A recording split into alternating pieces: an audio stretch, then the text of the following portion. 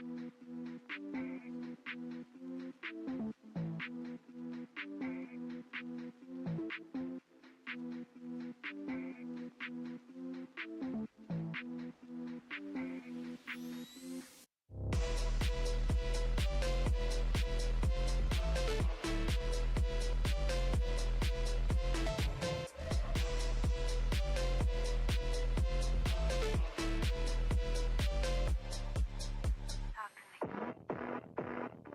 me.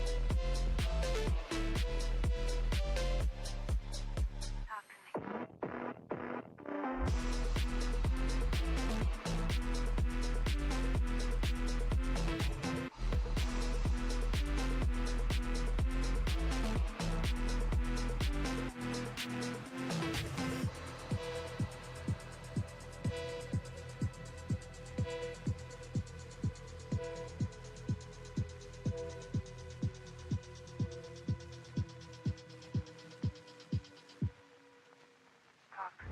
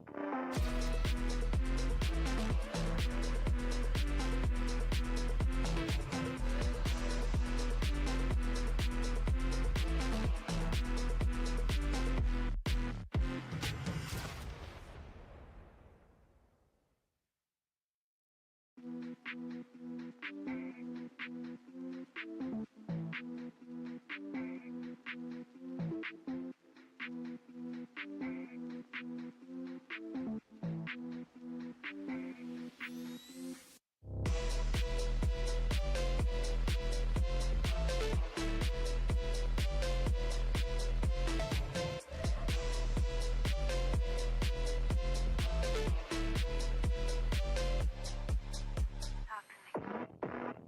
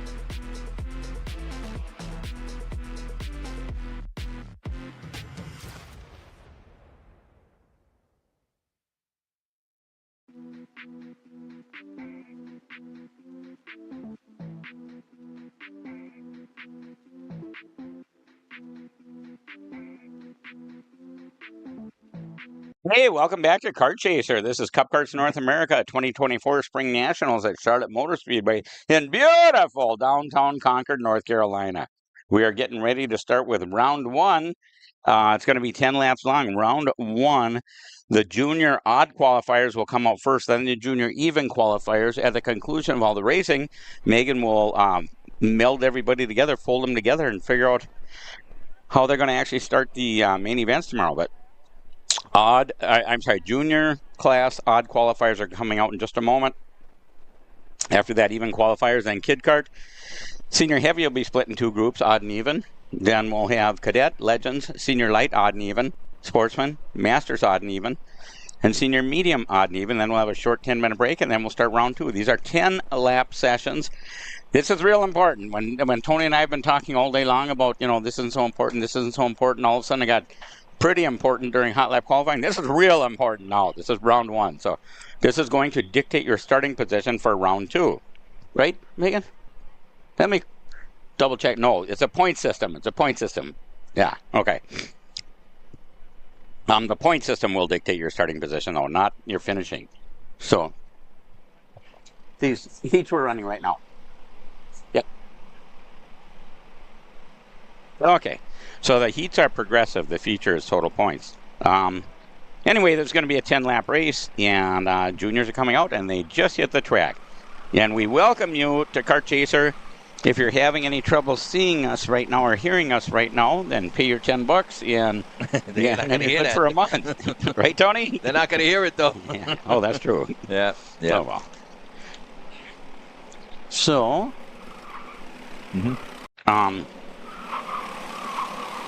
we have on the track right now Connor Morse, Jenner Bernard, Zabrina Frederick, Benjamin Sefar, Alex. Okay, they're starting to jump around on me.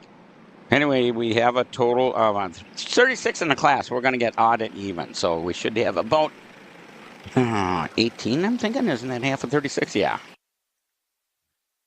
So you can see on your screen right now, Tony and I are so old school. We like looking out the window. We've got this beautiful screen next to us, and we like looking out the window. But the camera crew does such a good job that we should pay attention. So trying to whoa them up a little bit. We're all watching Ryan the flagman. Ryan says, yellow, no start, no start, no start. No, that was a very fast start there, and I know Ryan wasn't going to go for it. They were just coming way too fast because Ryan's already asked at the drivers' meeting that they slowed him down once they pass here on that warm-up lap.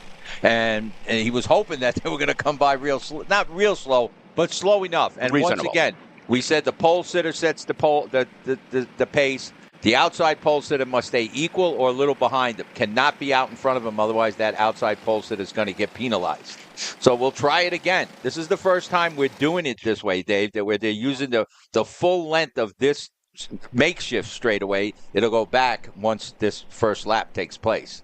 So here they come, and they're telling them, slow down. They got to stay in the tram lines. And these juniors are traditionally difficult to keep them mowed in. Right. And we are yellow again. He's not liking it because they are just coming way too fast. So I don't understand why they're going to maybe have to stop them up there and talk to them and say, hey, you got to talk to the pole sitter.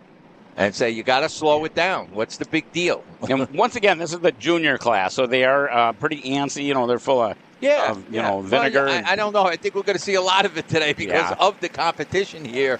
And what's at stake to win a spring national with 500 entries, you're going to see that it's going to be tensions. It's going to be tight.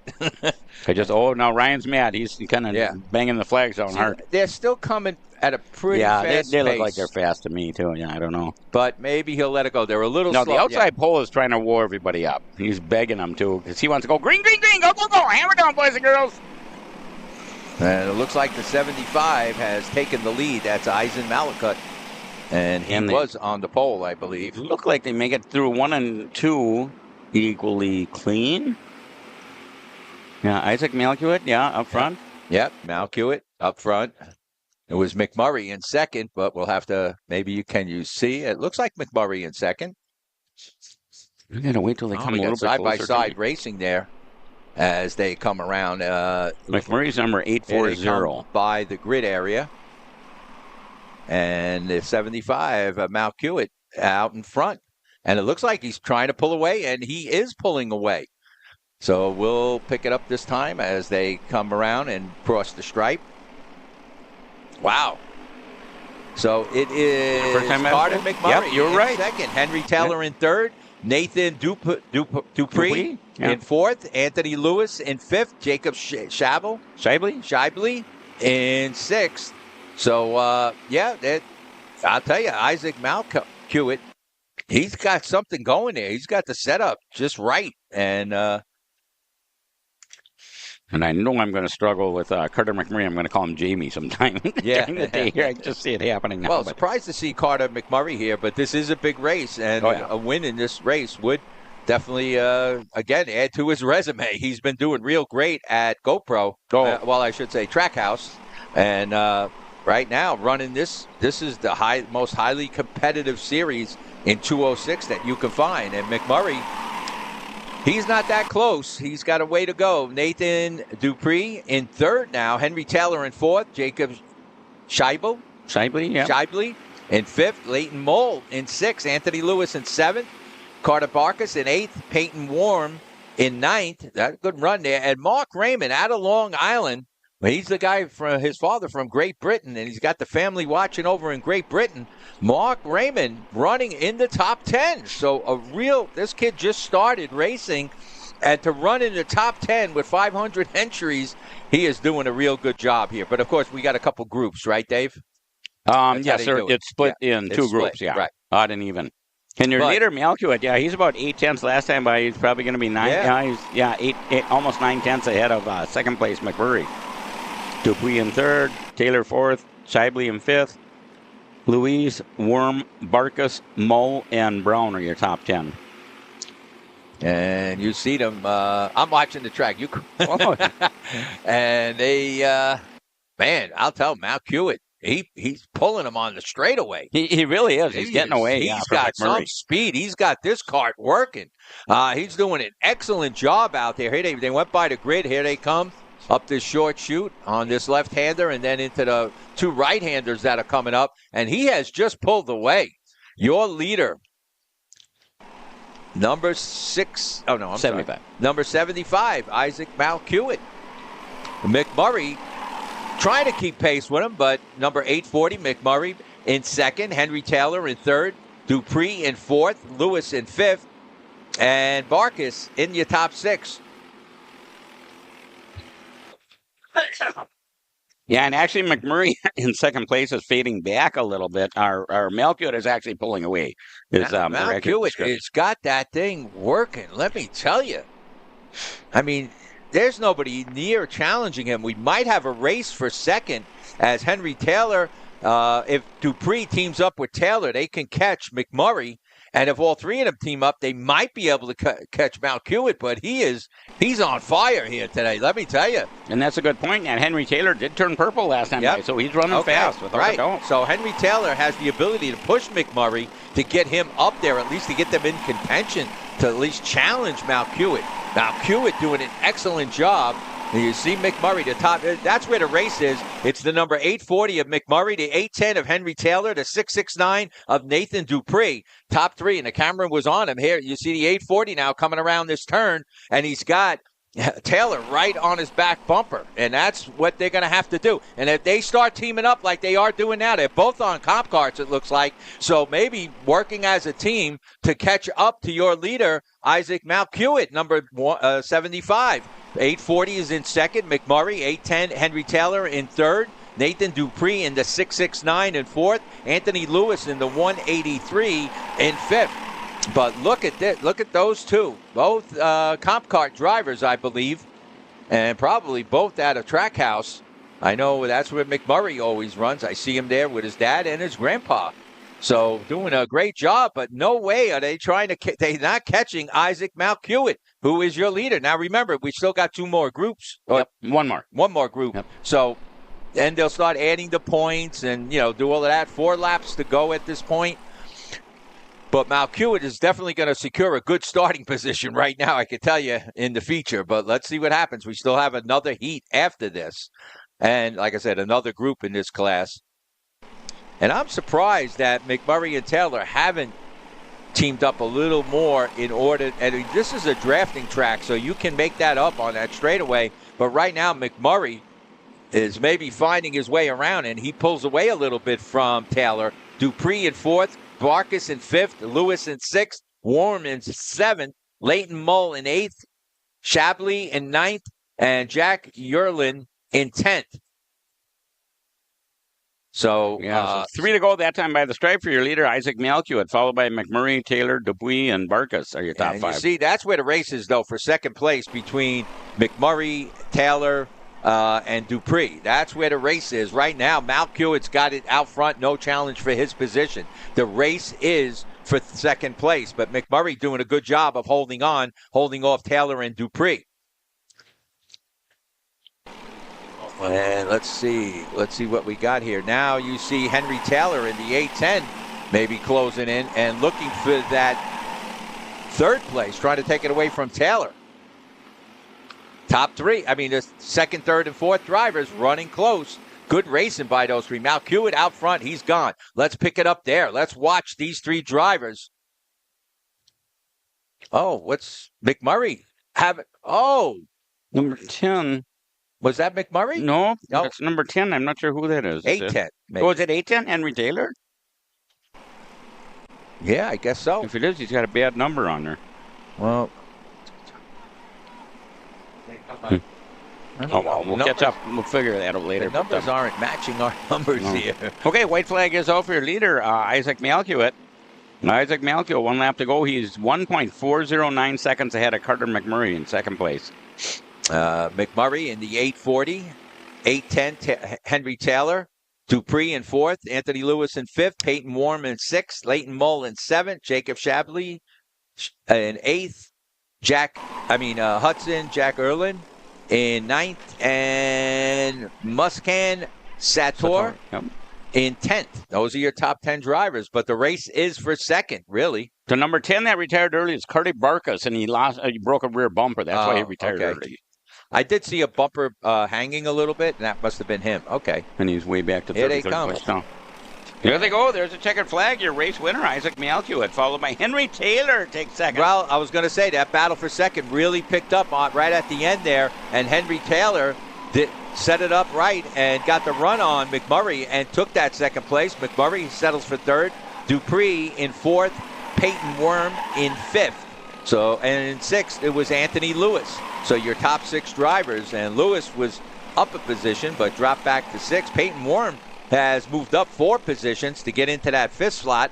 Nathan Dupree lost the position but finished 4th, and of course McMurray lost that 2nd place to finish 3rd. Now we still have another group of juniors to qualify. Yep, that was the evens. To rate, odds. Now we have the evens. Yep. So that was half of the junior. That's the odds. And it should have been, was the odds. And we got the evens coming up. So now we got the evens coming. Yeah, I guess that's how they do it. And that was half the field, so it should have been. I think we had 36 total. So I think we got 18 more to come out. Does that sound right? Let's see. Right. Let's look at the scoring sheet and see how many came. So okay.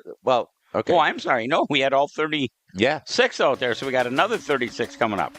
So if you look at last year's results here at Charlotte Motor Speedway, it was Carter McMurray who won this class, and Isaac Malkiewicz in 2nd. And now we've swapped that, and Eli Warren was your top 3 on the podium last year. So still not over. No, until far it's from over. Yeah, it's far from over. Far from over. We got 2 heat races today. For each class, and then tomorrow we got LCQ warm-ups, LCQs, warm-ups, and the features are 16 laps long. Wow, that's a long time around this track, but that's going to make for some interesting racing. And to remind everybody, another good reason why maybe CKNA excels at what they do and people want to race it, the tires they qualified with are the tires they have to go all the way through Sunday. Whether you're in LCQ and you move up, you got to keep those same tires. So that, trying to keep the cost down to a certain situation. Same thing with Briggs & Stratton. I heard that Dan Roche might be here. Dan Roche is here, yeah. Dan Roche is here. Yeah. And again, by setting the rules the way they did and building these engines, there's always going to be some problem or something along the way, but it's really kept this class, making it it is the biggest four-cycle class you can race. I mean, I know people race clones and stuff like that, but the 206, and I tell local kart tracks, you got to get into it in order to allow your drivers to expand their skills, because if they come to a CKNA race, they will expand their skills. You're giving them that ability, but let them start at the local level with the 206 and keep the rules as they are, and you'll have no problem. So that's why we're seeing drivers from certain states really doing well here, because locally the 206 is well supported. And going back to that, talking about the tires, these are great tires by Vega. And I asked all the champions after they won their championship at Grands, about the tires. And 100% of them said the tires are just fantastic and no wear and whatever. So hats off to Vega. They build up just a wonderful, wonderful tire. And these tires were built. This compound was built. This whole design was built specifically for Cup Karts North America. Well, I think we may have been called 206 Cup at that time, but they went through many, many compounds, drove, I don't know, I don't want to say 1,000,000 miles, but hundreds and hundreds and hundreds of miles on the racetrack, trying to find the perfect combination, and this is what they came up with, and they're very, very happy with it. And you mentioned the Grands, and the Grands, that was a whole nother story because of the rubber being down and everything like that. But the Vegas definitely held up. I was concerned after all that racing had to be done to get to the final race on Sunday with the tires hold up. There was no problem at all. Nope. Today is a different story too. I mean, this track is definitely green. I mean, it rained all day yesterday. It poured. They had the truck going around with the brushes and the blower. I mean, this track is green. Not saying that's going to wear the tires more, but it does change the setup for the drivers, changes their air pressure. And those are the drivers that are going to be coming to the top. If they get everything right, and they learn each time they're out there. Time trials, they learn something. People that didn't do that good in time trials, they go back, they make that tweak that you're going to see somebody coming up through the pack. So we'll see what happens here. It's a highly competitive race. And with the amount of drivers we have here today and some of the top names in 206 and in two-cycle, there's two-cycle people. And we are green. Green, green, green. Go, go, go. Let her rip, Tater Chip. They go, and there's all kinds of action in the back of the field. I'm not quite sure what's going on. I see a couple of carts go around. It looks like Christopher Wakefield? Yeah, Wakefield, the number 811, did hold on, and he took the lead with the number 9 of Sam Tutwiler. Tutwiler, yep. Tutwiler. I'm not sure if that's him in second, but in first, I'm pretty sure it is the 811. Is it? Can you see the number? It's a little bit hard to see. Second is number 9, Tegan.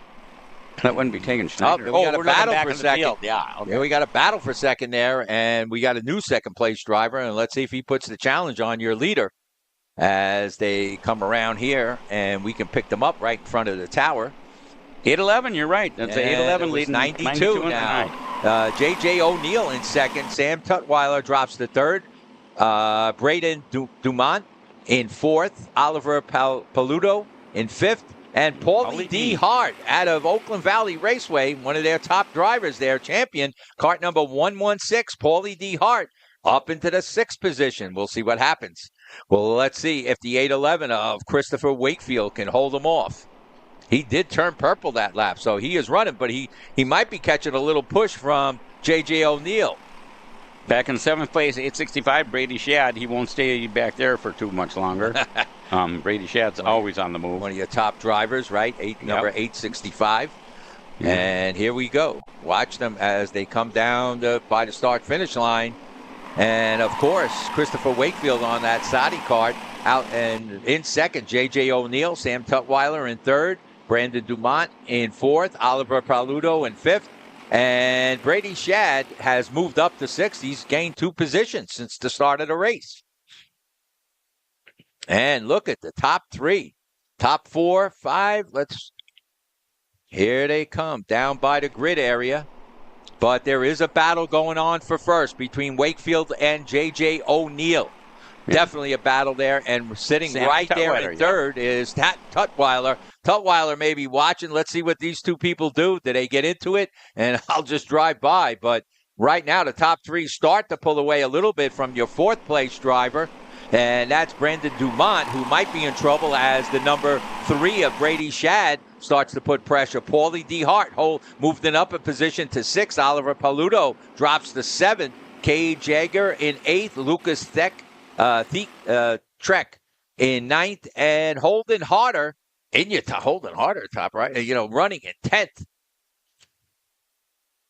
And here they come again by the grid area. Top 3 have pulled away. They have pulled away from fourth place driver Braden Dumont. But the top 3 right now, no challenge for Wakefield. But O'Neill and Tutwiler are definitely in striking distance, and we're definitely going to see action at the end of this race when that white flag comes out. And now you see J.J. O'Neill getting the help from Sam Tutwiler to stay right with Wakefield as they come around. And there's 7 to go last time by the stripe. So Sam Tutwiler, just like you said, Tony, he's all over the back of J.J. Well, O'Neill. He doesn't want O'Neill to lose. He wants to keep pace with Wakefield. He wants to stay in that draft, because if they lose that draft, then Wakefield's going to be gone. So they are doing a great job of keeping it. And the top 3 now, all drafting together, and that's what's making it hard for the fourth place driver. Yeah. But if Brady Shad and Dumont get together, they can close up that gap, and we can have a 5-cart run for the for the win here in this heat, I should say. So here we come again down across the start-finish line, and Wakefield, O'Neill, Tutwiler, Shad, Dumont, Paulie Hart holds on to 6, Jaeger in 7, Paludo in 8th, and Trek in 9th, and Holden Harder in your top 10. So Brady Shad is up to 4th place. I knew he'd be moving soon, and sure enough, he's up to 4th. He's moved up 4 positions since the start of this race. So he's doing a great job, and now they're starting to pile up. And again, Wakefield catches a break as they get into it a little bit, 2nd, 3rd, 4th, and 5th. And that gives Wakefield a little bit of a break, but that could also be his downfall. If they start to work together, they will catch right back up to him. So Wakefield doing all that he can. He's out in front. There's not much he could do other than drive a good race, and he's doing a perfect job right now. Christopher Wakefield out in front. Sam Tutwiler in 2nd. O'Neill in 3rd. Shad in 4th. And Shad, like you said, up 4 positions from the start of this race. Braden Dumont drops back to 5th because Shad got by him. And Cade Jagger in 6th. Paulie Hart holding on to 7th.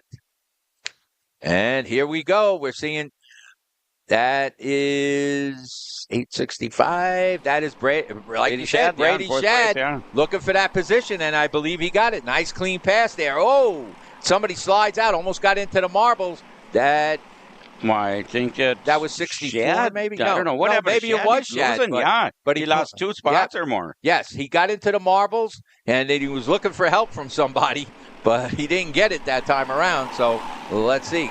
Wakefield continues to hold on. Tutwiler in 2nd. Dumont in 3rd. Oh, J.J. O'Neill now in 4th. Cade Jaeger in 5th. Shad drops back to 6th.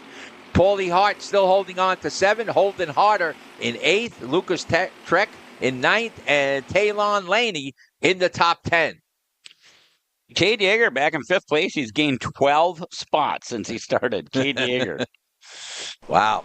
But Christopher Wakefield now still holding on. Let me tell you, he's driving some race out there. It's going to be 2 laps to go this time by our flagman. All right, here comes Wakefield now across the stripe. And there it is, 2 laps to go. And the top 2 have pulled away Wakefield and Tutwiler. Yep. Yeah, they have pulled away from Braden Dumont, O'Neill, Jaeger, Shad, Harder, and D. Hart, Paulie Hart.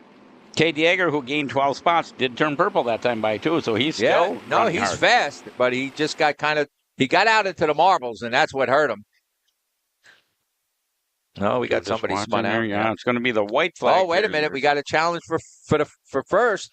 Tutwiler gets by, I believe, and he is your new leader. He the sure number is. 9 of Sam Tutwiler. Sammy Tutwiler, yep, there he is. He's going to come across now. Let's see what happens. Wakefield was strong all race, but Tutwiler got by him. And it's going to be the white flag, too. And they're out in front, so they can battle for position. The worst that'll happen to either of them, finish 2nd. And you see, man, you see Christopher Wakefield right on his back bumper. He's not going to let him get away.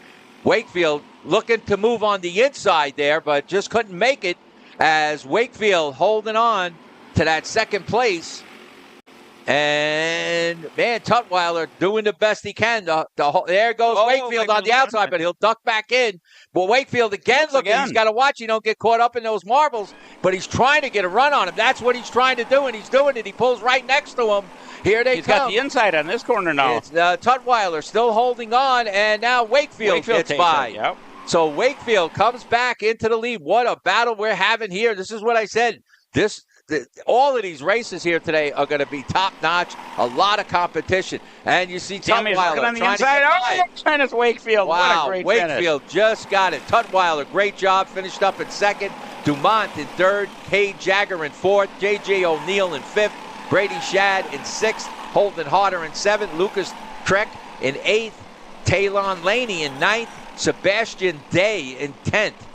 Not sure what happened. Paulie Hart dropped back to 12. Oliver Paludo in 11th. And Sebastian Day was in your top 10. So, man, great race in there. But we got another race to go here for the first, what we're calling heat race, right? That's it for the juniors. That's it for the juniors? Carts, yeah. Okay. So congratulations to Christopher Wakefield and Sam Tutwiler. A fantastic battle. Back there in fourth place, number 64, Kate Yeager, gained 13 spots, for goodness sake. So on that note, we'll take a real quick break here. And thank you for watching Kart Chaser, and we'll be back shortly.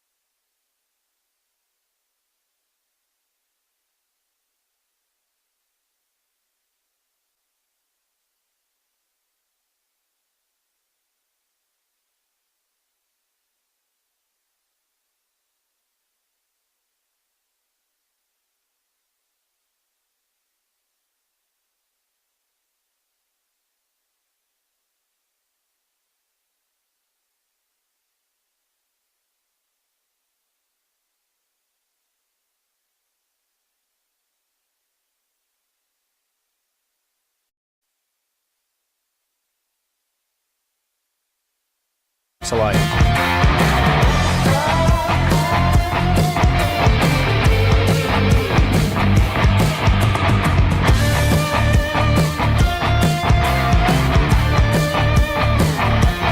We're based out of Whiteland Raceway Park in Indiana. For more information, contact us at chase@mpg-motorsports.com. Studies show that meters only convince 50% of the human brain that they are real. Here at Simcraft, that just isn't realistic enough. Developed to offer the most realistic karting sim experience in the world, all testing has shown that the physics engine used in Simcraft's Grid 1 model convinces 90% of the human brain that you are actually on track. Now that is the real deal.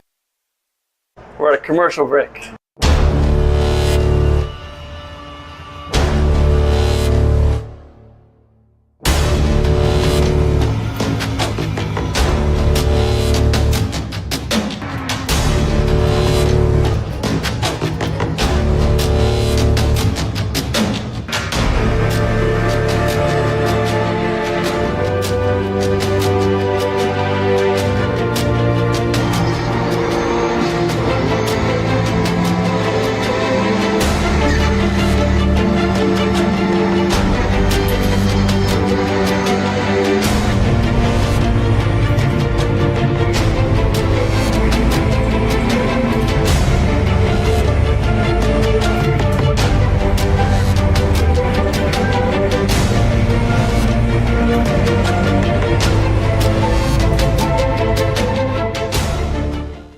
Are you looking for an advantage in your competition?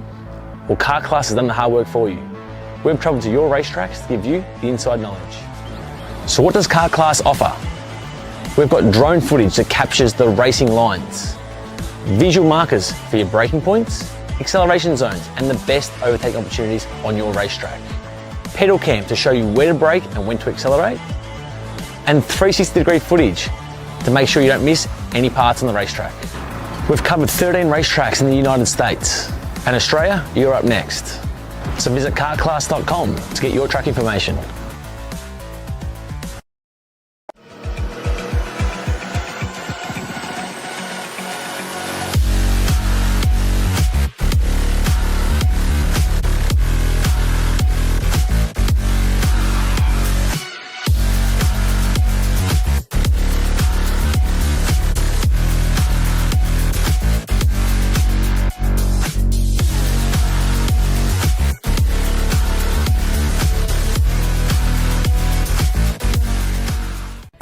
You need it?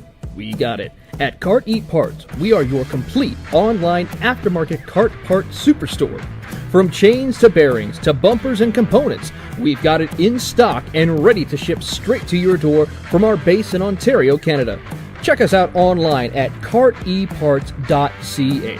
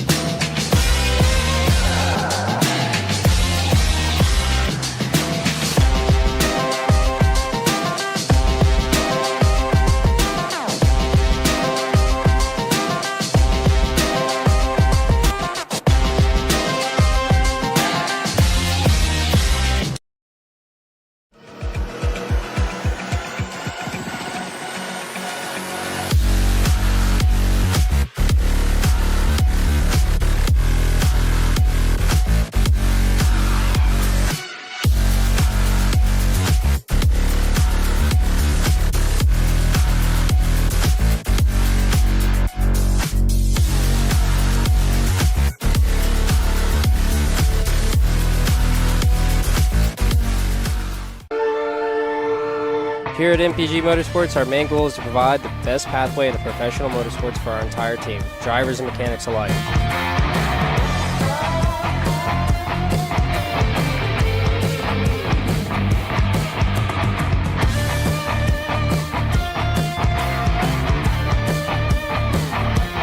We're based out of Whiteland Raceway Park in Indiana. For more information, contact us.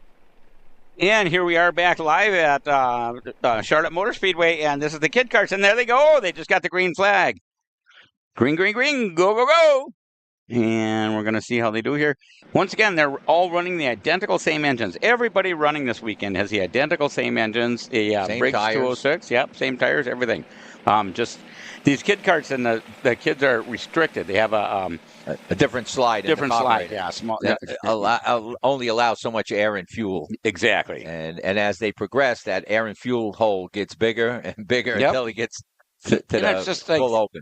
for so many years, you saw the NASCAR restrictor plates. It's Right. the same idea. Yeah. Same idea. But these kid karts, once again, I absolutely love them. They're 5, 6, and 7 years old. They can't walk down the hallway at Thanksgiving at Grandma's house without bouncing off both walls. Yet they're out racing here, open-wheel race cars, faster than you could go legally on a city street. You would get a ticket for going as fast as they're going. So the 222 of Grant Heckman takes the lead, and he looks like he wants to pull away, and he has from the second-place driver, number 31 of Spencer Height. In third, it's the 225 of Levi Nason. In fourth, it's the 32 of Nathan Stockwell. In fifth, it's the number 141 of Diesel Maxwell. So those are your top 5 drivers. Marcus dos Santos. In sixth, Ethan Grenier. In seventh, Trevor Enzor. In eighth, Lucas dos Santos. In ninth, and Koa Dozette, maybe? Koa Dozette in 10th. Those are your top 10 drivers. But Grant Hickman in your number 222 looks like he wants to pull away. And let's watch what happens here as they have gone by the grid. And the top 2 now have pulled away. But Height still got a little ways to go to catch up to the number 222 of Grant Hickman. Here they come. Oh, we might have a good race. We'll pick that up. 31. I know Spencer Height in second place. Number 31 is very fast everywhere we go. Yep. So I wouldn't be at all surprised if he catches Heckman. Heckman is very fast also. No, Spencer Height, definitely one of your top kid kart drivers. In fact, I think he's last year's season champion. Well, I know last year last year at the Grands, Height did take the pole. Yeah. So he is definitely one of your top, like I said, kid kart drivers. Grant Heckman trying to hold him off. And I don't know if Spencer Height is from the east or the northeast area, but I know Pennsylvania, I think. He is. Okay. Yeah. That would explain why he races that area a lot. Yep. Okay. And mom and dad are really nice. Really nice family, right. And everybody's pretty much one by one, single file. Well, Spencer Height still...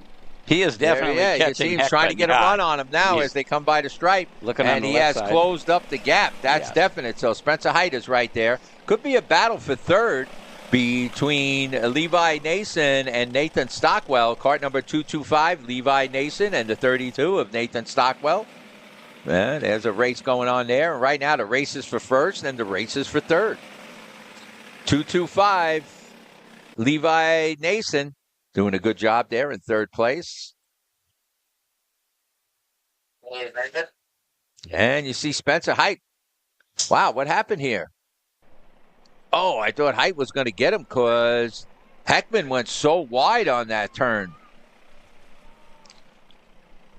But Heckman holding on, I believe.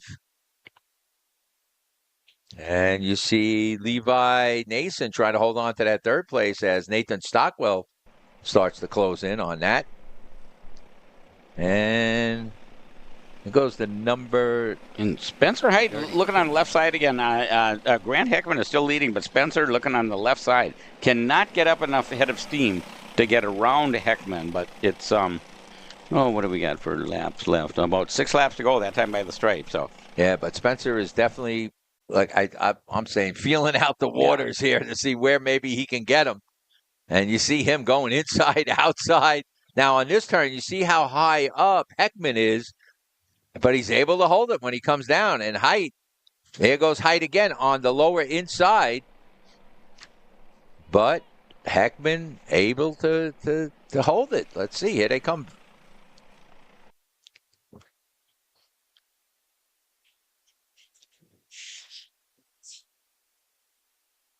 Hello? Definitely. Dude, so they're coming up the hill. There's a lot of dancing going around. They're swerving in and out and whatever. Heckman, Height, they got a good lead over you. Here comes your third place driver. And that's going to be Nathan Stockwell, Levi Nason right behind them. And they got a big lead over your fifth place driver, Ethan Grenier, and Marcus Dos Santos in sixth. The battle is for first, and I believe there's possibly a battle going on for third. But the race is definitely for first place. As you see, Heckman takes the high line, Height takes the low line, but it doesn't change the positions. Watch them again as they go on that left course, that left-hander, and then take on these two right-handers. Right now, Height just kind of following him at this point. Height, again, goes wide, and you see Heckman, how he went really wide by the racing stripe there, by the finish line. And it's 4 laps to go that time by the stripe. Scoring sheet says 5 to go, but there we go. And just changed to 4 to go. You see Height, he's right. Sometimes he's right there. Heckman now just trying to hold on as Heckman comes around that left-hand turn. And Height now is right behind him, right there. Shadowing his move this time, not moving around so much. Height staying right with him. So Height now taking on a different strategy, figuring maybe he could just stay with him, and eventually he'll see a place. And we got, two of them bumping a little, but not Height. I'm not talking about Height. Nope, not the front runners. Yeah. Spencer Height was able to catch Heckman, but he just can't get around him. And it's going to be 3 to go the next time by the stripe. Yeah, well, like I said, Height taking on a different strategy. He was trying to run low, but then he started just getting behind Heckman, and now Heckman pulls away. Heckman puts a pretty good gap between him and Height. Sure did. Not sure what's happening now with Height. For a while there, he was shadowing his every move and was right behind him. But Height closes the gap again, starting to close the gap. You see them on the back end of the track. And here they come. Yeah, and Height is right there behind him again. We got to see Height looking to the inside. Height again looking to the inside. Heckman comes down and continues to hold the lead as they go around the left-hander. And around that one. They're going down the hill, and it looks like Heckman gets away a little bit, but coming back up and through the corners, Spencer Height gets caught up. Spencer Height almost got alongside of him, it looked like, but just couldn't do it. Here they come. 2 to go that time by. Across the finish line, and Heckman doing an excellent job of holding off Height. Let me tell you, Height now looking... He's trying everything he knows to try to get by him, but like you said, it's not... He doesn't have enough. Now, what these heat races do is give the pit crews an idea of where maybe they can make up some time or get their kart to run a little different in different areas of the track, which might give them an advantage. So we got 2 heats today, and then, of course, the feature tomorrow. But right now, Heckman holding on. And everybody got the 2 to go sign, so they'll be getting the white flag this time around. Yeah, tomorrow's a bunch of LCQs, but not for kid cars here. We won't need an LCQ. And here they come across the start-finish line with the white flag waving, and Height still holding on to that second. Your leader is Grant Heckman in the 2-2-2. He's doing an excellent job. Let me tell you, he has to earn this win because he knows Height is right there behind him. And whether or not Height has the strategy that under a white flag, he knows this is when he's got to make his move. And we'll see if he does. He's looking down low. And you can see him I think he's trying to get a little more out of that kart. So I'm sure his dad is saying, well, what do I got to do? Look at this. Because Heckman goes really high and Height goes down low, but still can't get him. He just needs a little more. So I believe, his dad's probably going to be thinking, do I go up a gear? Do I go down a gear? What else can I do? Maybe a little bit of tire pressure has to be changed so that the next time out they can maybe get to Heckman. Here comes the checker flag. Will be waving this time around. And there it is, and it looks like your race winner is going to be Heckman. Heckman, yeah. Heckman wins it. Height finishes second, but you can see what a lead they have on the rest of the pack. Third place has not even crossed the start-finish line yet. Here we go. Checker flag waving on Levi Nason and Nathan Stockwell. Stockwell was right there trying to get that third place, but couldn't do it. Now a big gap between 4th and 5th. And here comes your 5th place driver, Ethan Grenier. 6th place, Lucas Dos Santos. 7th place, Marcus Dos Santos. Trevor Enzor right there in 8th. Koha Dozet in 9th. And number 69, Tillerson Chung, finishes up in the top 10. Diesel Maxwell just missed the top 10. He's in 11th. Yeah, I don't know what happened to Diesel Maxwell. I wasn't watching him way back in the field there, but they missed the setup on something. I'm not sure what.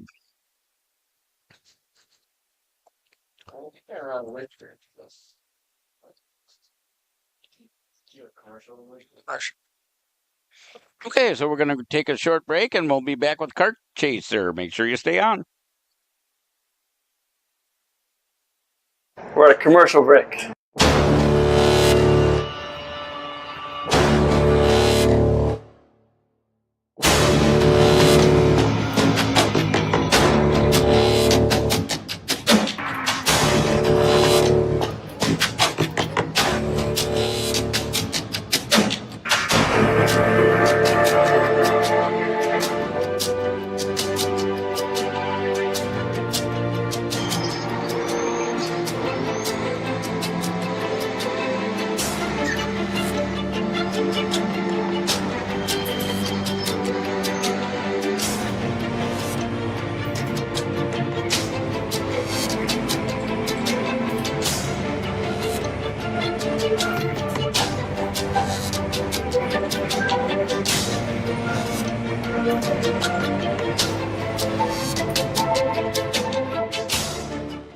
Colin, I need a new 219 chain. I need a 77 tooth sprocket. I need some more chain lube, and I need it probably as soon as like tomorrow.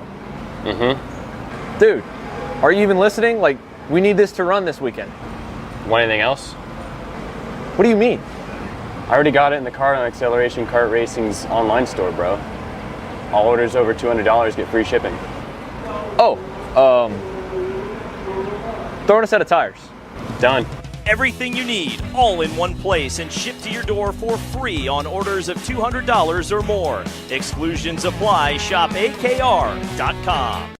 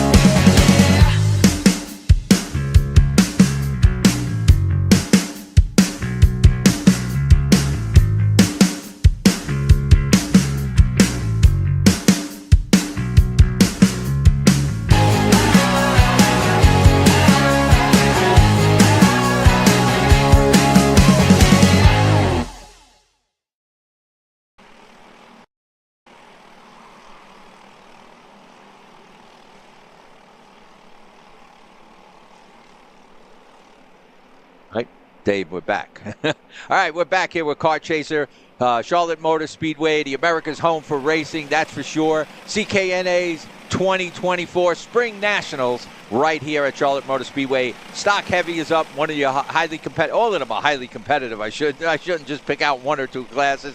With the amount of entries that we have, we're splitting up the classes during these heat races, and then tomorrow we'll have our what we call last chance qualifier to get some of those people into the feature, and we'll have all our features. But right now, hopefully you're on Kart Chaser watching this, and you will see the buildup of this competition and what's going to happen starting tomorrow for those features. But right now, a lot on the line. How you going to get your starting position for Sunday's race? So we'll see what happens. Here we go. Yeah, and like you said, Tony, it's senior heavy. This is the odd numbers carts, but not numbered, but I don't know how they do it. Yeah, they split them in half. This is right. half. We got the green. Ryan liked them and gave them the green right away. First one across the stripe was Owen Lloyd. Now, that doesn't necessarily mean he's first right now, but he's he was been fast. Owen Lloyd has been fast all day today. So he is somebody to keep an eye on. He is always a fast driver no matter where he goes. But right now, at this highly competitive race, Spring Nationals CKNA 2024 season here at the Charlotte Motor Speedway, great kart track. And we got, that was really lucky. I believe that was the 77. That could have been. It's hard to see the numbers sometimes, so I might have been the 27 of George Wheeler, who almost clipped the tires. And that is Owen Lloyd leading. Owen Lloyd followed by Colin Aiken, Wicked Nick Sobiak, David Vasquez, and Connor Janchuk. So great race going on here. I'll tell you right now, all the way back to 6, which is where number 12, Chris Carroll, is running. They are running tight. Any one of those drivers in the top 6 right now could win this one. Owen Lloyd out in front. He's in the 119. In second is Colin Aiken. And you see that red color. That is Owen Lloyd out in front, all in red. I believe MGM driver. And in second, it's Colin Aiken in the number 11. 1, 2, 3, 4 drivers out front that looks like they want to pull away from your 5th place driver, Connor Youngchuck, who's in the 199. But the top 4 trying to keep pace with Owen Lloyd. Lloyd just has to remain calm and in control as he's being hard pressed, definitely by Colin Aiken. Aiken is right there. In third is David Vasquez out of California, traveling all the way from California to race in this highly competitive 206 Spring Nationals here at Charlotte Motor Speedway 2024 season. So you see, this is what I'm saying. The competition here is unbelievable. And if you can win In a CKA divisional and national, you are at the top of your 206 drivers. Matter of fact, you're probably a top kart driver no matter what you drive. So this is highly competitive. It looks like the VLR guys, second, third, and maybe fourth. So we got a lot of battle with the chassis manufacturers and the engine manufacturers. Engine people that kind of check the engines for the drivers. Pit crews and stuff. So a lot of competition here with over 500 entries. But right now, Owen Lloyd driving an excellent race. Kart number 119, Owen Lloyd. The 11 of Colin Aiken in second. The 52 of David Vasquez in third. Nick Zobiak up to fourth. In fourth, Chris Carroll now in the top five. Connor Youngchuck in sixth. Eli Fox in seventh. And the top seven have pulled away from your eighth place driver, number one, Jack Sukina in the 106. 106, Jack Sukina. So here comes your top seven across the stripe. And man, you see, I just saw Colin Aiken was definitely trying to push Owen Lloyd. He did break it off. Oh, we got the number 417. Oh. You can see I'm scrolling through, trying to figure out who that is. 417, right? Yep, 417. That's what I'm saying. Matthew Turner is retired. Matthew Turner. Okay. He went down 9 spots so far, and now he's retired. Yeah, we got a lot of racing left, though. He can come back. Owen Lloyd from Waycross, Georgia, still up front, followed by Colin Aiken, David Vasquez, Wicked Nick Sobiak, and Chris Carroll are your top five. Right. So, like I said, VLR in second, third, and fourth. And then in fifth, you got Coyote. That's the number 12 of Chris Carroll. So what a drive by Owen Lloyd, though. He's on the MGM, and he's got it out front right now. The 119 of Owen Lloyd trying to hold off. And you see Aiken will try to give him a little nudge to try to get him loose going into a turn.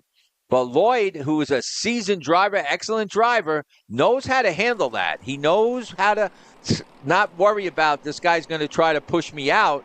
He knows how to keep that under control. You see him sometimes cranking the wheel a little bit to hold that spot.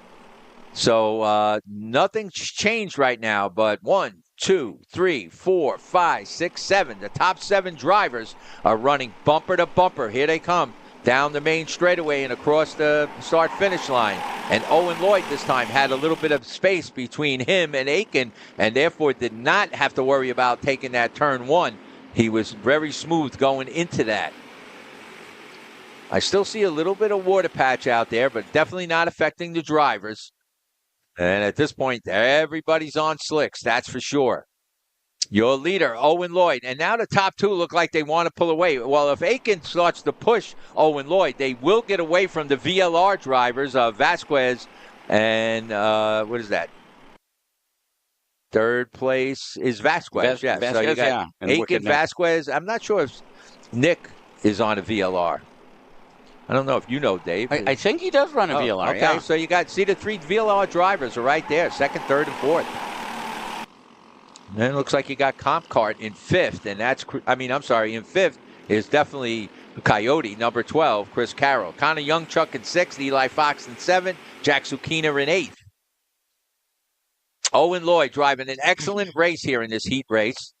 He's led almost this whole thing, I think. Yeah, he hasn't given up the lead. Yeah. Right. He had pole, and he took the lead. Here goes Chris Carroll. Now Chris Carroll making some moves out there, and he gets in between there. So Chris Carroll makes up a position. We'll pick that up as Carroll, number 12. You see him now leading the VLR guys. So he puts Coyote out in front of them. And he got right around Wicked Neck. Yep. And the 52. And we got some good racing. A few other people getting around now, as we got some changes with the 52. David Vasquez having problems dropping back to sixth. So right now it's still Lloyd in the lead, Aiken in second, and now Chris Carroll's in striking distance. He has moved up to third. Sobiak in fourth. Youngchuck in fifth. Vasquez drops to sixth. Eli Fox in seventh. Zucchina in eighth. Man, what a race we got going on here. The competition does not stop as this race continues. And we got some great driving by a lot of these drivers. And let me tell you, they are bumper to bumper. Look at this. The VLR guys trying to make a move. That's number 52, I believe. Again, that's David Vasquez trying to make up those positions he lost. White flag is out.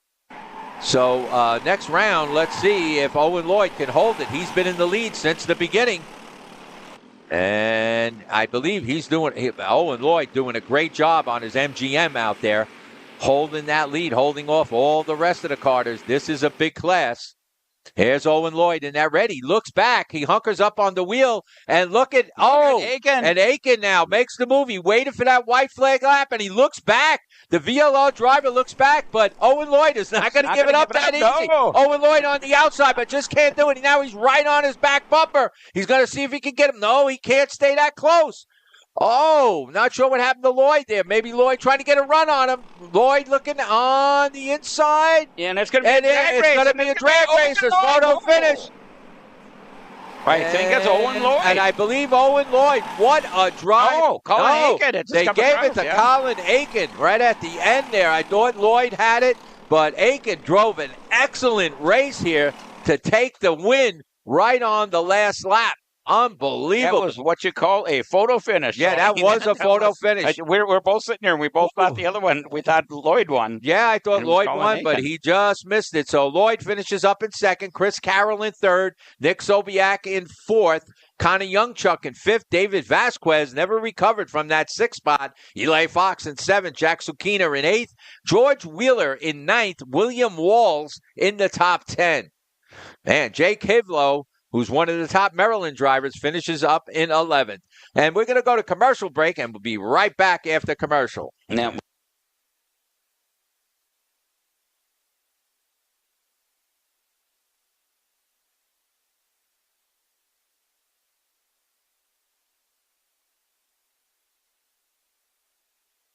Studies show that even the best current generation of simulators only convince 50% of the human brain that they are real. Here at SimCraft, that just isn't realistic enough. Developed to offer the most realistic karting sim experience in the world, all testing has shown that the physics engine used in SimCraft's Grid 1 model convinces 90% of the human brain that you are actually on track. Now that is the real deal. See you. We're back with Kart Chaser here. This is Tony Cirillo with Dave Mack and the CKNA crew up here in Charlotte Motor Speedway. SpringNationals second heat. Oh well, it's the first heat, but the second group of stock heavy out there. And like I said, this has been a highly competitive race here. Every class. And if you can win with this many drivers, where over 500 drivers entered, you're really driving at your top best. And right now, it's going to be Sean Meyer out of Florida, the 030, sitting on the pole with Elmer Mo Edmondson out in that second slot. So we got a Coyote on the pole, an MGM outside pole. Aiden White in third, Ronnie Cleese in fourth, Junior Downs in fifth, Ryan Bennett. Let's see if they get the green, and they do get the green. Green is out. Green is out. And let's see what happens here. They're still staying side by side. All of them get through turn one. And I believe your leader, it might be, it's hard to see here. I can't see it. It should be Sean Meyer. And I believe it is Sean Meyer. I don't recognize his colors there. I think that's Mo up front. It Elmer might Edmondson, be Mo. yeah, Yeah, 107. I think Elmer Edmondson did take the lead there. But this race just started, so that doesn't mean anything at this point. Right. You see them diving for position out there. You see the 08 of Colin Miller looking to move up to that sixth slot. Right now he's running in seventh. He was in seventh. So we got a lot of racing going on throughout the whole pack. And it is Mo Edmondson who did take the lead. Meyer goes in second, and Ronnie Cleese is right there in third. Junior Downs up 2 positions to fourth. Aiden White drops back to fifth. Ryan Bennett drops back to sixth. Mickey Bolin pulls up into seventh. Colin Miller drops back to eighth. Valdendo Brito in ninth. Logan Stevens in the top 10. He's moved his way up 2 positions, cart number 53. But your leader right now is Mo Edmondson. And Edmondson, I believe, on an MGM, doing a good job out there with a Coyote right on his back bumper. And in third place, it looks like it might be a Saudi kart. So some great racing going on here by all the kart manufacturers. And we want to thank all the sponsors like MGM and Coyote. And Greg went down the list, but for sponsoring this. And, of course, Briggs & Stratton for producing the 206 and the rules that CKNA has capitalized on to make this such a fair race, this controlled racing that, like I said, drivers coming from 2-cycle and 4-cycle championships coming here to run. And you see Sean Meyer making a move early on in this race to take the lead away from Mo Edmondson. And you see Ronnie Cleese. I thought Cleese now going for that second place. They are side by side. Mo Edmondson has to give it up. And Edmondson gives it up, and he drops back to third. That gives Myers a little bit of a break as they come down. Now let's pick them up as they come by the stripe. You see Myers caught a little bit of a break there with Cleese now in second, Edmondson in third, Downs in fourth, Aiden White in fifth, Ryan Bennett in sixth, Mickey Bolin in seventh, Colin Miller in eighth, Logan Stevens in ninth, and Valdendo Brito in 10th. But the battle is up front. Sean Meyer trying to hold off Ronnie Cleese. And I'm not sure what Cleese is driving. I know definitely Sean Myers on a Coyote. He's out in front and doing an excellent job. And I believe Sean Myers runs a snap your neck engine. So little connection there. But he is doing a great job right now. But he's got Cleese. Now, Cleese came from third to get into that second place. Now, you keep an eye on Mo Edmondson in third on the MGM.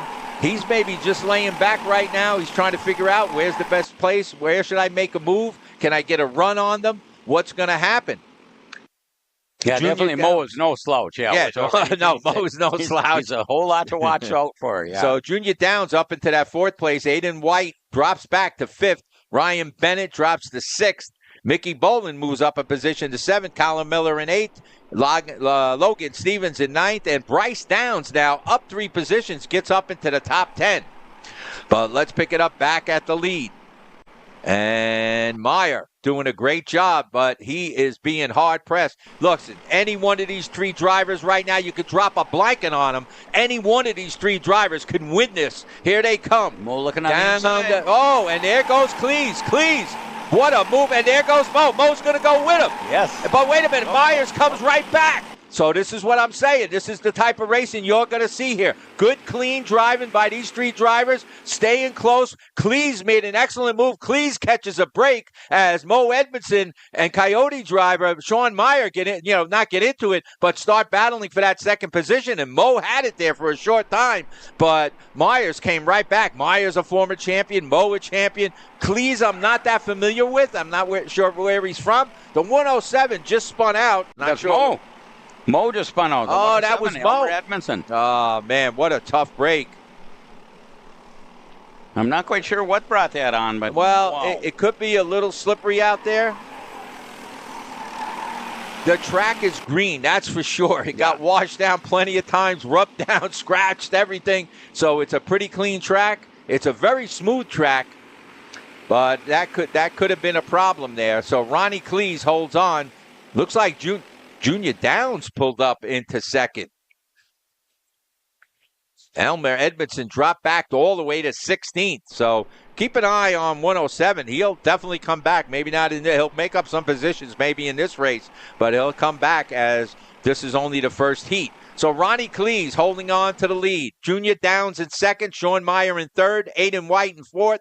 Ryan Bennett in fifth. Mickey Bolin in sixth. Logan Stevens in seventh. Bryce Downs in eighth. Ryan Sporowski in ninth, and William Lessig makes it into the top 10. Now Lessig in the 331 has gained 14 positions to move up into that top 10. What a run by Lessig.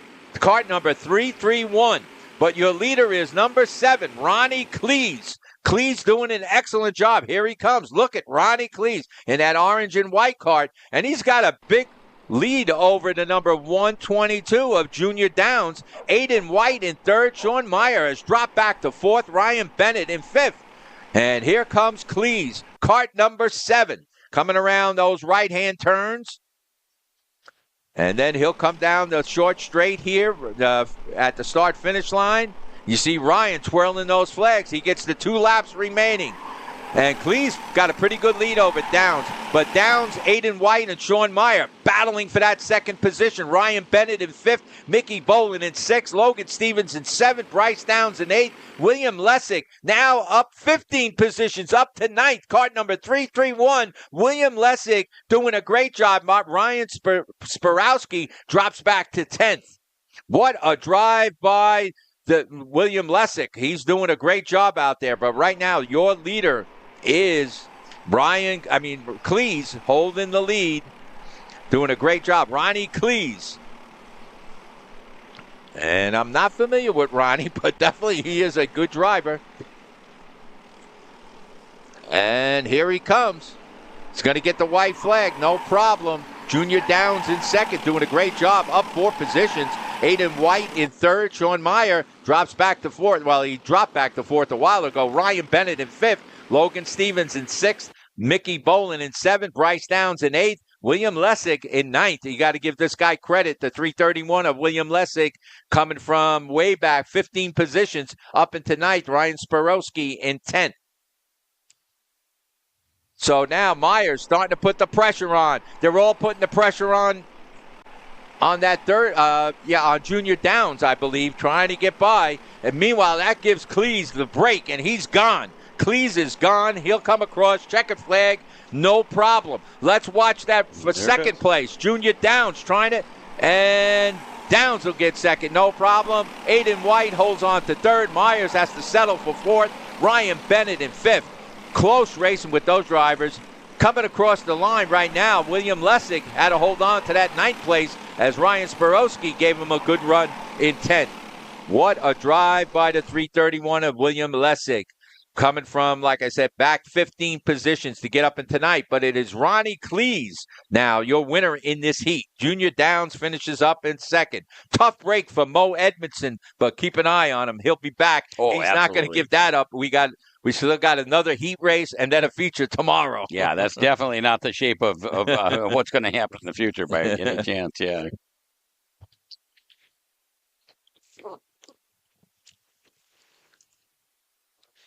Hey, anybody on site?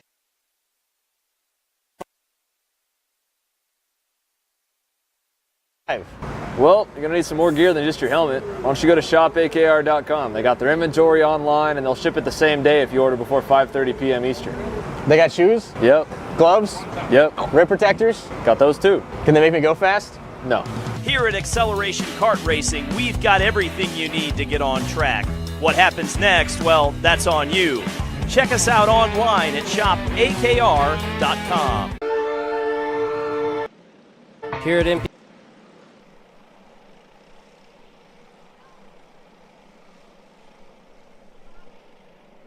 Okay, we're back with Kart Chaser on Cup Karts North America, CKNA Spring Nationals in Charlotte, North Carolina. We're at Charlotte Motor Speedway, and what a fantastic race we just saw. And the next race up, I believe this is Cadets are coming up next. So we're going to have Cadets for round number 1, heat race number 1.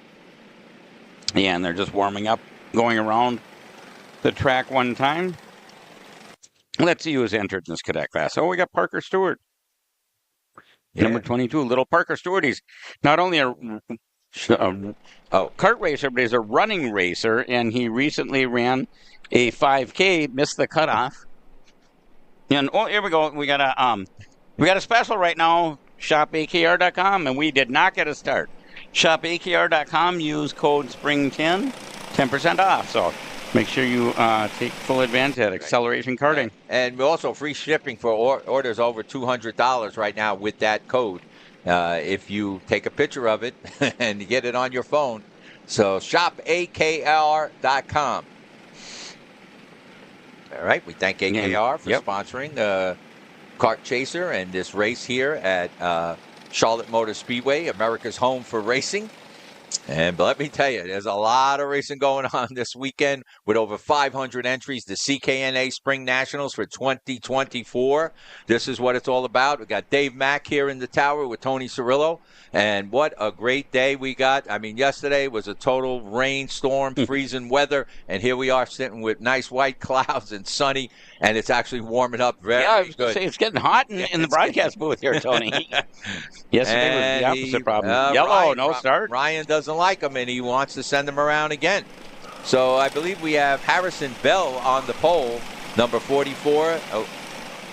And alongside of him should be the 22 of Parker Stewart. They went out of position. They did when they went across. Yeah, so that's why he didn't start him. Yeah. Right. Okay. So we'll pick it up again. Hey, just a reminder: we're going to be under the lights tonight at starting with the cadet class in heat race number 2, round number 2, our 10-lap race. We're going to have cadets, legends, senior light, sportsman, masters, and senior medium, all under the lights tonight. So that'll be interesting. Charlotte Motor Speed. I don't know if they've ever done that here. No, we have not. I know, but I don't know if anybody ever has. They never did it. Okay. And I don't think we ever ran any CKNA race, as far as I know, under the lights, any place. I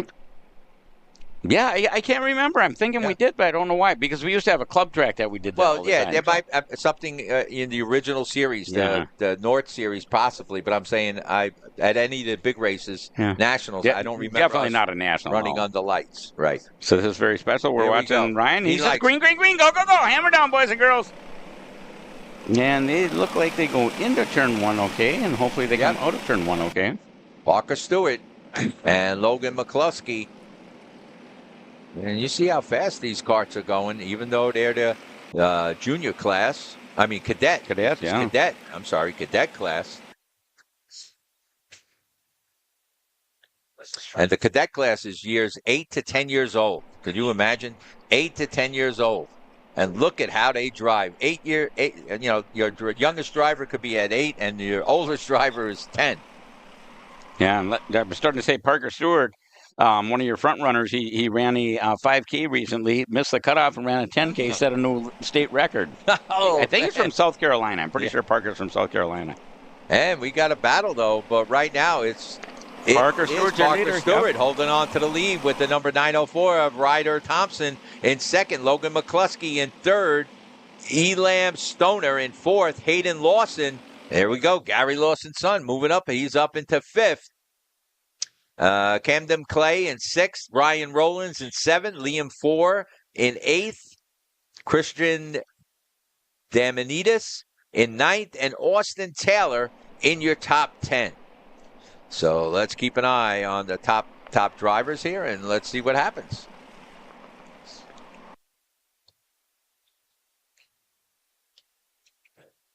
I see down in 19th place is one of my favorite names in racing, Riggins Barnacle. Yeah. Number 09, Riggins Barnacle. Riggins Barnacle. That's an awesome name. See you number 22, Parker Stewart, with those red, white, and blue colors. Nice fairings he's got on there, and he's out in front, and he's pulling away from the 904 of Ryder Thompson.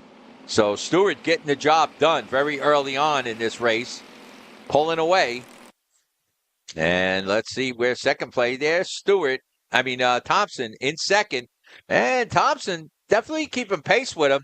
Right now, not putting a challenge on, but definitely keeping pace. And so is that third place driver, Logan McCluskey, in the number 12.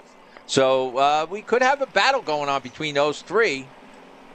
But it looks like Stewart, once again, starts to pull away, and he takes Thompson with him. And Thompson staying right there. McCluskey, I'm not sure if he can hold pace with them. He kind of dropped back a little in third, but he is still there. He's all alone in third. McCluskey is all alone in third. Lawson now moves up to fourth. Elam Stoner drops to fifth. And Camden Clay holds on to sixth.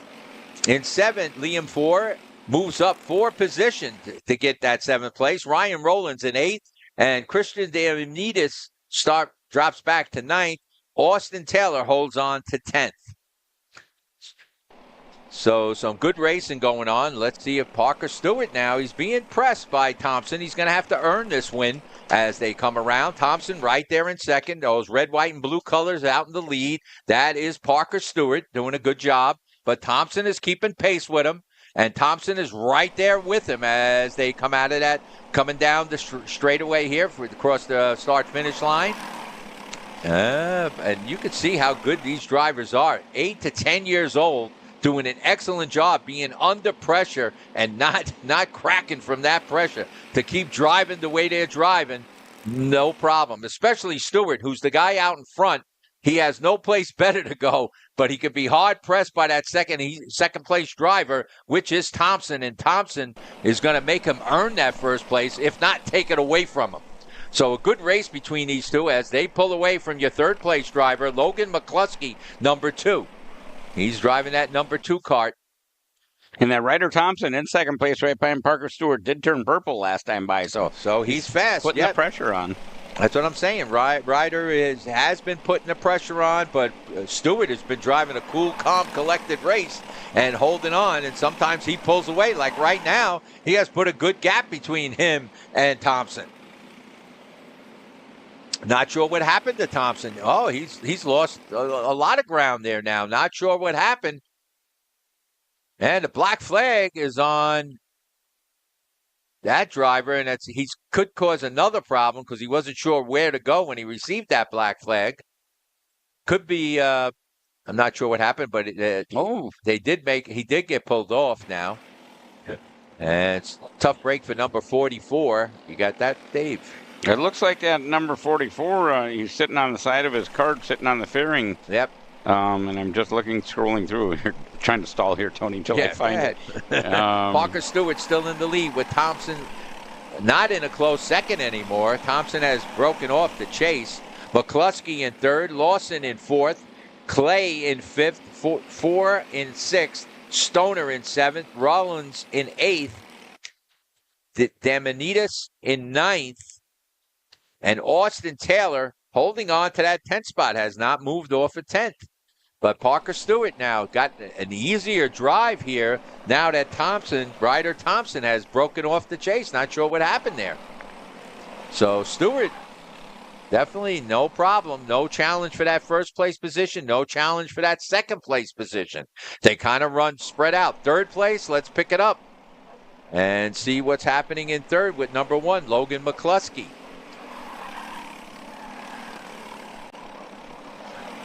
So that kart that retired early, that's number 44 of Harrison Bell, unfortunately. Okay. Well, like we said, we got more heats. We got another heat coming, and you got a feature tomorrow. Oh, yeah. So a lot could happen. Now, yeah, it looks like the battle for third with the number 2 kart of Logan McCluskey being hard-pressed by Hayden Lawson now.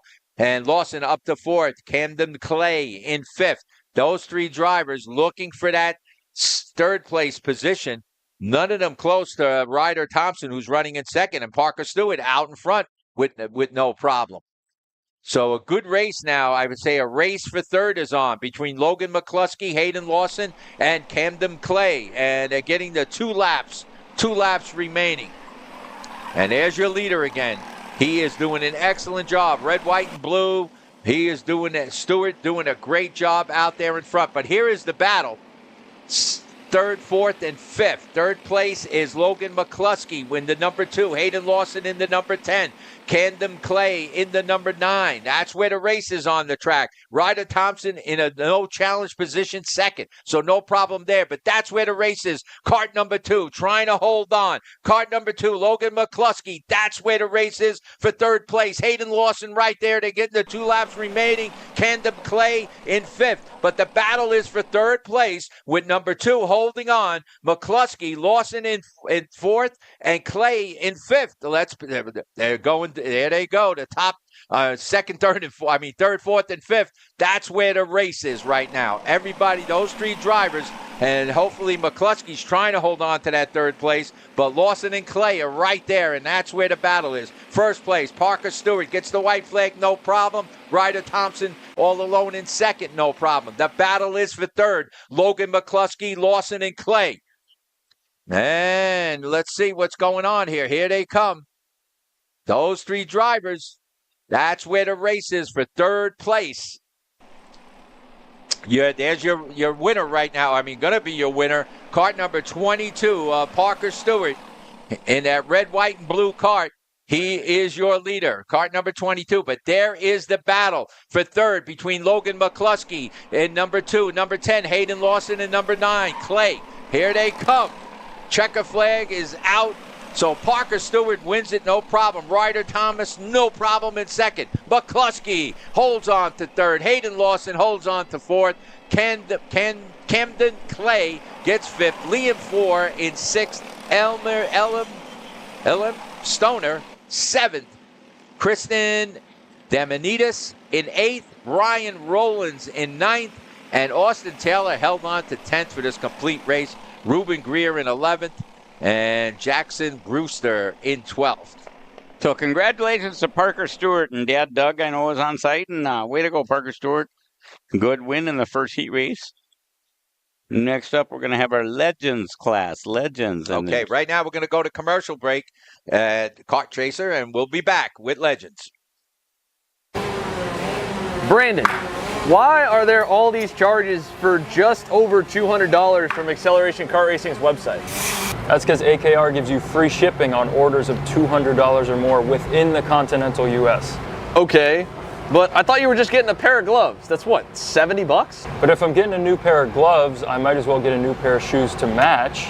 And then on top of that, I'll get a neck brace because with the shipping, it's basically free. Yeah, I do not think the math checks out on that. Everything you need, all in one place and shipped to your door for free for orders of $200 or more. Exclusions apply. Spend responsibly. Shop AKR.com.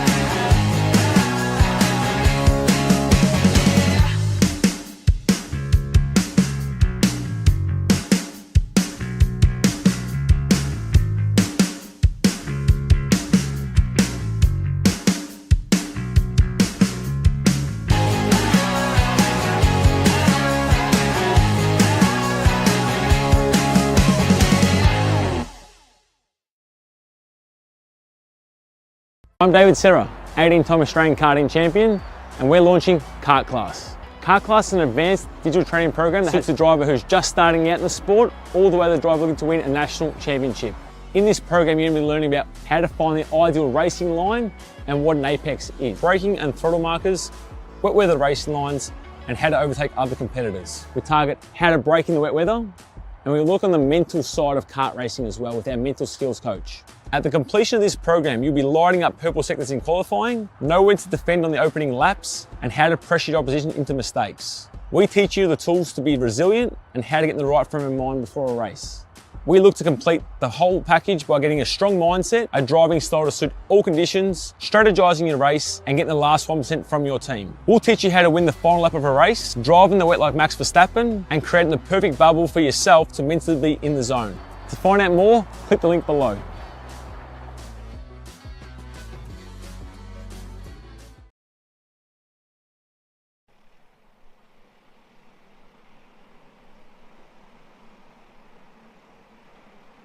All right. Oh, sorry, Tony. All right, we're back here, and Legends are going to be up. These are the Legends of Racing, and let me tell you, we do have them here at Charlotte Motor Speedway, the CKNA Spring Nationals 2024 season. Here we go with over 500 entries. So important now how everybody handles these heat races and make it to the feature tomorrow. So tell all your friends if you want to see what's going to happen here, who's going to be crowned the Spring National Champion. Get on to Kart Chaser. And once again, we thank Kart Chaser for bringing this type of coverage to a race like this. These karters deserve it. They are all top drivers. These are the top 206 drivers in North America. And Legends, I'm showing 40 entries here, Tony. 40 entries in the Legends class. We have Tim Hannon, Ellie Yanko, Phil Pignataro, Todd Bolton, Paul Montepoli, Timothy Clark, Don Newman, Steve Lyons, Joe DeBover, James Insko, Robert Davis, Tim Stiefel, Doug Cook, Jeff Sterling, Brant Estes, Tyson Swan, Mike Todd, Jeffrey Rivas, Richard Meisner, Ronald Henry. That's your top 20. We also have Ken Paulson, J.D. Gunn, Todd Davis, Brian Lowry, Kevin Scott, Wayne Hanslick, Michael Wells, Todd Barron, Rodrigo DeFrancisco, Tad Stahl, et cetera, et cetera. Here they come. So we're going to watch this. Here they come. And we are green, go, hammer down. Tim Hannon out of Oakland Valley Raceway, Hannon Motorsports, quickly takes the lead. And I believe he's driving an old pony cart, baby. It's not one of the latest versions, but he is doing a great job in this legend class, and always somebody that you put up a challenge. We got a couple of them spun out right away, and the rest of them get through. But Tim Hannon right there, also in red, white, and blue today. We got a lot of patriotic drivers doing a great. Oh, man. We got 1, 2, 3 spinning out. And that one driver, we got somebody over. So they got somebody over, and we'll see what happens. So medical get out there quick, and I'm sure they'll take care of it real fast. Right. Well, is Janet will get there on the UTV first, and then she'll determine if she needs to call the big ambulance. No, they're still keeping it under green. Oh, red flag is out. Red flag is out. Yep. We got a driver over, and we'll keep you posted on that. What a tough break that was. I'm telling you, this is tight racing here. And, hopefully we don't see much of this. But one driver got spun around, and then when the rest of the drivers came through, because it was right outside of a turn, they couldn't see him and went head on into him. And the other flip was kind of wild. But hopefully everybody's okay. We'll see what happens. We do not have replay love. All right, so we'll wait and see. Hopefully everybody's okay. I did see the driver moving around, but the officials are out there, and I don't know if did the medics roll, Dave? Can you see? I can't see either the UTV or the ambulance. The ambulance has not rolled yet. All right, so maybe I don't see the that's red a good UTV. sign Yes. if the ambulance hasn't rolled. So, and I don't see the red UTV anywhere. But I've got feather flags, which I planted, by the way, so I can only blame myself. But I got feather flags right in front of me. Well, speaking of feather flags, we got Odenthal Racing Products right here, and we thank them. We were looking at their flags. Of course, Vega, Briggs & Stratton, of course. And like we said, Dan Roche here from Briggs & Stratton. And once again, what a great idea many years ago for Briggs & Stratton to pull in this motor division and to decide to make rules and not charge anybody for those rules, and also mainly stating the rules. If it's not stated here, you can't do it, and that's probably the best way to get control. We thank RLV, of course. RLV has been a long-time sponsor, like you said, Dave, and they sponsor the Fast Time Awards. They are a great bunch of people. Everybody runs an RLV exhaust. Everybody. Yep, and I did talk to Miranda earlier today, so I know she's on site, and I heard that Rod is here also. I thought I saw Rod floating around, and I guess he doesn't recognize me now that I got older, But I did see Rod, I think, floating around. I said, hey, that looks like Rod. And,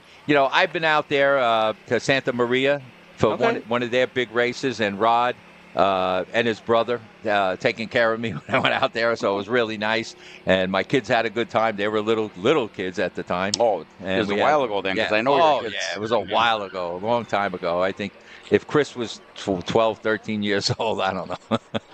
So if you ever talk to Tony and you're going to go to one of his races, because he is our promoter for the East Series, definitely talk him into talking his son Drew and his son Drew's friend DJ Red. DJ Red.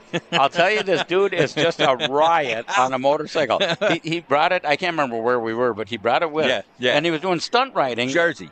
Jersey. At the end of the day, doing stunt riding, real slow. Nobody's going to get hurt. But he's doing some amazing things. I couldn't believe what he was doing. I think Andrew once had the challenge. I think it might have been at Nicholson. Could he ride the whole track on one wheel? And he did.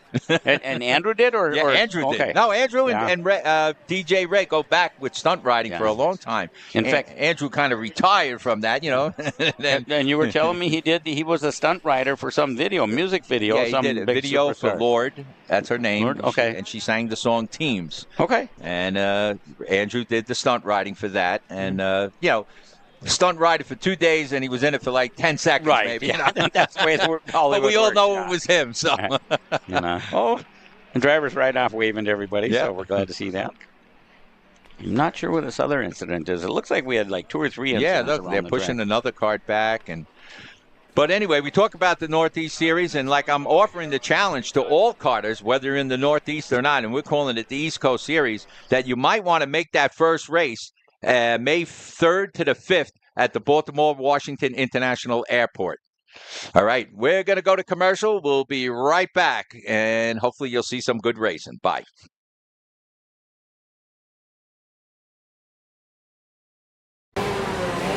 Brandon, why are there all these charges for just over $200 from Acceleration Kart Racing's website?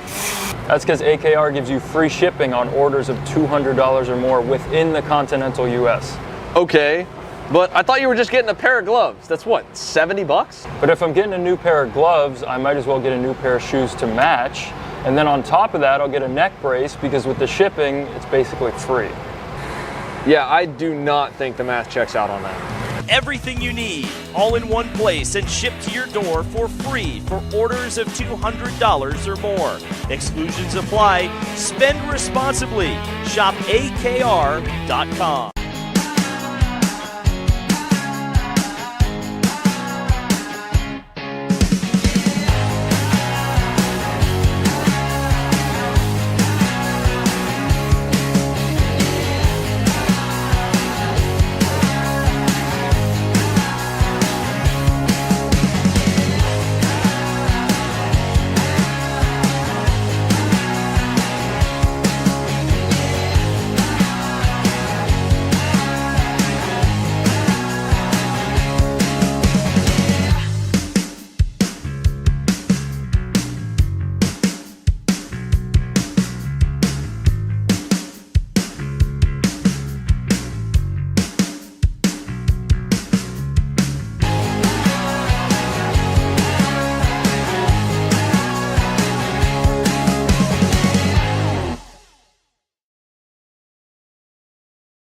I'm David Serra, 18-time Australian karting champion, and we're launching Kart Class. Kart Class is an advanced digital training program that suits a driver who's just starting out in the sport, all the way to the driver looking to win a national championship. In this program, you're going to be learning about how to find the ideal racing line and what an apex is, braking and throttle markers, wet weather racing lines, and how to overtake other competitors. We target how to brake in the wet weather, and we look on the mental side of kart racing as well with our mental skills coach. At the completion of this program, you'll be lighting up purple sectors in qualifying, know when to defend on the opening laps, and how to pressure your opposition into mistakes. We teach you the tools to be resilient and how to get in the right frame of mind before a race. We look to complete the whole package by getting a strong mindset, a driving style to suit all conditions, strategizing your race, and getting the last 1% from your team. We'll teach you how to win the final lap of a race, drive in the wet like Max Verstappen, and creating the perfect bubble for yourself to mentally be in the zone. To find out more, click the link below.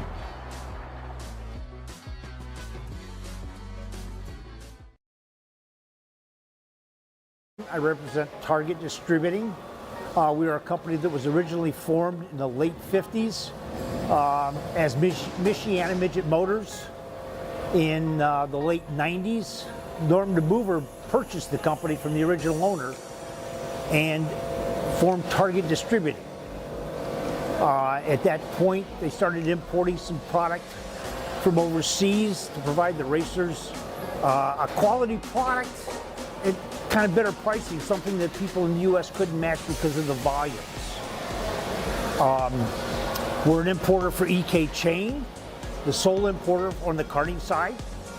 We are an importer for Pit Parts, which is a Target brand. We also import kart racewear, which is a clothing, gloves, neck braces, that type thing, that's also a Target brand. In 2014, the original owner, Norm DeBoover, passed away and his son Joe took it over. And it was shortly after that that I went to work with him. We have brought on a lot of products. We've brought on Odenthal, we've brought on Micron, Zamp helmets, and the development of a race suit. This is one of the race suits they custom designed for us with the CRG team. It's working on getting it FIA certified, but this will be a product we'll be able to offer soon, either just in a standard or in a custom embroidered or maybe even sublimated product. Some of the other items we have, it's almost too numerous. But part of what we do is continuous development. We're always looking at new products that racers ask for, or something we see or carry that could be better and more improved. So we're working on several new products for the future also. And For a here we are commercial back break. at Charlotte, North Carolina, Charlotte Motor Speedway. This is Cup Karts North America. We're broadcasting live on Kart Chaser. Kart Chaser doing a fabulous job. This is if you're watching and hearing us and seeing us, you're through the paywall, which we're very, very happy. Thank you very much for subscribing. You might as well put that on auto renewal on your credit card, because I'll tell you what, if you let it expire and you don't renew, you're going to really miss it. So make sure you put that on auto renewal and enjoy Kart Chaser. I'm Dave Mack. We got Tony the Toe Cirillo here. I'm the stereotypical northern Minnesota. I'm right out of that movie Fargo. Tony's from, well, you told me Brooklyn. Well, originally Brooklyn, New York, if you can't tell from the accent.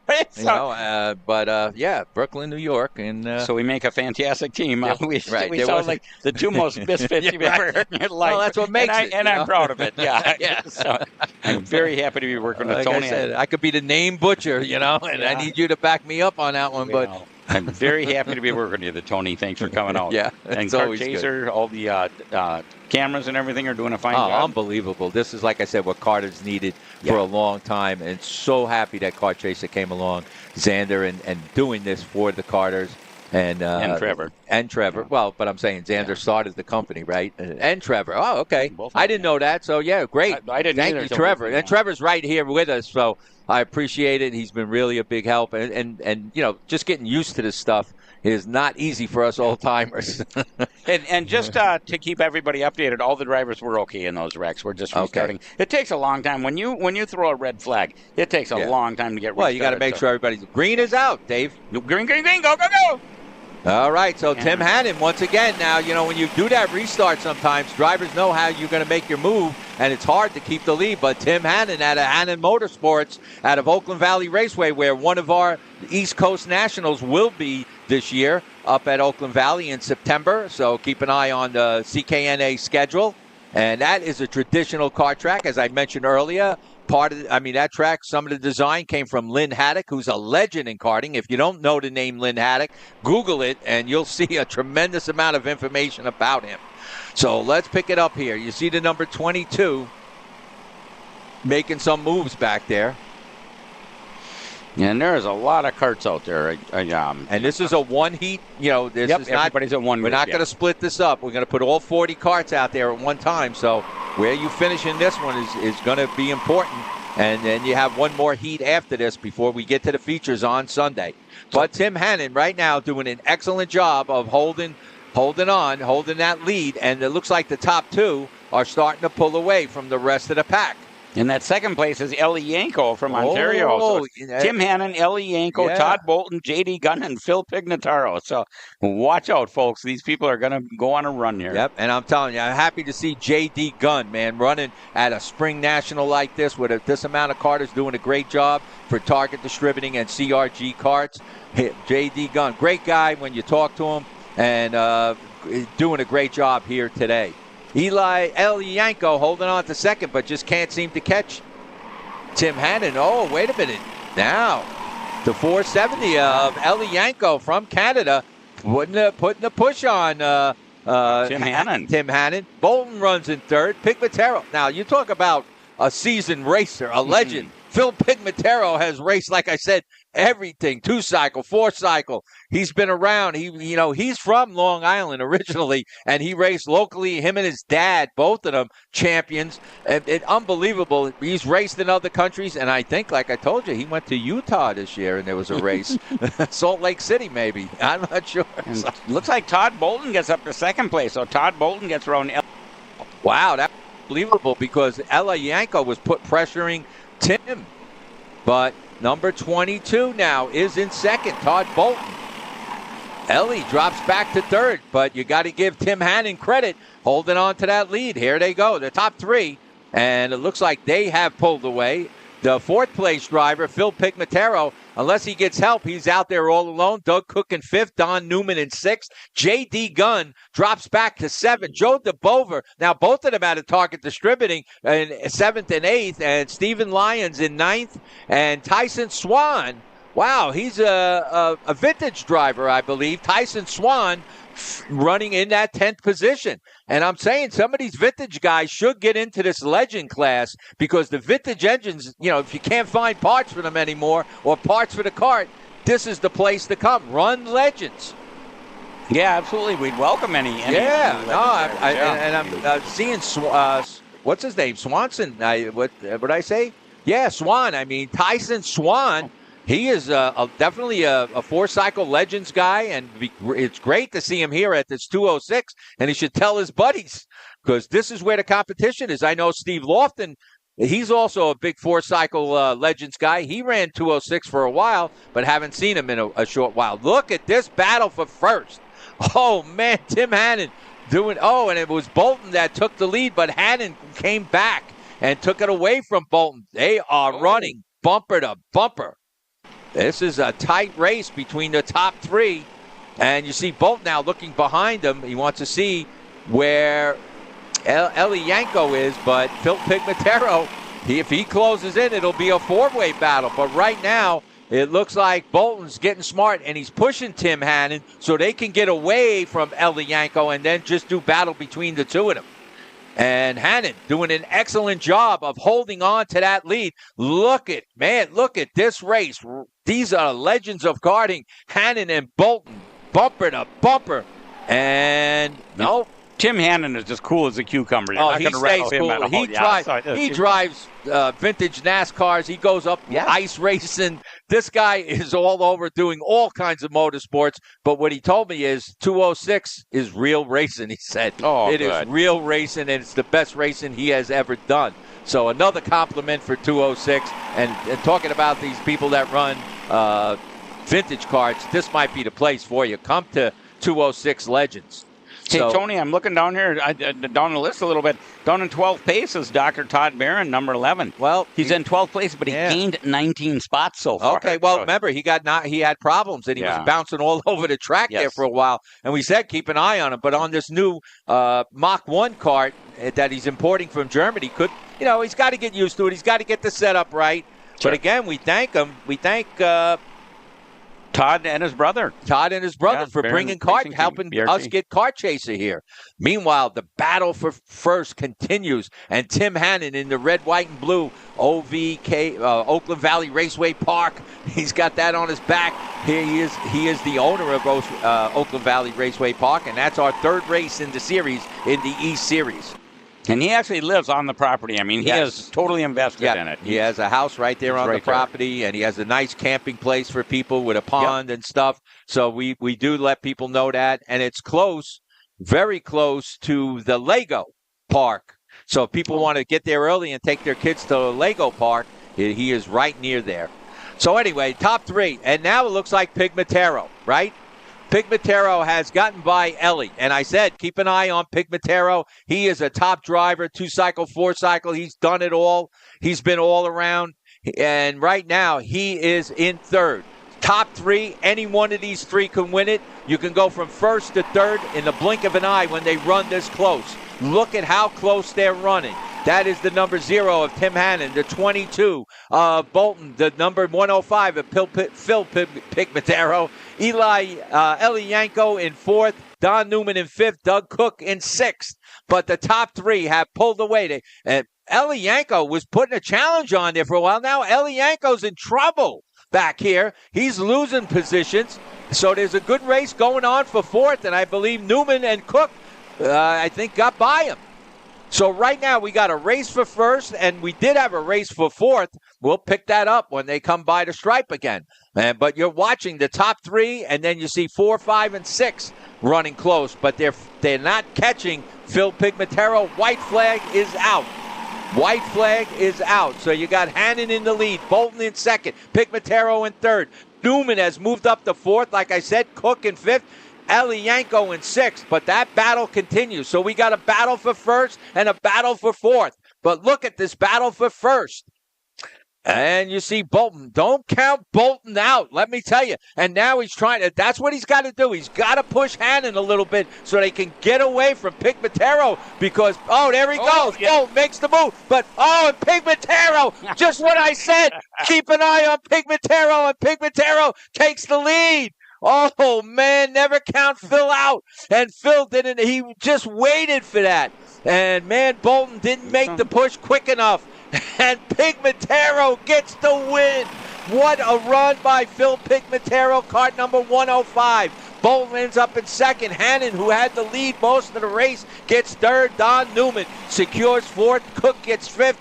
Eli Yanko ends up in sixth after being up there in front battling for position. And seventh is J.D. Gunn. Todd Barron makes it 23 positions to move up to eighth. So keep an eye on number 23, Todd Barron.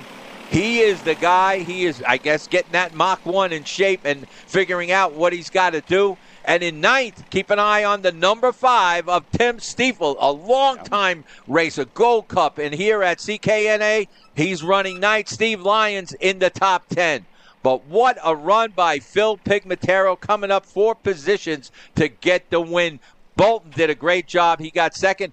And, of course, tough break for Hannon. He ends up in third. But remember, there's another heat race, and this is just starting to heat up, let me tell you. And that Dr. Todd Barron, man, he put on a, you know, I wasn't watching him because I was watching the front runners, but, man, he picked up a lot of spots, Tony. Well, like I said, you can't count him out either. No, he's been one of our top racers in the CKNA, in Masters and in Legends. So, and he, you know, people got to realize what age he is, and he's doing a great job out there, Dr. Barron. He is an old champion of some other... IKF. He was a champion back in the day. Yes. And that was two-cycle. So he's been around. It was two-stroke. Oh, yeah, it was two-stroke. And he's been around. He's been around the block, you know. Yeah. All right, so now we got senior light, and this is going to be broken up, right? This is broken up, yeah. 2 odds and evens, yeah. Odds and evens. So two total, yeah. Right. All right, so we should have Steve Masterson on the pole in this one. Logan Hickman, outside pole. Michael Robbins in third. Logan Upton in fourth.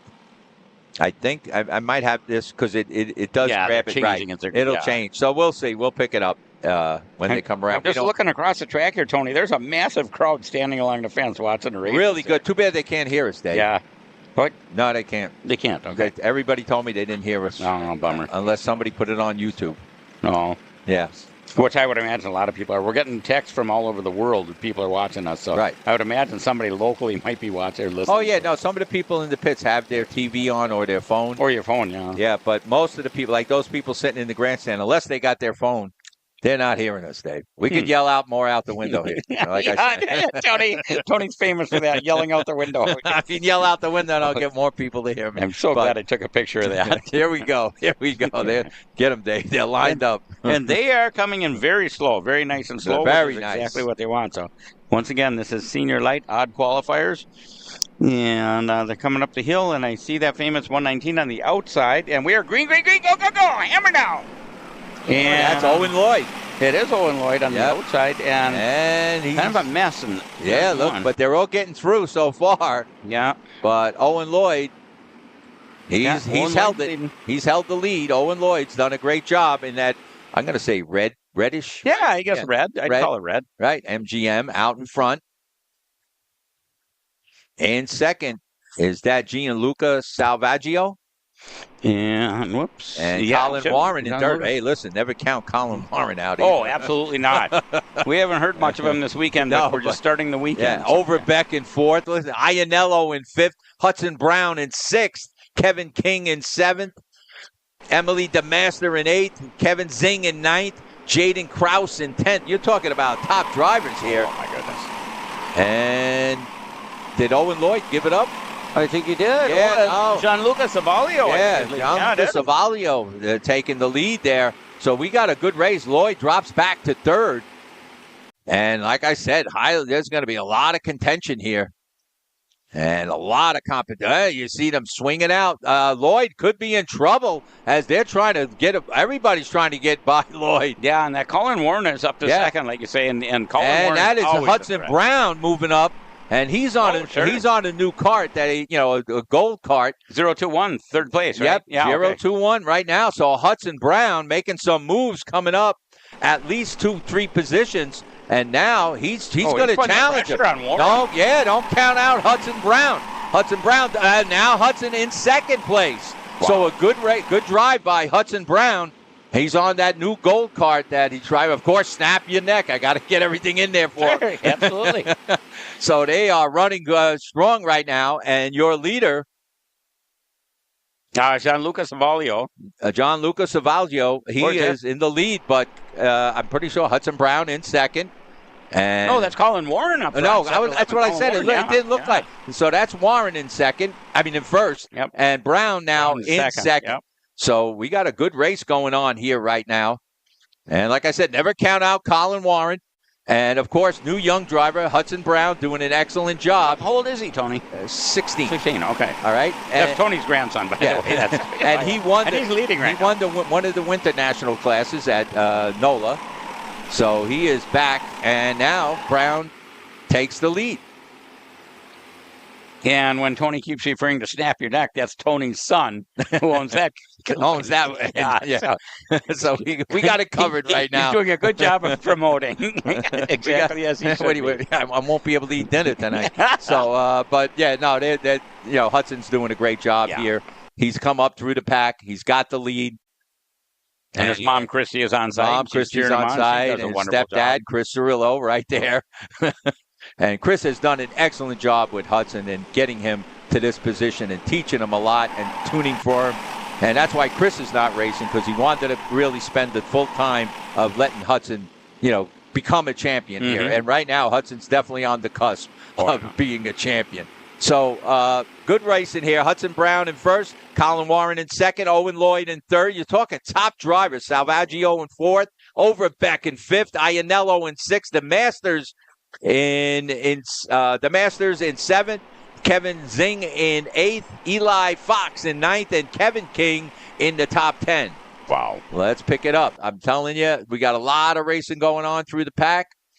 And Hudson just driving. That's it. He's just got to keep his line, hold it tight. Colin Warren is not going to make it easy. That's for sure. Hudson's going to have to earn this one. Colin Warren definitely going to push him. He's going to try to wait to the end maybe and try to get him. And how many times have I seen Colin Warren do exactly that? Stay right behind the leader. Well, that's he's a great driver. He's really got a lot of experience. Hudson Brown coming up. He's a younger driver, but Colin Warren's been around. And you also got Owen Lloyd. Don't count Owen Lloyd out.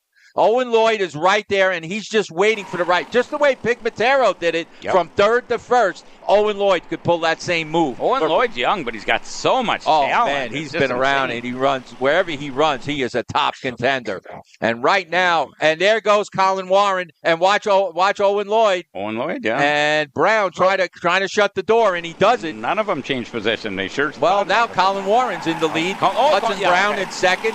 And Owen Lloyd right there. And I said, don't count Owen Lloyd out. Colin Warren, definitely a seasoned driver, a champion many times over, VLR driver, of course, out of TS Racing, I believe, definitely. Yeah. But he's a VLR driver, and he's doing a great job now. We got Gold Kart in second and MGM in third. You're talking about the kart chassis battle. There it is. And Colin Warren doing a great job.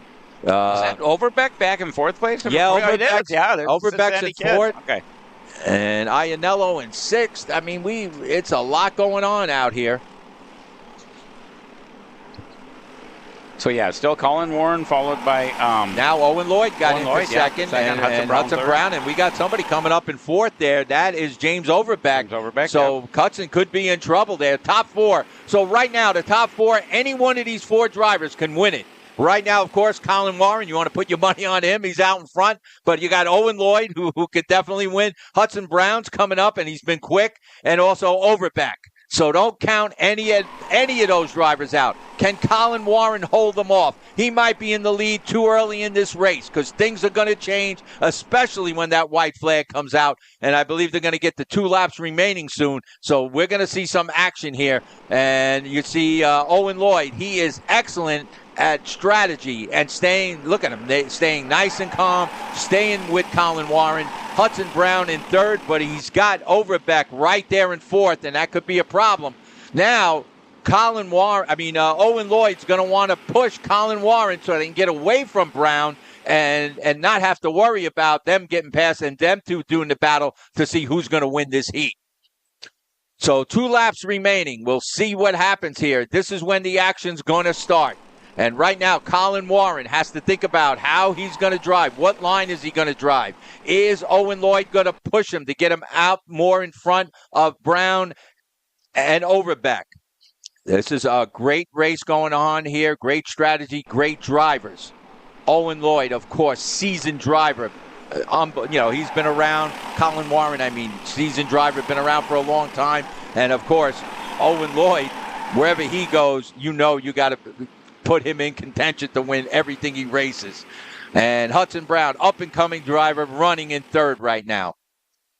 So let's see. White flag is out. So now here's where it's going to start. Now they're going to start dancing. And there goes Owen Lloyd. And now Hudson Brown's going to try to close. He's not going to let Colin Warren back in, but Warren is good enough, and he's keep it. Look at this, side by side.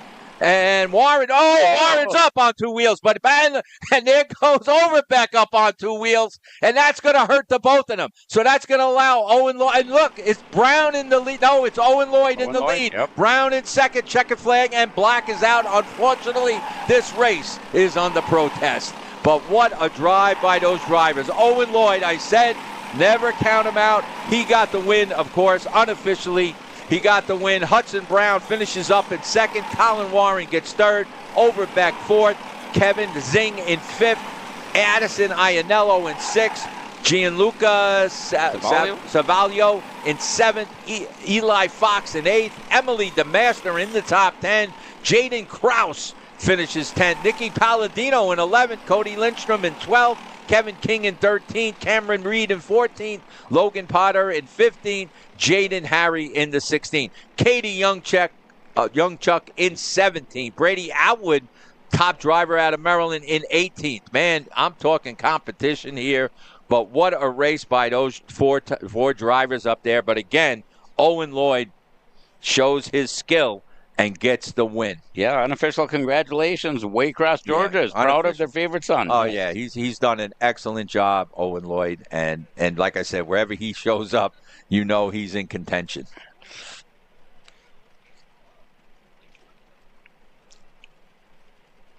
All right.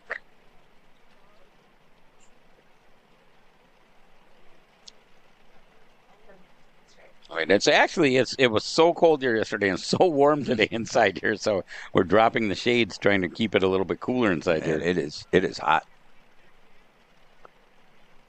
And I think we're going to take a break. Calling a new 219 chain. I need a 77 toothbrush sprocket, and I need some more chain lube. I need it probably as soon as tomorrow. And we'll be back soon. Dude, are you even listening? We need this to run this weekend. Want anything else? What do you mean? I already got it in the Kart on Acceleration Kart Racing's online store, bro. All orders over $200 get free shipping. Throw in a set of tires. Done. Everything you need, all in one place, and shipped to your door for free on orders of $200 or more. Exclusions apply. Shop AKR.com.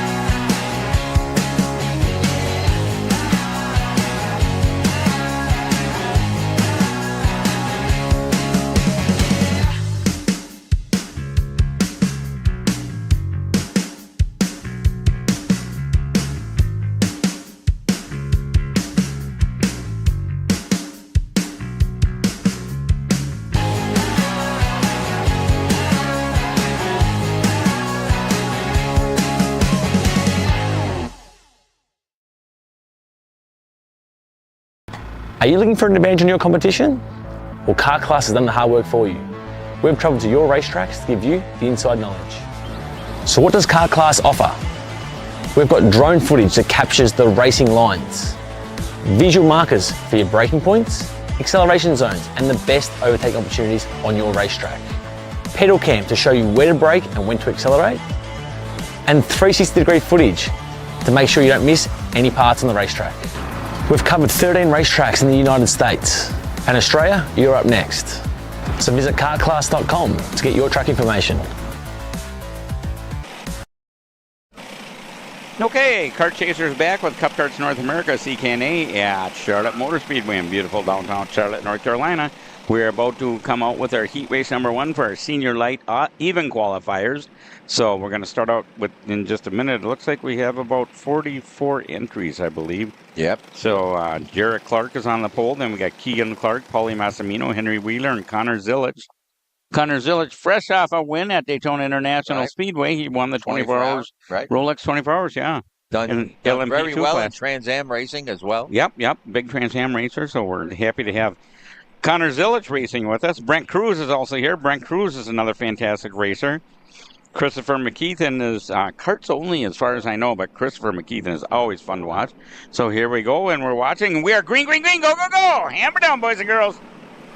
And we go into turn 1 pretty cleanly. It looks like we get 1 or 2 come off the track. Like Jared Clark took the lead, number 16. I'm sorry. Jared, right? Yeah. Jared Clark, but I'm not sure. It's hard to. Yep. I believe that's Clark. 16. I believe you're correct, Tony. Yep. You are. Clark. We can't see the backside of the broadcast booth here. We can't see anything behind us, so we got to rely on the cameras. And of course, as karts are moving pretty fast, sometimes it's hard to read numbers. But yeah, that is Jared Clark up front. Second place is the number 41. I believe that's a 41. Who is that? I don't know. Jared Clark, Paulie Massimino. Paulie Massimino in the number 40 in second. Keegan Clark in third in the 38. And the 0 of Henry Wheeler in fourth. The number 19 of Chris McKeithen back in fifth. And there's the number 71 of Connor Zilic in sixth. So keep an eye on the number 71. The number 70 of Brent Cruz in seventh. The number 138 of Brandon Josakrak in running in eighth. Sam Avaruski in ninth. Jacob Duval in 10th. Ronnie Cleese back in 11th. Now, Cleese was one of our top runners in the other class. This is senior light. I believe then it was, I forgot. But see, Ronnie Cleese was definitely one of your top racers, and now he's running back in 10th. But, like I said, keep an eye on the 71 of Connor Zilic. He is in sixth, but McKeithen got by him and moved up into fifth. And McKeithen making up positions. Henry Wheeler in fourth. Massimino drops to third with Keegan Clark now. So we got, I don't know if they're related. Oh, no, they're definitely not related. One is Keegan Clark, and the other one is Jared Clark, but spelt differently. Yeah. I see that Christopher McKeithen, even though he got around Connor Zilic did turn purple that last time by. Yep. So. No, I said keep an eye on the 71. We'll see what happens by the end of this race. But right now, Jared Clark in the number 16, trying to hold off the rest of the pack, and they are still running tight. There's a little bit of a break there for him. 1, 2, 3, 4, 5, 6, top 6, and they're now side by side for that second place position. We have a challenge, and that could be Henry Wheeler now moving up into second, as your leader continues to be the 16 of Jared Clark, I believe. So we'll pick that up. Yep, your leader still number 16, Jared Clark, just like you said. Henry Wheeler. I'm not so sure Henry's in second. No, Henry's back to third now. Yeah. Paulie Massimino's in second. Second, number 40, Paulie Massimino pulling up into second. So he, skip it over to third. And he said, sorry, man. Yeah, he got to put up his hand and said, hey, but he didn't take him out. Nope. But he did jump the curb in order to try to get by him, which is, if you want to try to ruin your equipment and you could do it, it's fine. Here comes Zilic, and he's looking over his shoulder, make sure. And he's on the move. We said keep an eye on Zilic. Zilic is now in third, believe it or not. So he is up a lot of positions and gets up into third. Your leader continues to be Jared Clark. The 71 of Connor Zilic in third, man. We say keep an eye. In second is Paulie Massimino. Now, Massimino is not going to be the easiest guy to pass. Massimino's been around the block a few times, a champion in many types of kart racing, so he's got a lot of experience out there. He does look behind over his shoulder to see where Connor is, and he knows Connor's right there, and he definitely should know that the experience Connor has. Connor is very experienced driver, and will wait for the right time. He's not going to get crazy in, trying to grab that position too soon. The top three start to pull away a little bit from your fourth place driver, Henry Wheeler. And so the race is for first and possibly, let me see, fourth place is pretty secure. A race going on for fifth, I believe. Yeah, McKeithen. With Christopher McKeithen, Keegan Clark, and Brandon Jossicrack coming up. Jossicrack up about 4 positions. Oh, I didn't realize. Yeah, he's in play there. Yeah. You got some of your top drivers here. And so top 4 altogether. Then you got about a kart length back till you get to McKeithen in 5th place. So you got Connor is now in second. Connor Zilich now in 2nd place. So he's where I said he's going to take his time. He's a seasoned driver. He's not going to get crazy. He's going to work his way up. To get by Paulie Massimino, he's done a great job. Paulie's not the easiest guy to pass, and Paulie has a lot of experience. That is definite. Connor, I believe, is 17 years old, I heard the other day. Okay. Yep, we just got verification. He's 17 years old. So and driving cars already. So yeah, driving them very well, like winning the Rolex 20-hour hours. Yeah. So you got, looked like Massimino took the lead. I'm sorry. It is Massimino. That was Massimino, so he didn't get by Massimino, but he got by Wheeler. So Massimino is in the lead. Sorry about that. It's the number 40 of Massimino in the lead. Connor Zilich in 2nd, Wheeler in 3rd, Clark in 4th, McKeithen in 5th, Keegan Clark in 6th, but Brandon Jossicrack in 7th. Massimino, like I said, he could drive a good race, and right now he's in the lead. But don't count Connor Zilich out, because Connor is a seasoned driver. He's going to wait and get the right time to make that move. But also, Paulie is not about to make a mistake. Paulie, a driver, also, I believe, from Long Island, Paulie Massimino. We turned out some good drivers out of Long Island. And time is running out. We got 2 laps to go. Our flagman is displaying. So the top 4 now, Massimino, Zilich, Wheeler, and Clark have pulled away. In 5th is McKeithen, but no challenge. It's the 4 drivers, and any one of these 4 can win it. But Massimino's definitely going to drive a good couple last laps. He's not going to make it easy for any of them. And Zilich is kind of think of his strategy. What is he going to do? Is he going to get a run on him? Is he going to try to stay right on his back bumper? Let's see what happens. But because Zilich has Wheeler right behind him and Clark also. So some great racing going on with these 4 drivers as you see them going around, and they're going to be getting the white flag. White flag is out, so this is when the action's going to take place. And and here comes Zilich looking on the left side. Yep. Does not complete Zilich the pass. Does not make it. He holds on. Top 4. They got to watch. They don't get into it too much because the 5th place, I think, is McKeithen. He will take advantage of that. And you see Paulie now driving a tight line. That's what he's got to do. Paulie's got to keep it tight for this last lap. And Zilich is going to play. They're all, look at this. Oh, number 16, Jared Clark, just comes out of nowhere. Clark passes everybody. Was taking the outside line and saying, I'm going to get it.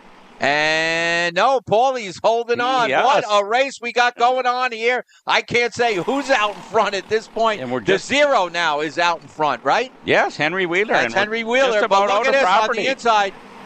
It's a photo finish. Another one. Yep.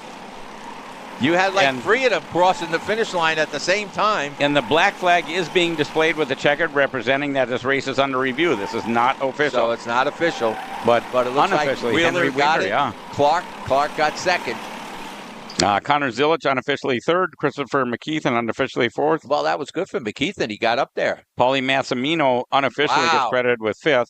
Then Jacob Duvall, Brandon Jossicrack, Keegan Clark, Ronnie Kleiss, and Eli Warren. So a tough break for Massimino, but when you run that tight... That's a good shot of the crowd. Sorry, Tony, but that's a really good shot. We got a good crowd here, I'll tell you. This 206 racing is where it's at as far as karting. It brings a lot of new people into the sport. again, we got to thank CKNA for providing a place that can provide this competition for these 206 drivers to see how good they are, the skills that they have learned.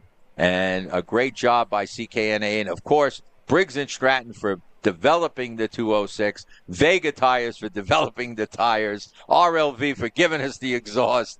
It's like everything came together to make this series. And you're seeing, if there's 500 karters here, there's over 1,000 people out there. I'm sure, yeah. And you just take a look at look what's going on here by the sidelines. So unbelievable.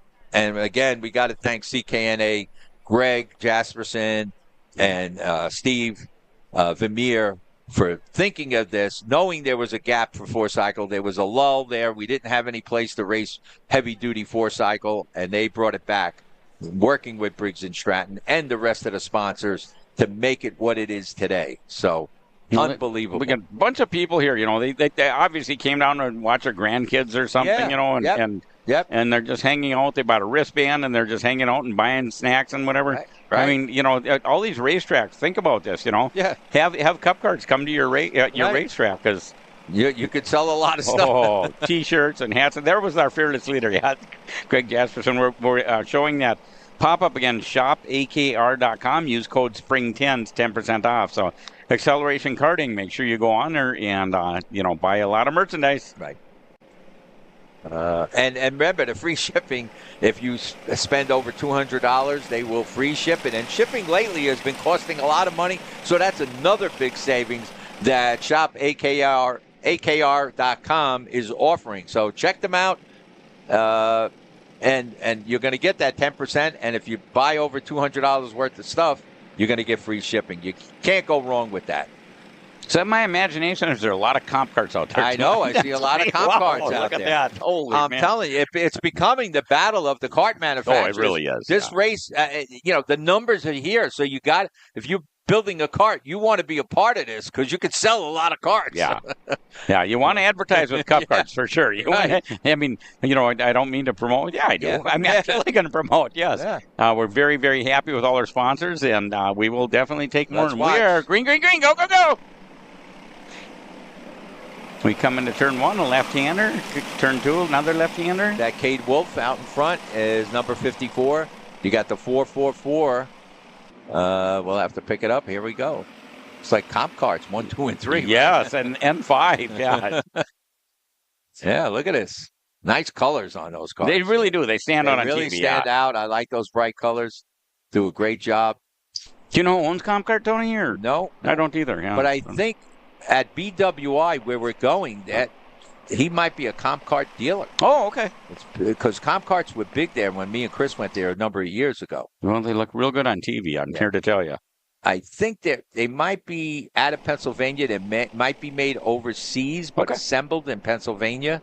I'm not sure about that. Don't hold me to that. But I know they're pretty popular, I think, at BWI where we're going. And that's United Karting, actually. So your leader still Cade Wolf, number 54, Cade Wolf. Green in second. Holden Myers in third. Parker Ives, I think, in fourth. Laney Thigpen. Yep. Thigpen in fifth. Xander Matthias in sixth. A.J. Stoner in seventh. That's the brother. Lincoln Massey in eighth. Keegan Irwin in ninth. And Nicholas Mose in 10th. Well, let's see what's happening here. So, looks like if they're all comp kart, now somebody got in between them there. Oh, sure, trying to break up the beautiful picture. No. Yeah. Well, that's Ives. Okay. Yep. So Ives took their... Yeah, Ives got in between them, got between Myers and Green. Green in fourth, Thigpen in fifth. Cade Wolf in the number 54 still leads with the number 36 of Holden Myers in second. Parker Ives in the 448 in third. And they really look good going around together. Same visors on their helmet.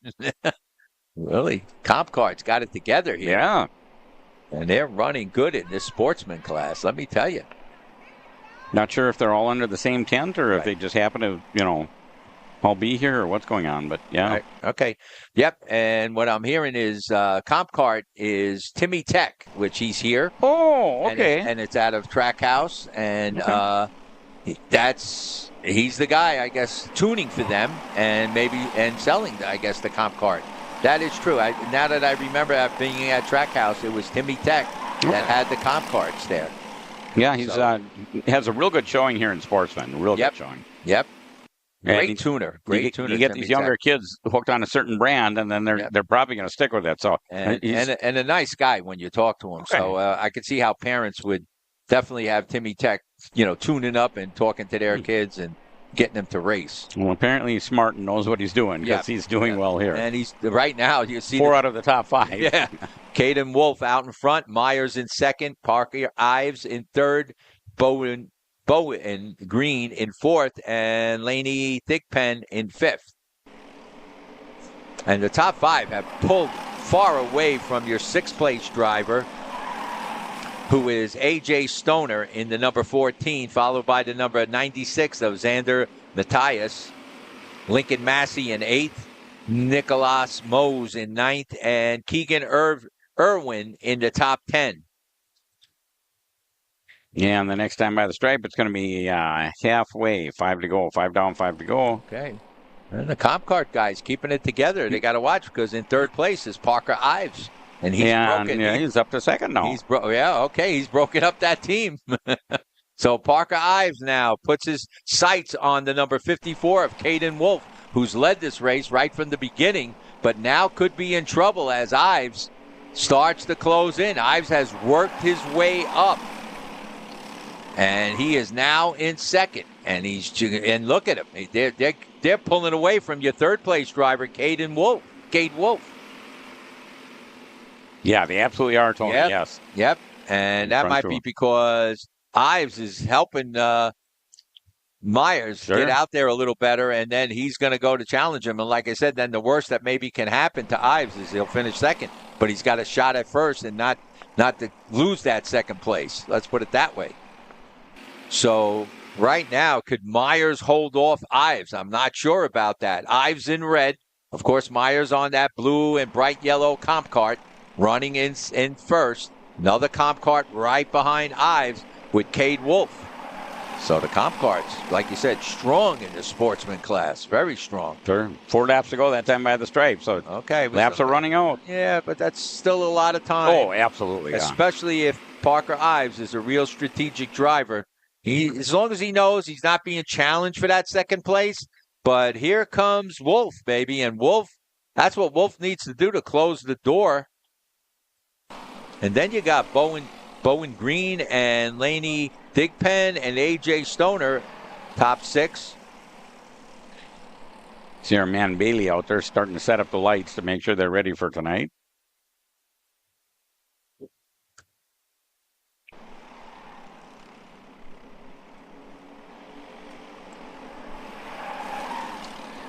Yeah, so a good battle going on there with the Bowen Green holding on to 4th, but being hard pressed by the number 12 of Laney Thigpen. So a good battle going on for 4th, and we got a battle for 1st, of course. So 1st and 4th right now is where the battle is. And now it could be a 3-way battle. Ives maybe making a move a little early, but he might have made that move a little early because now the 2 teammates could team up and maybe draft him and get by him for the last lap. Ives might have made that move a little early. A great move. I can't take that away from him. And Ives goes into the lead. Parker Ives in the 4.48 goes into the lead. And really, the top 3, a close race. And any one of those 3 can win it. But Ives right now has his hands full. He's going to earn this one if he does. Myers in 2nd. And they got 2 laps remaining. So, like I said, this is where the action's going to take place. Ives. Can he drive the rest of this race? Can he hold off?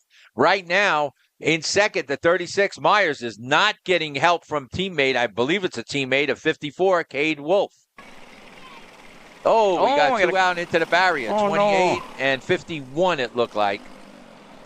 But here they come. Here comes your leaders, the top 3, with the white flag going to be waving this time. Yellow flag is out over here because they must have right behind us, Dave, that we can't see. Yeah.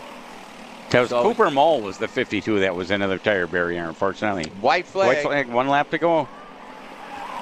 And Ives doing a good job. He didn't let that slow him down because the yellow flag was waving. but he, I guess, just was cautious and make sure whatever was happening, he would drive around it. And that might have thrown Myers off his game because now they have to regroup. There they go. And Ives he wants to stay down low, and he does. And he's able to keep that lead. Oh, now they're splitting. It's not going to do them any good. They got to stay together, yeah. Man, what a race. Whoa, what a race we got going on here. And the 36th of Myers, side by side. I said this is where the action takes place. And Ives doing an excellent job of holding on. Oh, man. What a drive by Ives. And there's a checkered flag, and there we go. He's got Myers and Wolf right behind him. But Parker Ives gets it. What a run by Parker Ives. And no black flag, so that's official. Parker Ives did get the win, followed by Holton Myers. Right? No, Wolf gets second, Myers third. Green gets fourth. Thigpen gets fifth. A.J. Stoner in sixth. Xander Matthias, seventh. Daniel Dragunov moves up to eighth. Good move by him. Lincoln Massey in ninth. And Keegan Irwin drops back to 10th. But what a drive by the number 448 of Parker Ives. It's very good. I don't have any idea where Parker's from. Yeah, and he came out. He broke up that comp car team, that's for sure. Yeah. But you got to give them credit. You got to give Timmy there credit for tuning for them and coaching them. Great drive. Is that his actual name, Timmy Tech? Well, no, that's what they call him. His last name is, but they call him Timmy Tech. Okay. I don't know. Huh? Oh, shut. Okay. So I just got clarification as Tim Shutt. Yeah. Is his name. Yep. So I like Timmy Tech better anyway. It's pretty cool. So I think we're going to take a short break here, and we'll be back shortly. This is Kart Chaser, and we're happy to bring you all of today's events. So you finally want to get behind the wheel, huh? Yeah, I've been shooting for 3 years and I've never got to drive. Well, you're going to need some more gear than just your helmet. Why don't you go to shopakr.com. They got their inventory online and they'll ship it the same day if you order before 5:30 p.m. Eastern. They got shoes? Yep. Gloves? Yep. Rib protectors? Got those too. Can they make me go fast? No. Here at Acceleration Kart Racing, we've got everything you need to get on track. What happens next? Well, that's on you. Check us out online at shopakr.com.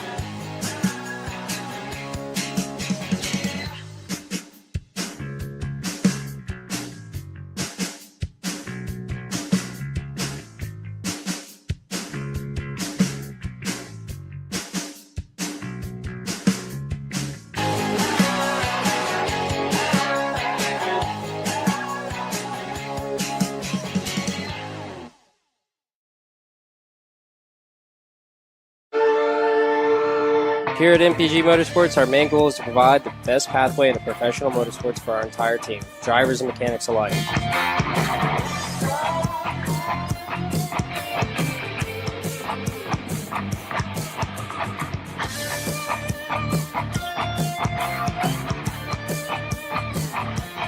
We're based out of Whiteland Raceway Park in Indiana. For more information, contact us at chase@mpg-motorsports.com. We're at a commercial break.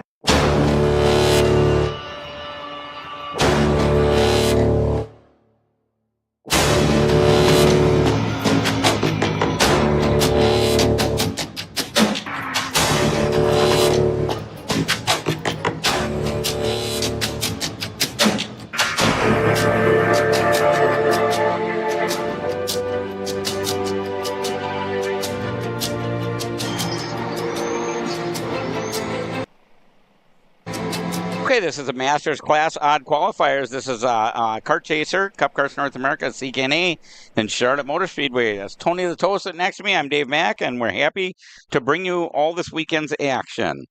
Masters, it looks like we're going to have about 30 entries. And did not get the green. We did not get a green. Okay. Thanks, Tony. This is Masters. This is half the class. It's just the odd qualifiers. I see Mark Steele, our famous Canadian now, United States, Ohio actually. Ohio, yeah. is out there. John Price, Ryan Sporowski, Jamie Bradford, Valdino Brito, Kevin May, Dave Patrick, Anthony Calandro, Wade Lynn, and Jorge Ruiz. We also have Tim Skinner, Casey Stahl, Brandon Moore, Elliot Fitch, Tyson Swan, Brandon Bell, Craig Steen, and here they come, so we got to watch the action here. And we are green, go, go, go, hammer down. First across the stripe may have been Mark Steele. Yep, Mark Steele, and it looked like he took the lead on that first turn and hanging in there. So Mark Steele, and I'm not sure, I know 444 is John Price. Looks like he dropped to third. In second, it might be Sporowski. I'm not sure, but Mark Steele. Number 34, Mark Steele should be leading. Out of Steele Motorsports out in front. And he's got a number of people under his tent this weekend, too. Yep. And can you get that number on 16? Ryan Sporowski. Yes. Oh, okay. Yep, there so it is. Yep. Ryan Sporowski. John Price, a Maryland champion at Nicholson Speedway in Chestertown, Maryland. Also a Northeast champion, I believe, in Masters last year. He's your 2023 champion. So Price right out there in the top three. So good run by Price, representing our part of the world. So good to see John Price up there. But right now, it is Mark Steele, and he is a tough guy to beat, that's for sure. Mark is really tough. I've seen him go against Eric Fagan and some other top drivers, and he came out on top.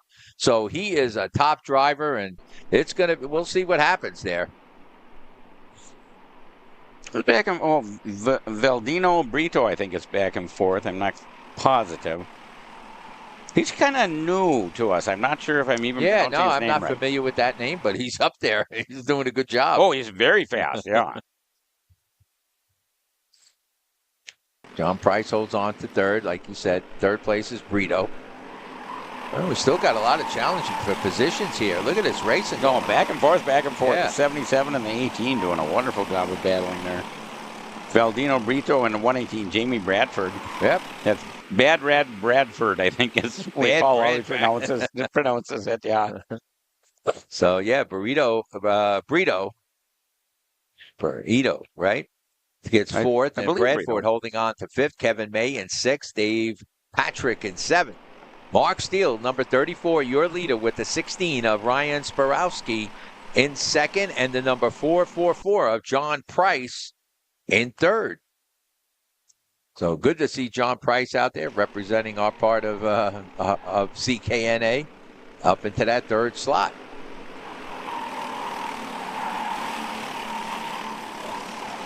And you see the 94. They're edging out Kevin May for that sixth place position. So some good racing going on throughout the pack. While your top two, I think, start to pull away from John Price. 1094 is Dave Patrick, and the person who's battling 484 is Kevin May. Yeah. So, like I said, some good racing going on back there. Mark Steele still up front. Currently residing in Ohio. Yep. And Steele Motorsports, like you said. Yep. Came from Canada and moved down to Ohio last year. He's got a number of people under his tent. Yes. And he's just a good guy. You go talk to him. Yep. He's just enjoyable to talk to him. John Price keeping pace with Sporowski. That's what he needs to do. Try to make it a three-way battle. See that 484 of Kevin May trying to move up.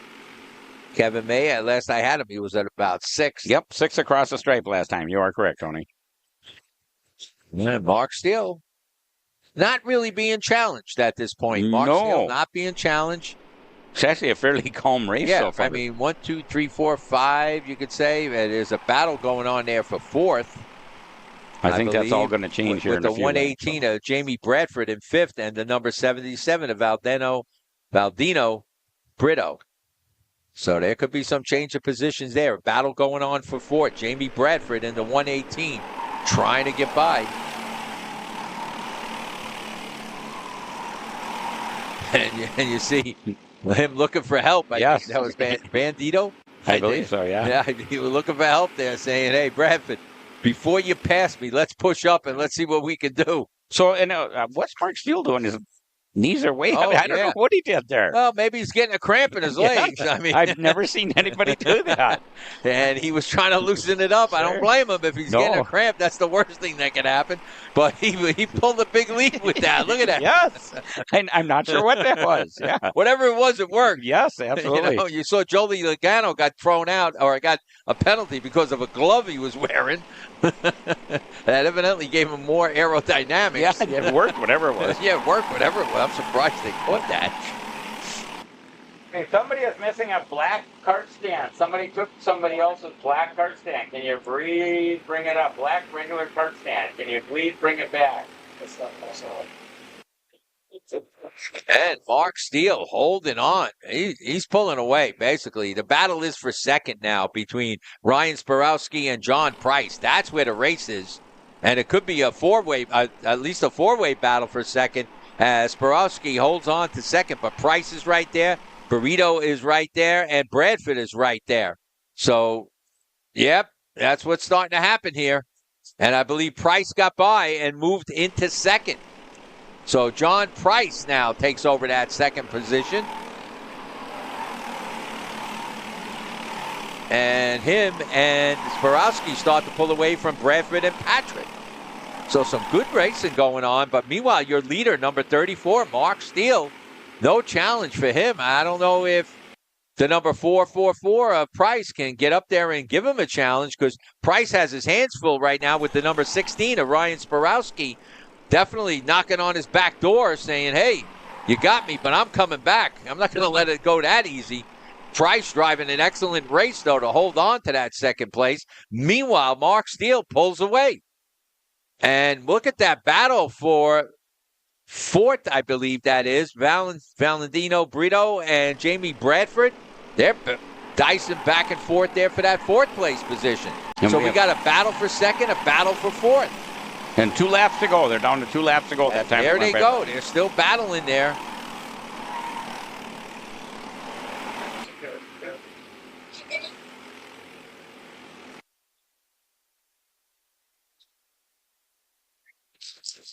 Price driving an excellent race with, Sporowski right on his back bumper, not giving up an inch to him. And Price just holding on to that second place, doing a great job.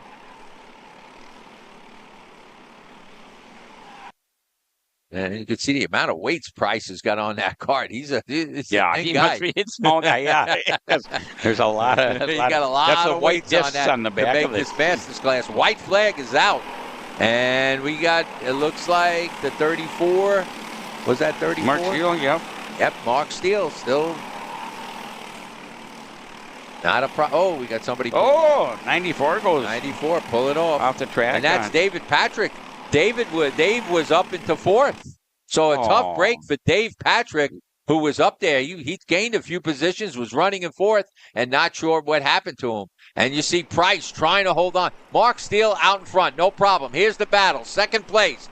John Price trying to hold off Sporowski. Can Price do it? Checker flag will be waving. Here comes Mark Steele. No problem for Steele. He is going to be your winner of this heat. Black flag waving with checkered. Price will get the second place. Good drive by Price. Coming across in third, of course, was Sporowski. In fourth is Jamie Bradford. Kevin May in fifth. And Tony Calandro moves up to sixth. Valdetto, he gets by Valdetto Brito to take on that sixth place. And Valdetto finishes seventh. Skinner finishes eighth. Stahl finishes ninth. And Jorge Ruiz gets the top 10. But a good drive by Tony Calandro, who moves up 2 positions to get that sixth place. And he got by one of the top drivers here, number 77 of Valdeno Brito. So a great drive by Tony Calandro, but a good run by John Price. But, of course, an excellent drive by the number 34 of Mark Steele, who looked like he won this one easily in the end. Yeah, and there's a good shot. Camera person did a real good job of getting Mark Steele there. Is that Olivia standing? Yep, that's okay. Okay. So Chris has to be right. That's probably Chris right here. Okay, gotcha. Okay. So she's supporting him. 2 people allowed on the hot grid, so that'd be the driver and Olivia's the crew chief. And you see they're all parked diagonally. We have to you have to make so space. much Yeah. space here. Yep. Somebody's got just a bunch of lead on the back of their seat. Is that a 9? I can't like tell. a Is that a number 9? yeah. We'll have to see who that is when they come out. But man, they must be light. They must be tiny because that's a lot of lead on the back of that cart. This is Masters, right? This should be, let's see, our next class should be Masters even qualifying, Right. yeah. But I think that's, 390? It might be pretty heavy. Yeah.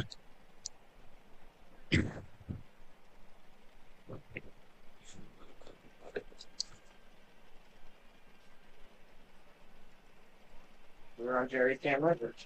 Shut up. Jerry, shut up on camera. Jerry, shut up. Jerry, shut up. We're right on. I think we're wrong. Jerry, shut up. Stop talking. On your camera. Jerry, don't. It's okay. Jerry, stop. Jerry, don't say that. Thank you.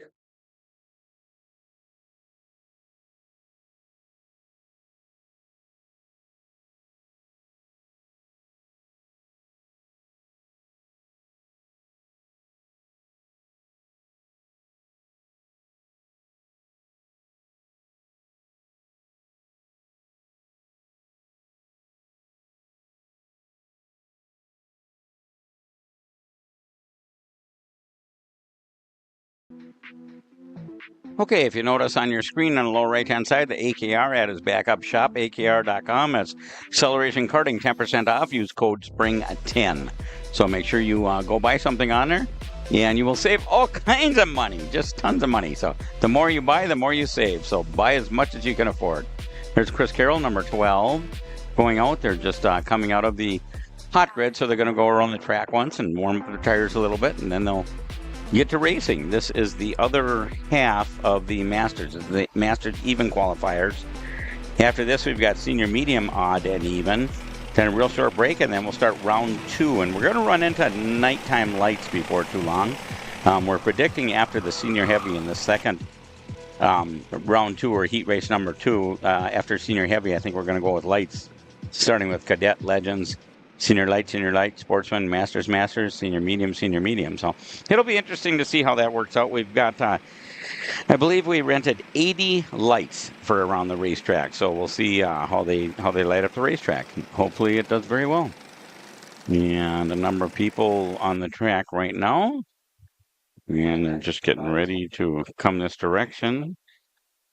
And I'm trying to bring up the website again on my phone here, and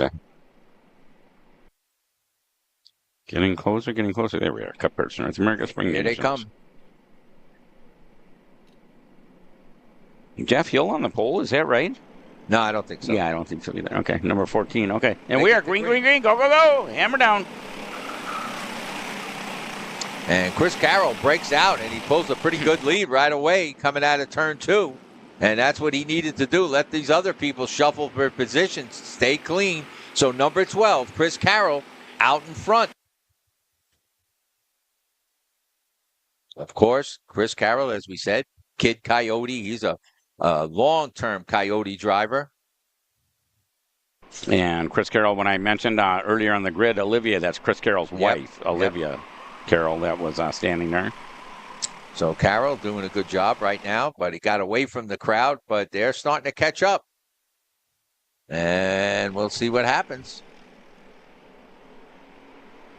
Chris Carroll with some nice colors on his cart. Yep. And that's J.D. Chris Carroll, James Insco in second.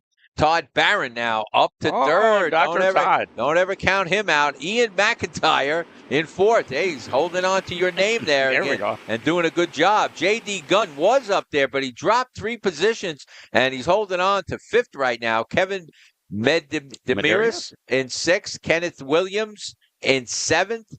Jesse in eighth. Adam Hiller in ninth. And Ron Cleese in 10th. Now, Cleese, like I said, was one of our top runners. We'll see what happens with him. Is that Dr. Todd in second place? I think it is. I might have, because he was right there in third. Yes, number 11, Dr. Todd. We're getting him up. And that was real close to the front, too. So there's going to... Wow. That could cause a lot of See problems. what happens there. So Chris Carroll, James Insko in second. Todd Barron drops to third. Jesse Clossie in fourth. Adam Hiller in fifth. Ron Cleese now up into sixth. Ellie Yanko in seventh. Kenneth Williams in eighth. James Brucati in ninth. Tim Stiefel up to 10th. But I thought that was Stiefel that kind of got pushed up there for a minute. There he is in his Mach 1, Dr. Todd. Back in third now. Yeah, back in third. I don't know. There was a lot of shuffling going on there. I think that's Insko in second, isn't it, Tony? Do you think? Yeah, I'm pretty sure it is. Yes, it is. 117. Okay. Right. So, and Dr. Todd in third. And I guess Carroll just pulled away at this point. He's just hammered. So the battle is for second right now between Insko and Todd Barron. So Dr. Barron will definitely try to get back so he can maybe try to catch up to Chris Carroll, which is going to be tough to do. Carroll pulling away there. Your leader, number 12, Chris Carroll, out in front. No problem. There's Jesse Clossie, number 16. Nice to see him out there. James Insko in the number 117 holding on to second, but he's got the 11 of Todd Barron right behind him. Jesse Clossie, like you said, number 60, up about 5 positions to get into that fourth slot. Adam Hiller in fifth. Ron Cleese holds on to sixth, but he had to come up around 5 slots.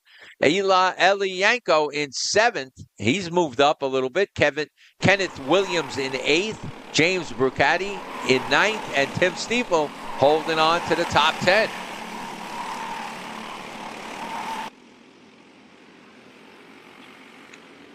Right now, this is Chris Carroll's race. He's out in front, no problem. Let's pick it up where the racing is going on. Yeah, Chris Carroll's very strong right now. Yeah, right now he is out there. So unless other people start drafting, I don't know if they're even going to come close to him. The race is for second with Insko, Todd Barron, Clossie, and Hiller. They are battling for a position, but right now it is Insko in the number 117 holding on to that position. Not sure what that 470 was doing, looking behind him and running slow. That's not usually a good sign. No, he's never. waiting for somebody to pay him back. Yeah, he's looking for trouble. He's looking for trouble there. So I'm sure the officials are watching that one. No, I'm sure. So the 117 of Insko could be in trouble as the 11 of Todd Barron starts to push. Clossie in fourth, Hiller in fifth. That is where the battle is. First place is Chris Carroll. He's gone. Let's pick it up, and there goes Chris Carroll. Here's the battle. Second, third, fourth, and fifth. Who will get that second place? Any one of these 4 drivers can do it. It could be Insko holding on, Barron, Clossie, or Hiller coming up into that second place. Chris Carroll has a 3-second lead over second place. Oh, yeah, he's gone. But second, third, fourth, and fifth. That's where the race is, and that's why we're focusing on 117, which is James Insko holding on to that second place. Todd Barron right there in the 11. The 60 of Clossie right there in fourth, and the 134 of Adam Hiller. That's where the battle is. And can Insko hold on? Cart number 117. Can he hold on? Can he hold off these drivers?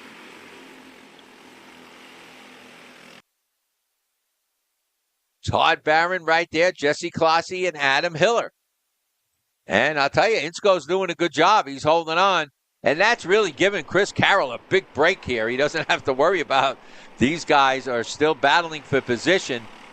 Oh, absolutely. He can just run his own race, right. And that's why Carroll went purple. Nobody's bothering him. He's out in front. Sure. So it's the battle for second. And now you see Dr. Todd. Yep, looking on the inside. He's on the inside. Here they come across the stripe. And it's going to be, Insko goes back, and now Dr. Todd's in trouble as the number Clossie. 60 of Clossie squeezes in there. That's the problem, man. When you go to make that pass, if it's not going to stick, you're going to lose a position. And so that's what happened to Dr. Todd. He drops back to, that's third, fourth, and fifth. So he's dropped back to fourth. So it's Insko, Clossie, Todd Barron, and 134, Adam Hiller. Yep. Of course, your leader is Chris Carroll. Yep. Oh, Chris Carroll's out there in front. He's gone. He's gone. So, no, you don't have to try. Look at him. He's way out there. He really is. I can't believe how far he got out. What was Todd just signaling there? I don't know what's going on there. Dr. Todd put up his arm about something. There goes your leader, Chris Carroll, way out front. No problem for Carroll. He's on the Coyote. The battle is for second place, though. Second place. And that's where the problem is, or the race is going to start taking shape, is for that second place as Insko holds on with Klasi in third, Barron in fourth, and Adam Hiller in fifth. And they get the 2 laps remaining. So this is when all the action's going to take place. And you see Klasi jumping up and down out of his seat, trying to get a little weight off those wheels, try to get a little jump and trying to pull away. But meanwhile, Insko's been driving an excellent race. He's being hard-pressed. And there goes Dr. Barron. Barron now moves back up into third. White flag is out. Barron trying to hold off, trying to stay in that third position. As it looks like the 134 of Adam Hiller now may be closing in. Oh, we got some racing going on here. Insko holds on to second. Barron in third. Klasi in fourth. Adam Hiller in fifth. And that gives Insko a big break. Now he pulls away. So the battle is for third right now. And it's Todd Barron holding on to that third place. But he's being hard pressed by Klasi and Hiller. Can Barron hold on? Meanwhile, Chris Carroll in the number 12 will get the checkered flag. And it looks like checkered and black. So it's not official. But Carroll crosses that finish line way ahead of the rest of the group. Here comes your second place driver. Good drive by Insko. He does get it. Barron ends up in third. Klasi in fourth. Hiller in fifth. Ron Cleese in sixth. Tim Stiefel gets up to seventh. J.D. Gunn drops back to eighth. James Brucati in ninth. And Kenneth Williams in the top 10. So a good run by the number 5 of Tim Stiefel, moving up 6 positions to get up into that 7th place. But what a run by the number 12 of Chris Carroll. No problem for Chris.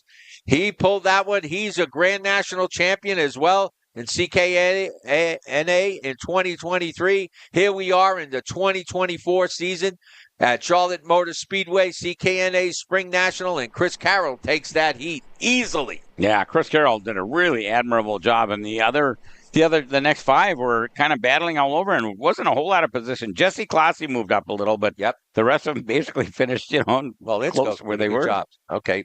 All right, now we're going to go to commercial break, and thank you, everybody.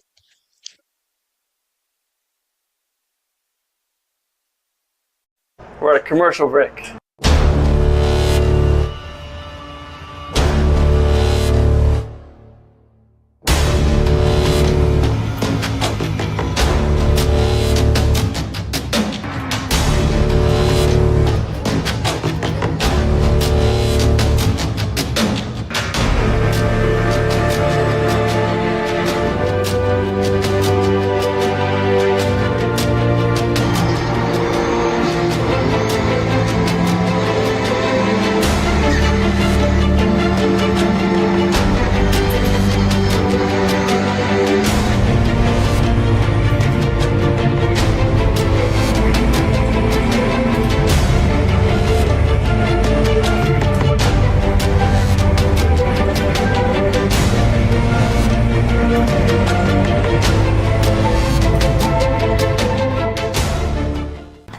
Are you looking for an advantage? Hey, Kart Chaser, we're back. This is Cup Karts North America at Charlotte Motor Speedway. This is our Spring Nationals, and we're about to run the senior medium, the first heat race. We're going to start out with the odd group first, and then we'll have the even group afterwards. So, senior medium. I'm Dave Mack, and Tony the Toe sitting next to me here. Tony's doing a wonderful job of announcing. Green and flag. we are green right away. Eric Fagan was on the pole. No, he wasn't. Oh, he wasn't. That was yeah. It was one of them. Yeah, I was going to say I didn't see Eric Fagan I didn't come either, up to the front all day, so I couldn't believe that. Yeah, that was just a technical thing. Wait till they go around. First time by the stripe, which doesn't count yet, but the first time when they just got the green, it was Henry Wheeler and Hudson Brown that won too. But and that is Hudson Brown in second, Henry Wheeler in first, and we got some dicing for position still going on out there to settle this down. But right now, the top 3 start to pull away. It looks like Henry Wheeler, Hudson Brown. And it might be Overbeck. I'm not sure. Yep, I think it is. 48? Overbeck. Yeah, it sure is. It's Cincinnati Overbeck. Kid. So the Cincinnati Kid is always in the mix. Don't ever count him out. And right now, he is running in third. The number 0 of Henry Wheeler, he's been wheeling it this weekend, let me tell you. Yes. And Wheeler's doing a good job, and right now he's out in front. Hudson Brown right behind him. Now Hudson Brown's got to drive his race and just take his time and see what when it might be a good time to make a move.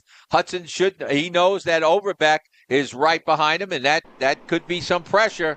But if the two of them work together, they can maybe get by Wheeler. Wheeler's been strong all day.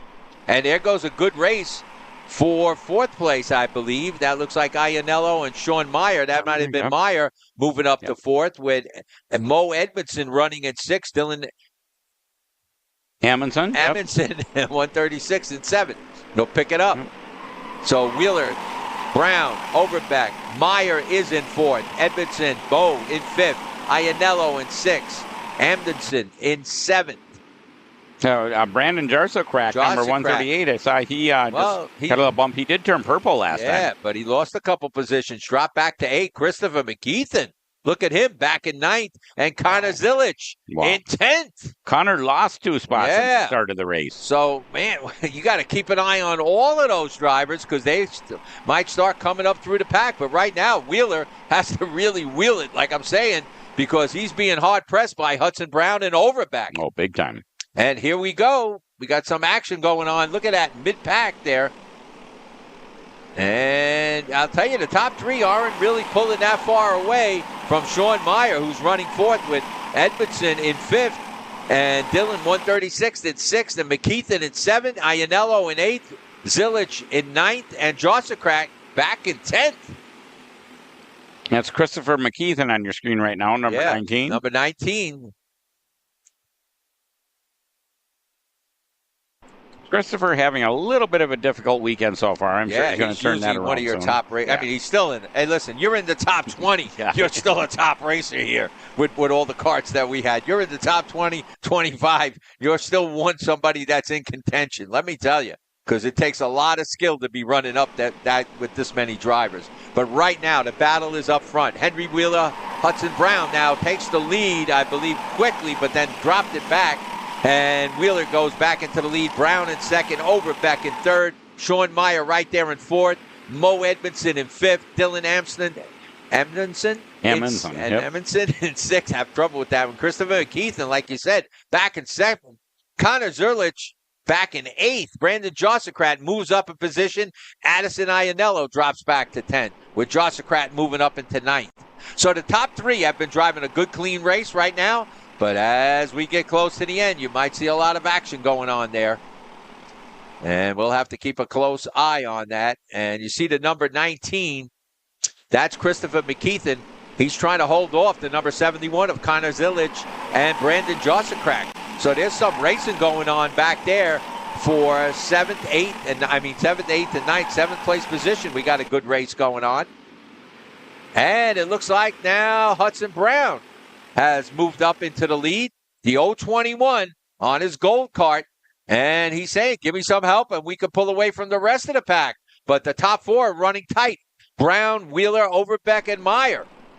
Oh, wait a minute. We got 5 there. Yes. So Brown now has to lead a pack of 5. And these are your top 5 drivers, let me tell you. Here they come. Let's pick it up when they cross the stripe. But right now, Hudson Brown is your leader in that gold cart. Doing a good job. And look at how close they are racing.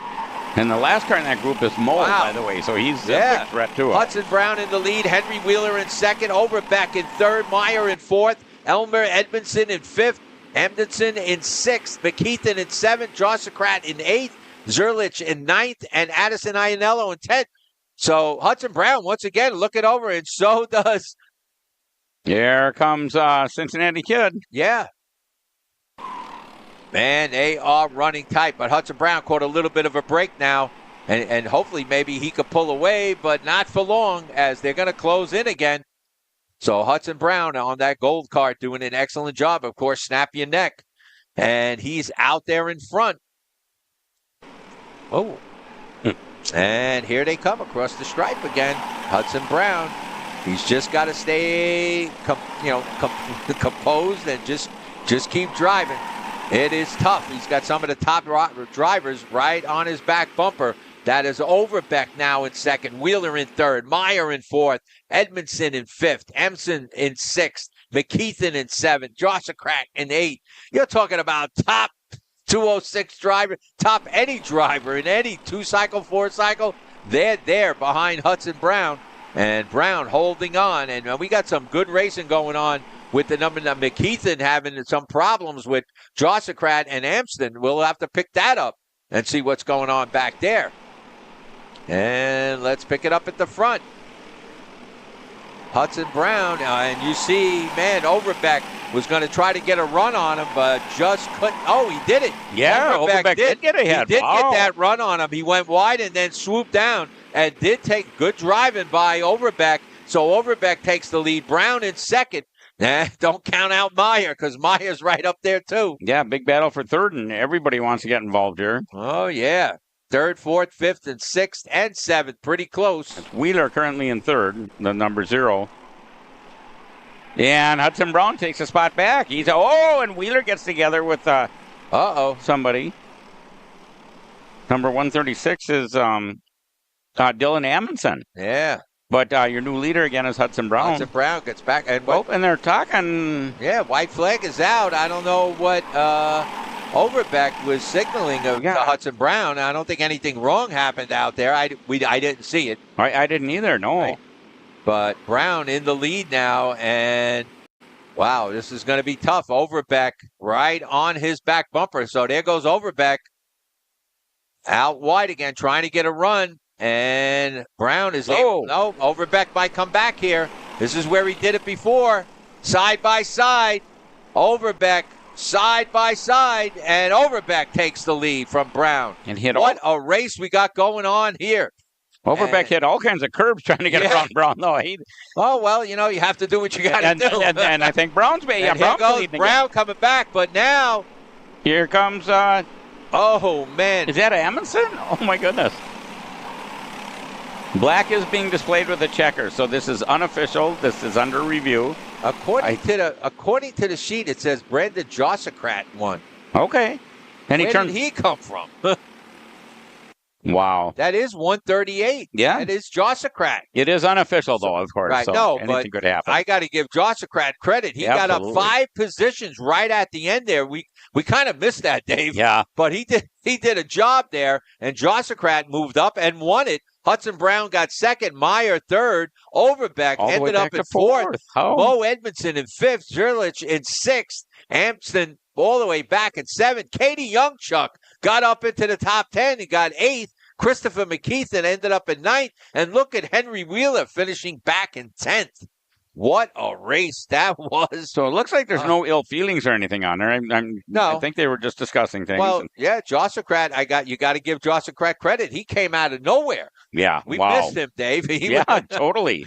Because we weren't talking about him at all, really. He sneaked right in. And he sneaked right in, and I saw that 138. I said, wow.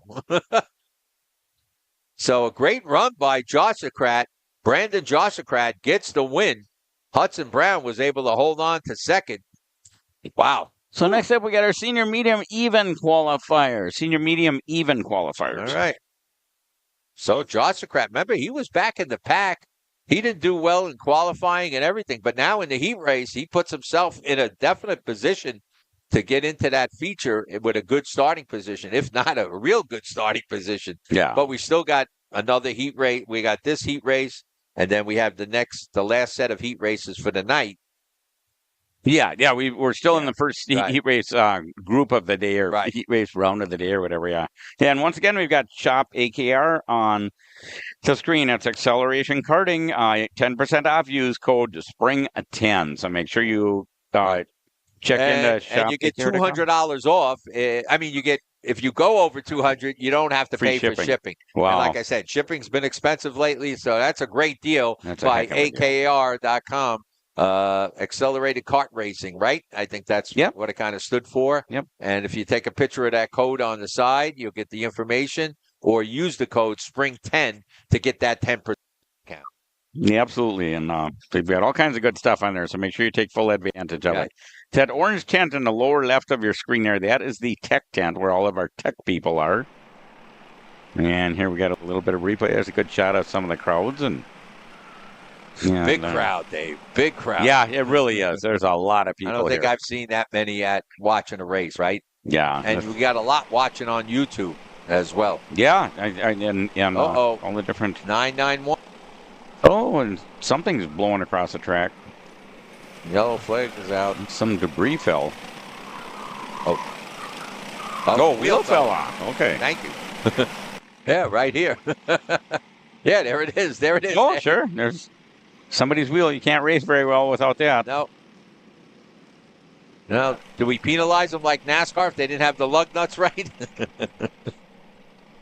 Now, we always tell new corner workers, don't ever pick up anything that you fell off a cart. Why? Because it might be hot. Oh, yeah. You use your stick, We bought especially them, exhaust pipes. CKNA bought them gloves today. Yes, yes, I did see that, so that's good. And it looks like we're going to get started with everybody except one.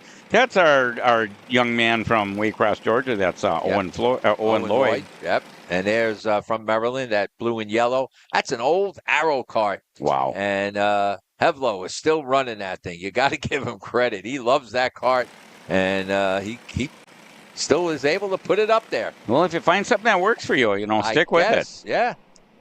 Everybody I always... got to give Arrow credit. A lot of people say these karts get soft or whatever over a year. You got to switch. Talk to him. He's real happy. Well, that's good. No, those are the tram lines. You can clearly see the tram lines. If somebody goes out the tram line, they get a penalty. Right. 2 tires or 4 tires. There's all kinds of different penalties and stuff. So there's a lot of rules in racing. I'm here to tell you. And we are green, green, green. Go, go, go. And is that Lloyd? No, who's up front there? I think it was Lloyd. Okay. Remember, he's in that red. Number 119. Yeah, that's Lloyd. Oh, that is Owen Lloyd. Yep. Yeah, okay. So 119, Waycross, Georgia's Owen Lloyd. Yep. Yeah. I see. You can beat Owen. You're doing very good, let me tell you. And he hasn't been that good for very long. I remember a few years ago, he was struggled a little bit. Yeah. My goodness, he has learned how to race. Man, he switched chassis somewhere down the line and went to MGM, and it seems like it's working for him. When you switch and you do that, like even Hudson Brown going on the gold card, it takes a little time to get all of that right. And we've seen Mach 1 there with Dr. Barron. I mean, he was always up front.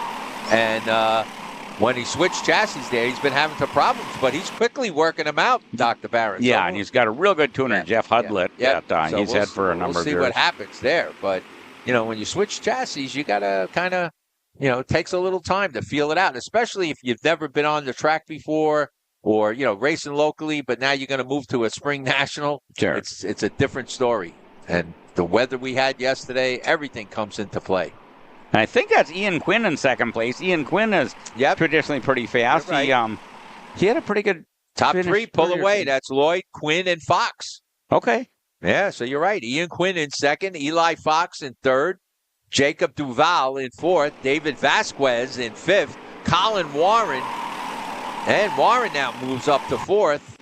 So good, don't count out Colin Warren. Oh, never. And absolutely he moved never. up to fourth already. David Vasquez in fifth, Cameron Reed in sixth, Jacob Duval in seventh, Jason Rothman in eighth, Colin Aitken in ninth, Paulie Massimino in the top 10. Paulie. So keep an eye on Paulie. I like Paulie. I like them all. Who am I kidding? He's and we don't hold anything against anybody people, up here. Massimino, even though he's from Long Island, I think he lives down here now, though, in North Carolina. Oh, okay. Yeah, he's not in Long Island anymore. But, yeah.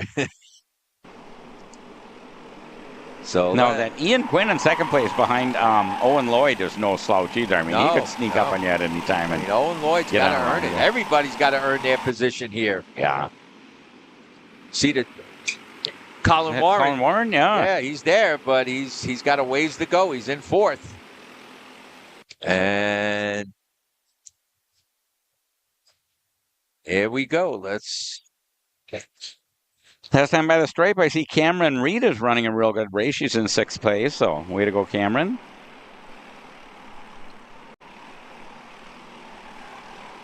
Some good racing going on here. The camera guys got that. And, somebody into the tires. Oh, no. Oh. Yeah, somebody hit him pretty hard because they knocked it loose, and those are screwed together. Believe me, I found out because I was trying to move one to try to fix some of these banners I hung. So Owen Lloyd continues to hold the lead. Eli Fox in second. Ian Quinn in third. So Fox has moved up into that second place. Colin Warren in fourth. Cameron Reed in fifth. David Vasquez in sixth. Jacob Duval in seventh. Paulie moves up a couple positions up into eighth. Number 40. Colin Aiken in ninth, and he moved up about 3 positions. And Eli Warren in the top 10. So Owen Lloyd continues to hold that lead.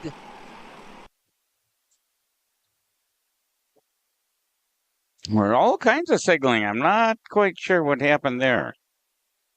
Oh, we're red. We're red. I don't know what's happening. Well, but maybe that person that hit the tires there was, like you said, if he broke off the top of that tire, he had to hit it pretty hard, and they might have to have the ambulance roll. We'll have to find out. We cannot see it from up here. No. But it is a red flag, and everybody's going to get out of their cart. Janet's got the UTV. She's our medic on site, the UTV, and if she'll go out and determine that we need the full ambulance, she'll call them. I believe the full ambulance is Tiffany and Felicia today. Okay. We thank them for being here. Always. Yeah, we definitely couldn't do it without them. So, well, we're on a red right now. I'm not sure. We were watching the screen, so I'm not sure where this happened. But are we going to commercial break? Nope. Not quite yet. Okay. Okay, we're just going to go quiet for a little bit here.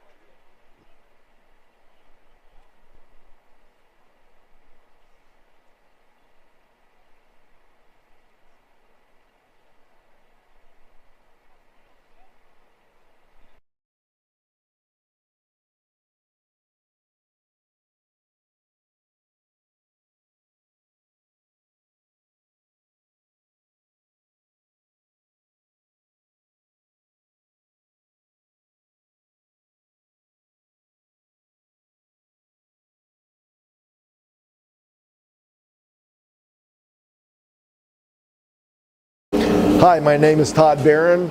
I'm involved with CKNA. My brother and I have what's called Barron Racing Team, and we were one of the proud sponsors of the CKNA.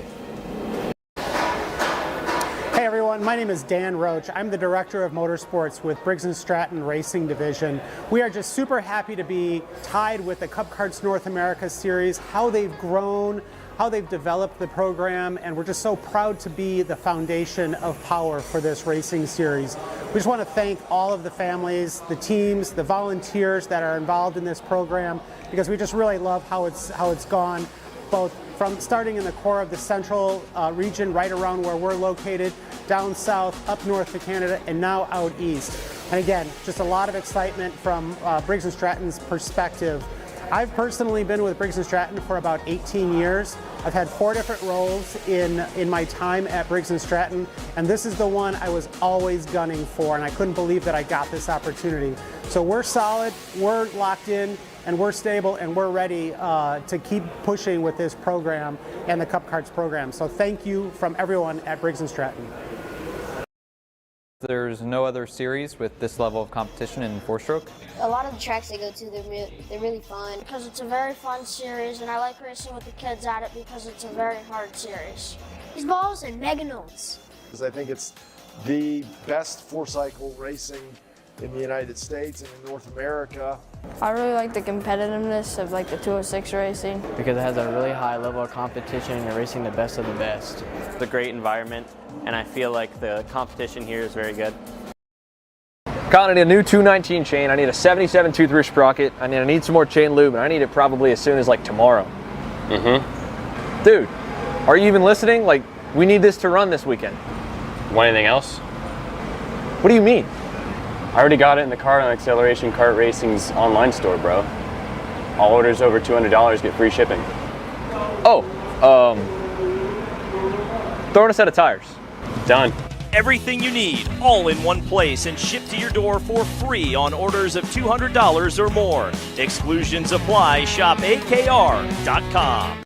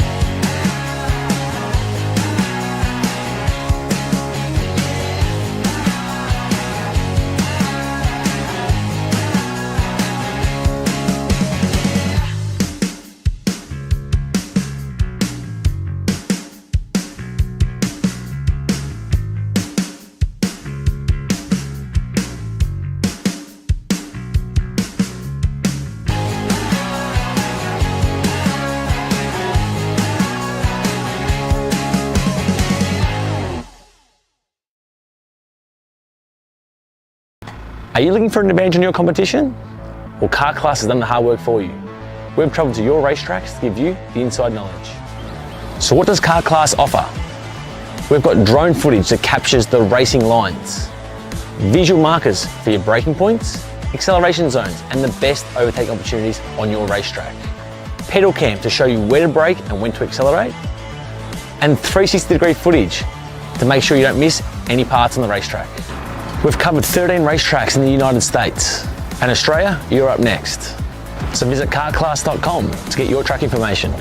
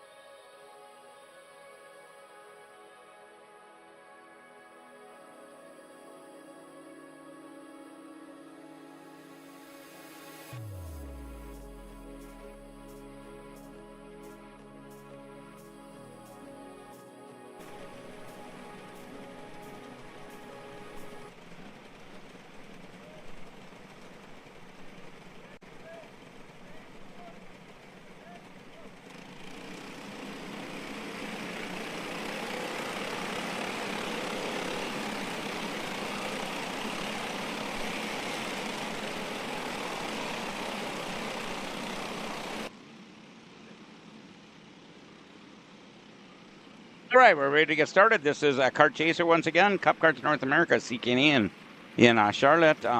So we had a little incident here, and we want to make sure everybody's okay. So we're going to get started up again. I believe we have 5 laps complete, so I think we're going to have 5 to go. We'll find out in just a moment when we hear from the officials. It says 5 laps to go. It says 5 laps to go, okay. Sometimes, could be a little different, but that's what we're hearing. Unless I hear differently, we're going to go with that. So. And it's going to be a single file restart. Right? And I believe, it should be a single file, and I believe 695 William Wallace is leading. Does that sound right? No. That's goofy. Okay. That's what I was thinking. I think it's Owen. And we are green. I just saw Ryan give the green flag, and is that our... Let me see. Is that the 119? It's Owen Lloyd. Yep, Owen Lloyd. Okay, Waycross Georgia. Eli Fox in second, Ian Quinn in third, Colin Warren in fourth, Cameron Reed in fifth, David Vasquez in sixth, Jacob Duval in seventh, Paulie Massimino in eighth, Colin Aitken in ninth, and Eli Warren in the top 10. And so now they are all bunched up because they had a single file restart, and that will give Eli Fox a shot. But if he can't keep up with Owen Lloyd, Lloyd's going to pull away as maybe they start battling for that second and third. Yeah, and that's what's happening. So Owen Lloyd is able to pull away as they battle for that second place position. Some of them are still saying side by side. We got to look at this. The whole group there saying side by side, and that's that until they can work that out. And somebody sneaks by on the inside as they're fighting. Look at this. So we got a lot of changes of position when you do a single file restart. We'll pick it up when they cross the stripe.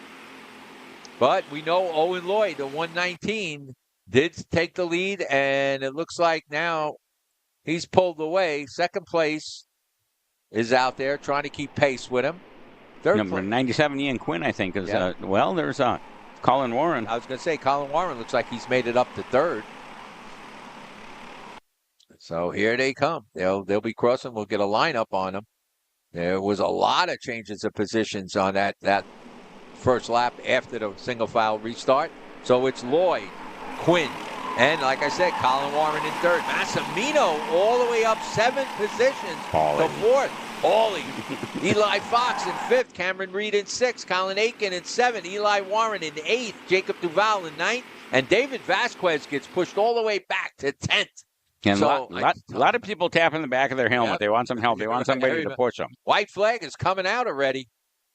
So, Paulie Massimino now right behind Colin Warren, and Warren was looking for help. I don't know if Massimino's going to give it to him, and Massimino might give it to him and take the position away. So we have to pick that up, and they are still running tight. That single file restart kind of put them all together, except that Owen Lloyd was lucky and just pulled away.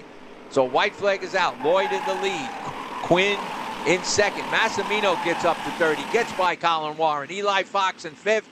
Colin Aitken in sixth. Eli Warren in seventh. Cameron Reed in eighth. Jacob Duval in ninth. David Vasquez all the way back in 10th. Let's pick this up here.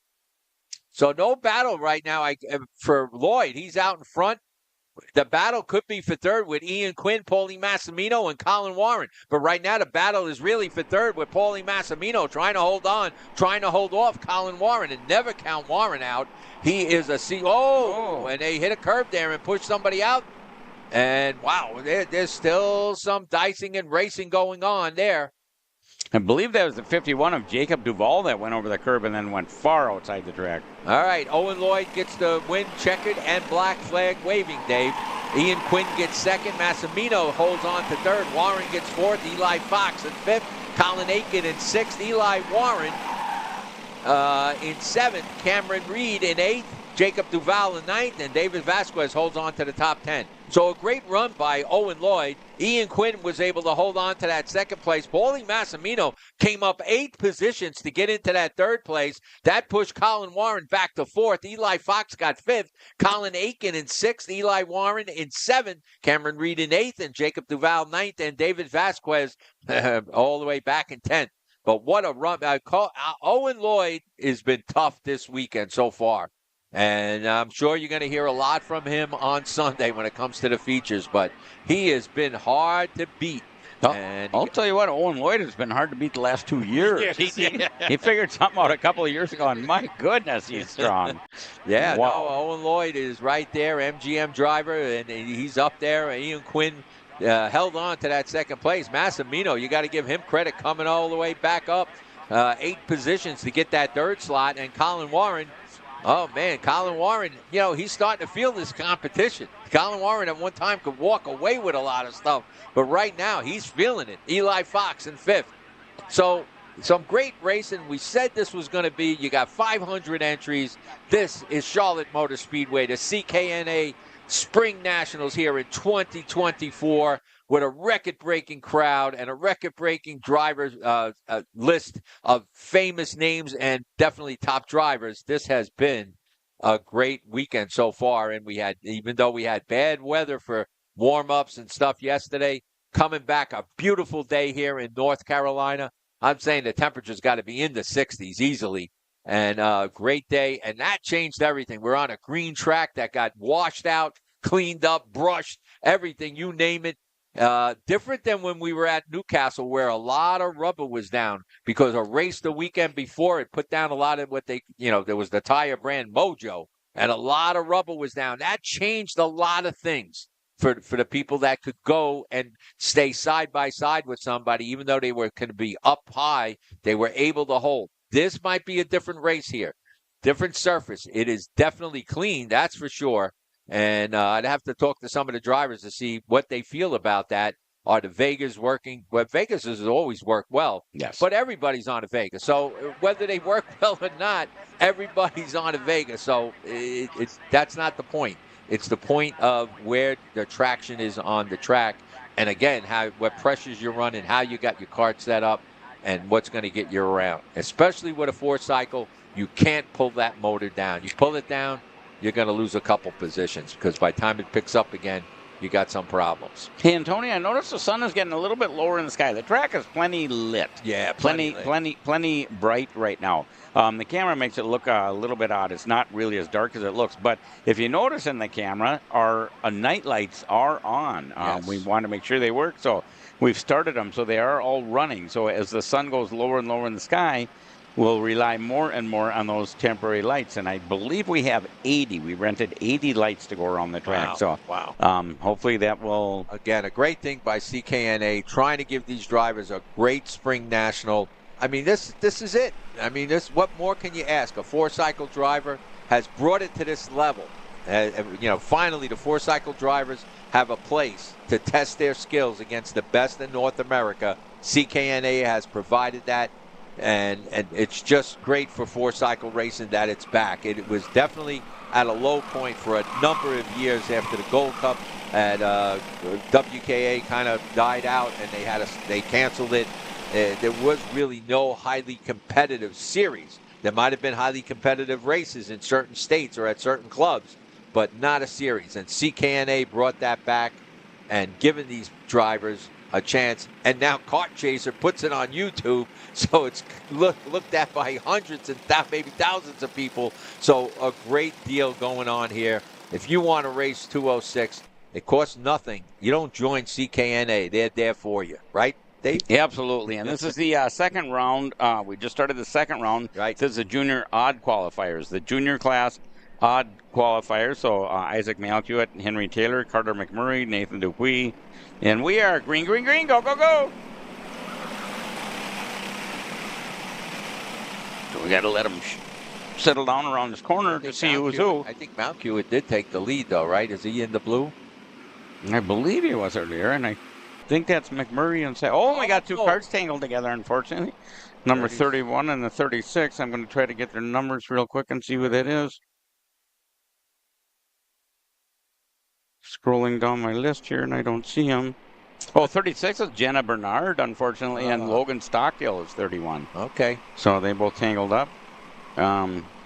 75, Isaac Malkiewicz, I believe, is your leader. Yep. Yes, indeed. It is, yeah. It's probably Carter McMurray in second. Number 8, no, Henry Taylor, 810 maybe? Could be. Or pick it up. 840? So it's Isaac Malkiewicz and Carter McMurray in second, number 840. Okay. Henry Taylor in third. Nathan Dupuis in fourth. Peyton Warm in fifth. Anthony Lewis in sixth. Leighton Mull in seventh. Hudson Jack Yerlin in eighth. Muskan Sator in ninth. And Thomas Nichols in 10th. Colby Jackson in 11th, and Ryder Brown in 12th. But Mount Hewitt has also been a tough person to beat at this race, and this will be the final heat race, right? I mean, there's another part of this class. There's another half of this class, but after that, that'll end juniors heat races qualifying. They'll be ready for the feature on Sunday. You are correct. And Carter McMurray did turn purple last time by number 840. Yeah, in second place. Right. Isaac Mount Hewitt was purple, but then now Carter McMurray went purple. Yep. So and there they are. That's your 1-2. There they go, 1-2. Malkiewicz and McMurray. Right. As they come around, 2 laps are complete. And you see Malkiewicz trying to get out of the wind, putting his head down, trying to get a little more aerodynamic. He knows McMurray is right there behind him. He's just glued to the back of him. Yeah. He doesn't even waver. Usually people waver. No. He is just exactly. Listen, let's face it, McMurray's a seasoned driver. Yeah, he is. He drives on a regular basis at Trackhouse, so he's been to other big races. This is not his first rodeo, and he actually won last year the SpringNationals. So he is right here and following Malkiewicz. And Isaac is doing a great job to try to hold off somebody like Carter McMurray. Sure.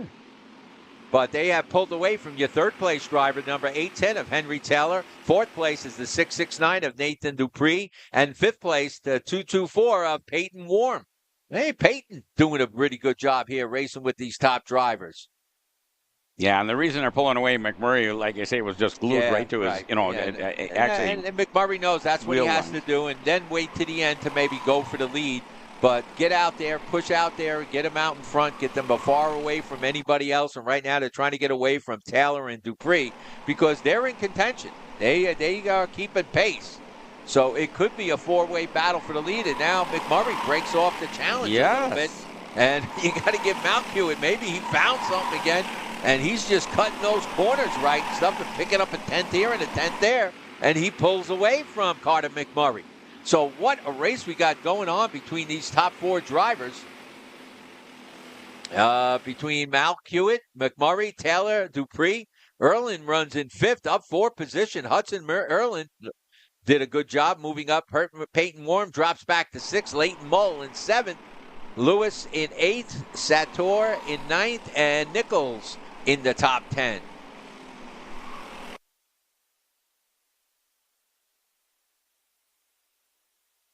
So we watch them go round and round. There's, I believe it's 5 laps to go this time by the stripe. Yeah, I think he gave him the half. Oh, okay. Yeah, already gave him. Okay. I think he's giving him the halfway. It's hard to see. The sun is setting in my eyes. We got the sun in our eyes. Yeah, we can't see anything out there.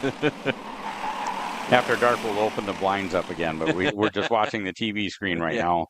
So, what number is that? There's a race there between those 3. Yeah. I'm not sure what I'm looking at. All right, we're going to have to pick this up and catch up to the cameras here. I thought that one number was a 714, but I don't see anybody at the 714. They're doing a good job. That's not right. These camera guys are doing a good job. Oh, wonderful. They're focusing on where the action is, and it's just hard for us to pick up the numbers. Kart Chaser, I highly recommend them. If anybody's considering, would heartily endorse them. Oh, Malkiewicz continues to hold the lead with Murray in 2nd, Taylor in 3rd, Dupree in 4th, Jack Erlin in 5th, Peyton Warm in 6th, Leighton Mull in 7th, Anthony Lewis in 8th, Muscan Sator in 9th, and Colby Jackson up into the top 10. Jackson making some moves, making up around 4 positions to move up into that 10th spot. And let's go back to your leader here. Let's see. And it looks like Malkiewicz has pulled away, right? He's not being challenged. Only about a kart length and a half, McMurray maybe 2. and Taylor could team up. They're both on comp cards, and maybe are somewhat on a team. I don't know for a fact, but they're both on comp cards. So maybe there'll be some action there that Taylor could help McMurray start to close that gap. Now, with these 4 cycles, a little different than the 2. I know McMurray runs the 2 cycle, but with these 4 cycles, you could be 1 tooth off on the sprocket, on your ratio, and that's going to cost you. that is going to cost you. These engines aren't as powerful as a lot of the two-cycle motors, so you got to know how to keep their RPMs up and keep the motor not bogging down. And sometimes one, two, we got a couple. Man, I don't know. I saw him put up his hand, and they both got into it. Pick up a number on that. It could be, like you said, was it 714 again? I'm not sure. And 29, that should be Porter Trudell for Wisconsin. He's given him 2 laps remaining, I believe. 2 laps remaining. Mount Hewitt still in the lead. McMurray in second. Taylor in third. Dupree in fourth. Jack Erlin in fifth. Warm in sixth. Mullen seventh. Lewis in eighth. Nichols in ninth. And Muscan Sator in 10th. So we've had a few position changes back there. Porter Trudell in 11th. Shabley in 12th. Ryder Brown drops back to 13th. Colby Jackson in 14th. Carter Barkas in 15th. Ryan Zucchina in 16th. Thomas Anthony in 17th. Alex Miller in 18th. Alyssa Vaskoku in 19th. And Colton, I'm not going to get that one right. Boy, and I'll tell you what, the white flag was out last time, and McMurray is right behind Malkuit. I mean, right behind Malkuit. So now we got a race going on for first place. And this is what I thought McMurray would wait to the end, and he has closed that gap. Oh, and now he looks outside, tucks back in. He's looking to get a run on him and possibly get him. He knows where he can make that move. Oh, he's all trying over to set him up. Right? He's trying to set him up. But Malkuit, excellent driver here, holding on. So we got a battle for this first place. Malkuit holding his line. McMurray looking all around to see if he can get him. And Malkuit goes up high there and knows maybe McMurray was going to go there. Here we come to the start-finish line, and it's going to be Malkuit, McMurray, but the black flag is waving with the checkered, so it's unofficial. Taylor gets third, Dupree gets fourth, Jack Erling gets fifth, Peyton Warm gets sixth, Leighton Mull gets seventh, Anthony Lewis in eighth, Thomas Nichols in ninth, and Porter Trudell get into the top 10. But a great drive by Isaac Malkuit and Carter McMurray right down to the end. But Malkuit, he's displayed some real good race savvy, let me tell you, and knew what he had to do. He knew McMurray was there, and let me tell you, McMurray knew what he had to do. Sure. And I think they're going to pull alongside them. Maybe there's two scales. But there's two scales. Yeah. I thought he was going to shake his hand because that was a great drive by the both of them. I mean, nobody did something bad to the other one, and they both had good strategies. But fortunately for Malkuit, his was the better one, and he was able to hold the lead. Malkuit wins by 71 thousandths of a second. Yeah. It was. Well, McMurray did everything he had to do right at the end there. Oh, sure. He tried everything, and give him good credit for that.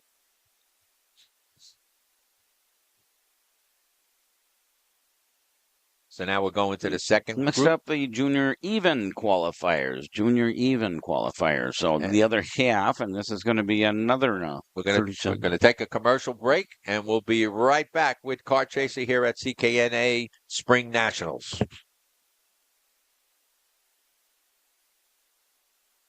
We're at a commercial break.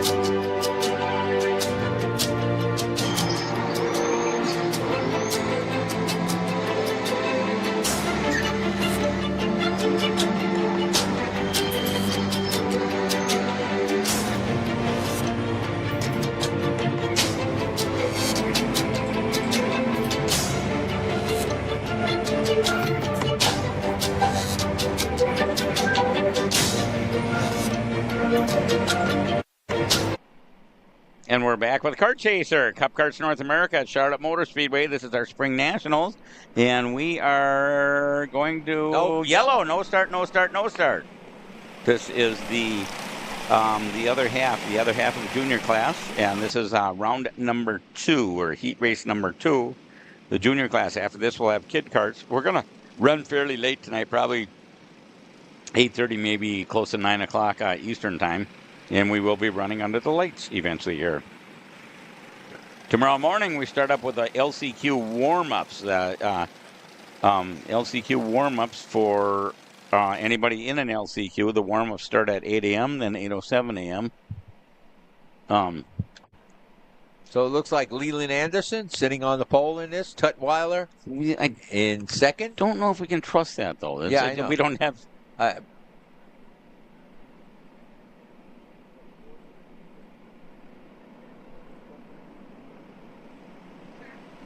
And we are green, green, green. Go, go, go. Hammer down, boys and girls. Let her rip, Tater Chip. Junior class even qualifying is out there. And Tony and I got to wait till they settle number down. 9 of Sam Tutwiler does take the lead. I see Kate Yeager out there, number 64. Yeah, that's Sammy Tutwiler. You betcha up front. And I believe it might be Wakefield in second if it's 8:11. Hard to see. I think that's Kate Yeager. Got a challenge. Yeah, that's Kate Yeager, number 64. Tutwiler drops already back to third as we got a change of position. And is it Wakefield now in the lead? I think it's Kate Yeager. Oh, Kate Yeager. Yeah. It could be Kate Yeager in the number 64. So already a lead change, as it looked like Tutwiler did take the lead, but that wasn't for long, as they sent him back to third right away. And we'll pick it up. So it is Yeager. Cade Yeager takes the lead. Christopher Wakefield went into second. Dumont went up to third. Tutwiler got all the way pushed back to fourth. Brady Shad in fifth. Lucas Trek in sixth. Holden Harder moves up a position to seventh. J.J. O'Neill in eighth. Talon Lanny in ninth. And Sebastian Day in the top 10. And look at Paulie D. Hart in 11th. He's moved up to 11th, trying to get up into the top 10. But right now, it's Cade Yeager, but he's being hard-pressed. It's a battle between the four drivers. Cade Yeager, Wakefield, Dumont, and Tutwiler. Remember, Tutwiler had the lead very early on, but lost it pretty quick. They regulated him back to third, and then he dropped back to fourth as Dumont got by in third. So this is still a close top four battling for positions, but Wakefield takes the lead now. Christopher Wakefield in the 8:11 gets the lead away from Yeager. Yeager in second, Dumont in third, Tutwiler in fourth, and they have pulled away from the rest of the pack. The race is for fourth place, the race is for first place with the four drivers, a race developing for fifth with Brady Shad in the 865 and Lewis Tech in the 52. We'll see if the numbers 52 of Tech could get into the top five. The top four now, any one of these four drivers could come across the stripe as your winner of this heat race. Christopher Wakefield right now holding off Yeager, Dumont, and Tutwiler. And then you see that battle for fourth going on. For fifth with Lucas Tech right now in the 52 holding on, but Brady Shad in the 865 putting a lot of pressure. Holding harder now in seventh. Sebastian Day in eighth, J.J. O'Neill in ninth, and Paulie Hart moves up into your top 10. And that Brady Shad isn't going to stay back there for long. I'm telling you, Brady Shad is always traditionally fast. So all right. So Dave knows that Brady Shad. Oh, yeah. Keep an eye on Brady Shad. And he's got the front four now. He's right in the back of the front four. And he's was running in sixth. But look at this. They're side by side. We'll have to pick this up. They're side by side, and I'm not sure who's coming out. We get a little blockage from those light stands. Yeah. And we'll see. So Tutwiler in the 9, Brady Shad in the 865. So Wakefield stays in the lead. Yeager in second. Dumont in third. Tech. Lucas Trek has moved up to fourth. Tutwiler drops back to fifth. Brady Shad in sixth. He didn't make it up there. Holden Harder in seventh. J.J. O'Neill in ninth. And Paulie Hart in 10th. But it's Christopher Wakefield right now, your leader, with Cade Jagger in second. And the number 324, Braden Dumont in third. In fourth is the number 52 of Lucas Tech. I'm going to say I probably got that. I butchered that one up. I think you got it right, actually, Tony. That's what I've always said anyway, Tech. So, but a good run by Tech. He's moved up to fourth. Tutwiler gets regulated back to fifth. Shad right there in sixth. But now, there goes Shad now. He moves up into fifth. So Brady Shad now in that fifth place position. Lewis Tech in fourth. Dumont in third, Cade Yeager in second, and Christopher Wakefield in the 8:11, still holding on to the lead. Great racing going on in this junior class, second half.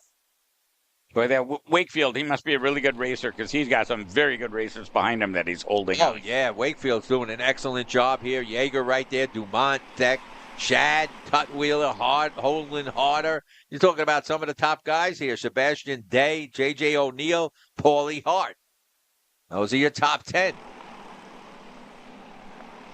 And we're about halfway done, about halfway to go. I think we had 5 to go last time by the stride. So Wakefield continues to hold the lead with Yeager in second, Dumont in third, but they're staying tight. And let me see. It's hard to pick this up, but... So there's Shad, number 865. Yeah, Shad is, well, he's in the top 5. He's running 5th. Here we go. And we got change of positions now. So 1, 2, there's going to be some changes for 3rd, 4th, 5th, 6th.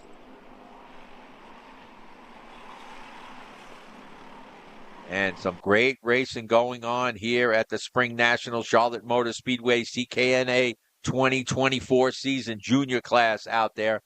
Everybody going for a national championship. Here we go. Wakefield still in the lead. Yeager in second. Thek has moved up to third. Shad in fourth. Dumont drops back to fifth. Tutwiler back all the way back to sixth. Holding Harder in seventh. J.J. O'Neill in eighth. Sebastian Day in ninth. And Paulie Hart holds on to that top 10. No change of position there. Your leader, Christopher Wakefield, in the 8-11. And he's being hard pressed by the number 64 of Cade Yeager. And we still got a lot. Look at this for the 3rd, 4th, and 5th place. So the top 2 have pulled away, but there's a battle going on for 3rd.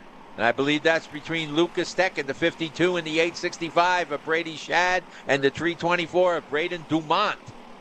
And we'll see what happens. Look at them. Oh, man. Sammy Tutwiler's involved in that battle, too. Yeah, and now we just added, I think we added Holden Harder to the collection also. Cade Yeager holds on to second. Brady Shad in third. Lucas Tech in fourth. Braden Dumont gets pushed back to fifth. Sam Tutwiler in sixth. Holden Harder in seventh. O'Neill in eighth. Sebastian Day in ninth. And Paulie Hart holding on to that top 10. But the battle is up front. Christopher Wakefield trying to hold off the number 64 of Cade Yeager. Man, are they running tight. Here they come, top 2. They pull away from your 3rd and 4th place driver. That is Brady Shad in the 865, the 52 of Lucas Tech. White flag is out this time around. So hang on because there could be some real action taking place. And Wakefield being hard pressed now. Wakefield holding on, trying to keep a tight line. And look at Yeager. Yeager all over him. Yes. Oh, man, they are bumper to bumper. Unbelievable. Look at this. Wakefield doing an excellent job of holding off Yeager, but Yeager staying right there. Here they come. And Yeager looks down low this time and takes the lead away from Wakefield, but Wakefield might come back. Yeager protecting that, but Wakefield does come back, and Yeager goes back. Oh, they are... What a side-by-side battle here. And it looks like Yeager once again, and battle going on for that 3rd place. And Yeager now pulls away. You see Wakefield hit that curve trying to launch it. Oh, and they're locked up together. They're both locked going up. to start This could cause a problem. Here they go. Oh, they get passed by everybody. Oh, man, Lucas Tech takes the lead. Tutwiler in second, Holden Harder in third, Braden Dumont in fourth, Brady Shad in fifth, J.J. O'Neill in sixth, Caleb Tartar in seventh, Sebastian Day in eighth, Paulie Hart in ninth, and Max Francischelli pulls up into the top 10. What a tough break for Wakefield. Cade Yeager's entrance. Whoa! What was that guy doing? Unbelievable. Oh. Man, that guy didn't, he just came around and ran right into the back. That was Wakefield, I believe, that got hit hard. Had to do damage. Hopefully he's not hurt. I think it was Cade Yeager, number 64, Cade Yeager. Rammed into him? No, that got hit. Oh, got hit. It was Cade Yeager. I'm sorry. He was trying to push his cart. Yeah, his cart was, but he was, I mean, you could see he was right there. I mean, holy mackerel. Not sure what happened there. Hopefully everybody, I'm sure Yeager's cart got destroyed, though. Yeager came up out of the seat. So always standing up there. I'm very happy to see that. He's a top racer. But wow, man. Go to commercial. Speedy of it.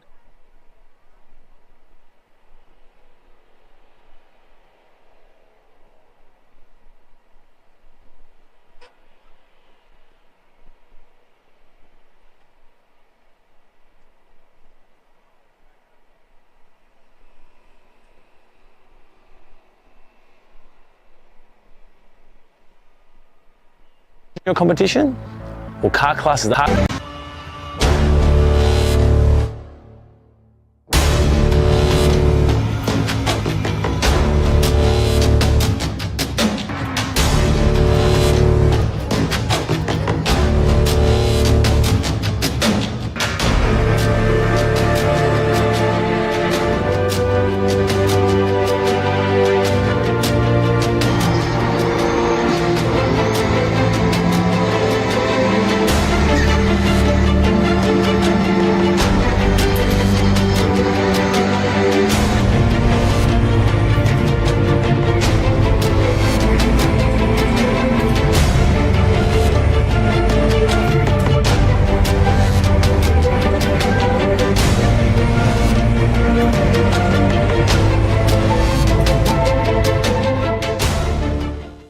Are you looking for an advantage in your competition?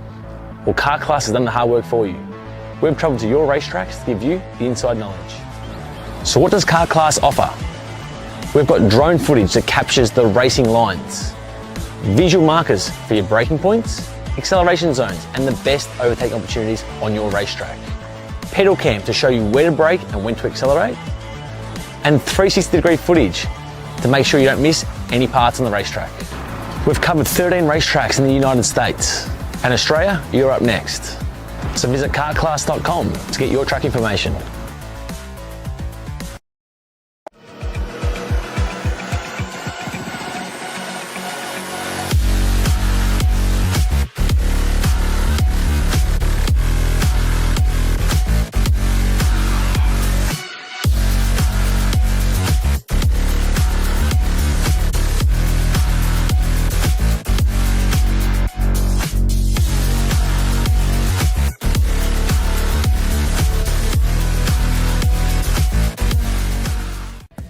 You need it?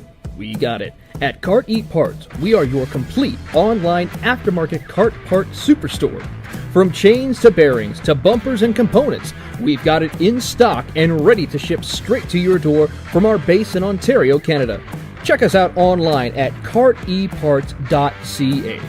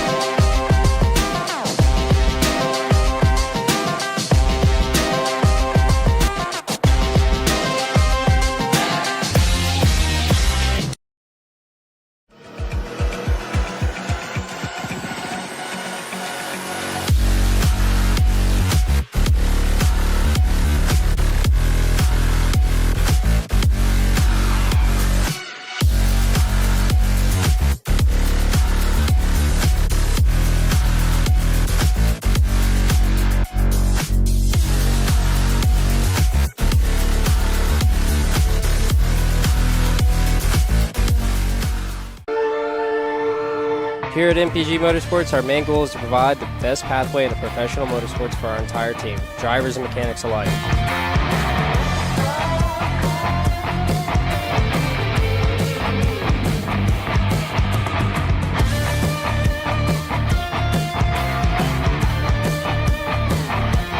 We're based out of Whiteland Raceway Park in Indiana. For more information, contact us at chase@mpg-motorsports.com. We're at a commercial break.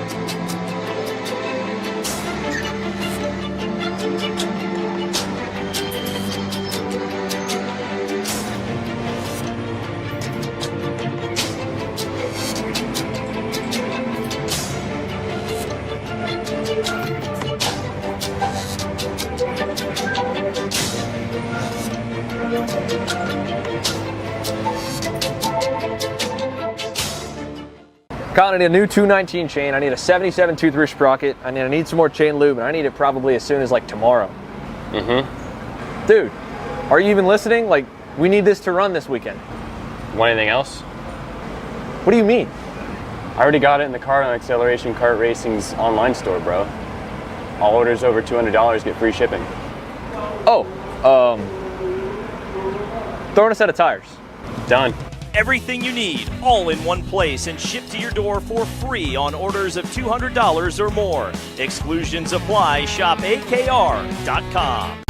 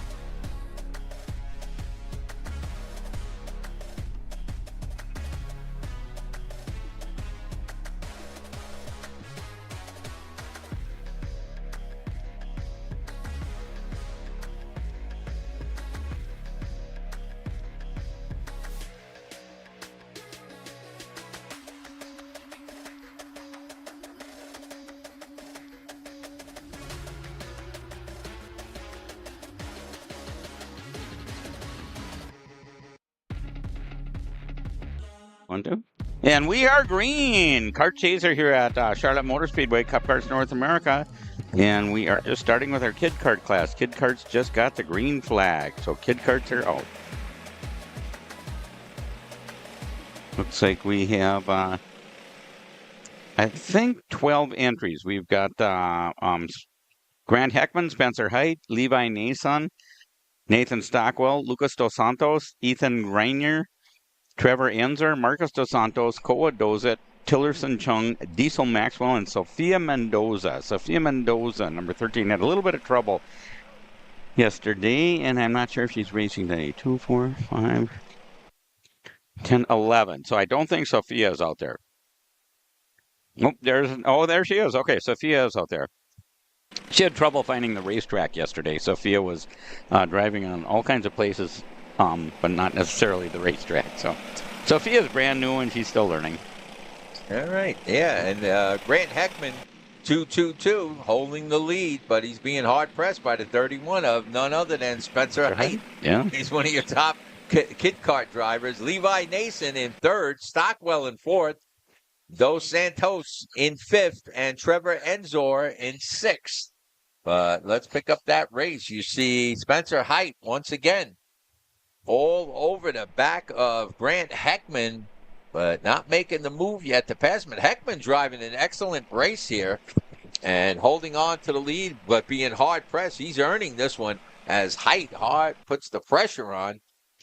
And these are Kid Karts. No, Heckman held off Height last time. Yeah, Heckman won. Okay, yeah, that's it. Yeah, Heckman's doing an excellent job. Remember?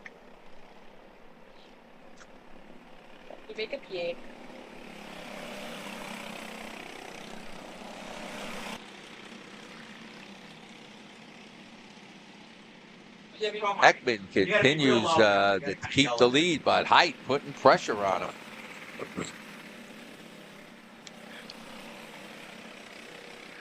Great driving by Grant Heckman into number 222. Doing a real good job.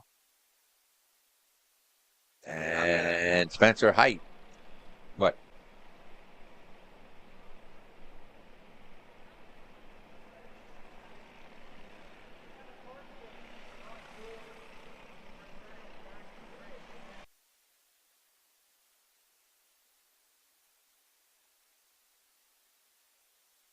Okay, we're back. And it is still Heckman holding off Spencer Height. Look at this. Here they come down past the start-finish line. Heckman is doing a great job here. And Height staying right with him. Height just trying to figure out where maybe he can make that move. Height, an excellent driver and a winner of CKNA right now. But he's behind the number 222 of Grant Heckman, and they have pulled far away from third-place driver Nathan Stockwell, who's in third, holding down third, no problem. Heckman in the blue and white, and, of course, Height in the black, white, and red, I believe, coyote colors. And Height, actually, 32, Spencer Height, I think, is leading right now, isn't he? No. Is it? No. I'm pretty sure, yeah, he got ahead of... Wait a minute, you're right. He did take... I have Spencer Height as number 31, so I... But I'm sorry, you're right. But it is 32. I think that is his number. No, wait a minute. What's going on 32 is Nathan Stockwell. Okay, camera guys that's where I'm getting confused. Yeah, camera guys are doing such a good job, and they're showing I'm that not paying Nathan attention. Stockwell got third place. Gotcha. Levi Nason got pushed back, dropped back to fourth. Lucas Dos Santos, in fifth. Trevor Enzor in sixth. So some great racing there, and that's what the camera guys were showing us. Marcus. Somebody spins there. It looks like the number six of Koa Dozet, I believe we pronounce that. Yeah, Koa Dozet in 10th. I'm not sure where Koa ended up. Tillerson Chung was in 9th. Marcus Dos Santos was in 8th. Trevor Enzor in 7th. The number 4 of Ethan Grenier in 6th. And Lucas Dos Santos in 5th. Levi Nason had moved up to 4th, and that's what the camera guys were showing us. Of course, we missed that, Dave, but we're back here. I do see Diesel Maxwell out there, number 141. He's currently in 11th place. There's the 13 of Sofia Mendoza. Okay. Picking up some of the drivers back in the pack, and they're all really good drivers. This is the kid karts, right? So our future drivers, and we appreciate that their parents brought them here to this Spring National at Charlotte Motor Speedway 2024 season for CKNA. And this is their final race before the feature, by the way, tomorrow. This is it. Yeah, so this is it, right. They don't have any LCQs. They don't have anything like that. So lapping number 13 at this point. That's once again, that's Sofia Mendoza, I think. Let me see. Yeah, Sofia Mendoza. I believe she's new to us. I don't recall announcing that name before, so I think Sofia might be new to us. So welcome to the world. Start out at the biggest event of the year. Yeah. Well, they are kid cars. Yeah. Here they come. They're going to come across the start-finish line. It is still Grant Heckman in the lead. Spencer Height right there. In a distant third is Nathan Stockwell, followed by Levi Nason. In fifth, Lucas Dos Santos. In sixth, Ethan Grenier. Sure. And that's in a distance. He's in a distant sixth. Distant seven, Trevor Enzor. Marcus Dos Santos. So Trevor Enzor, number 92 to 51 of Marcus Dos Santos. The 69 of Tillerson Chung run pretty close. Diesel Maxwell gets up into the top 10. So once again, a big thank you to Barron Racing Team, BRT, for sponsoring and helping to get Kart Chaser here. We really appreciate it. We're bringing this broadcast all over the world. We're getting texts and messages from people in other countries that are very, very happy to be able to watch this event going on. So thank you, Todd, and your brother, and everybody involved there at Barron Racing Team. And the 225 of Levi Nason, I believe, moving up another position. There he goes, Levi Nason running in fourth. With about 3 laps to go, I would say, right? Yep. And it continues to be Grant Heckman and Spencer Height staying with him, definitely. Height not giving it up. You got to give credit to those two kids. They're driving an excellent race here. And Heckman not losing his head out there, keeping. Oh, what was that? I'm not sure. Heckman protecting that lead there, but they didn't need to.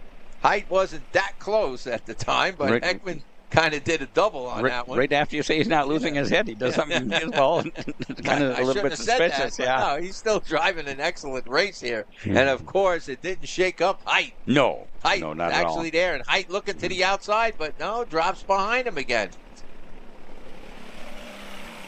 It's just so tough for these young kids to but pass look somebody. how close they're racing now. And Heckman, like I said, he's earning this win because Height is right there with him. Spencer Height. 2 sticks up, representing 2 to go. To the back of the field here. Yeah. Should be white flag for your leaders next time by.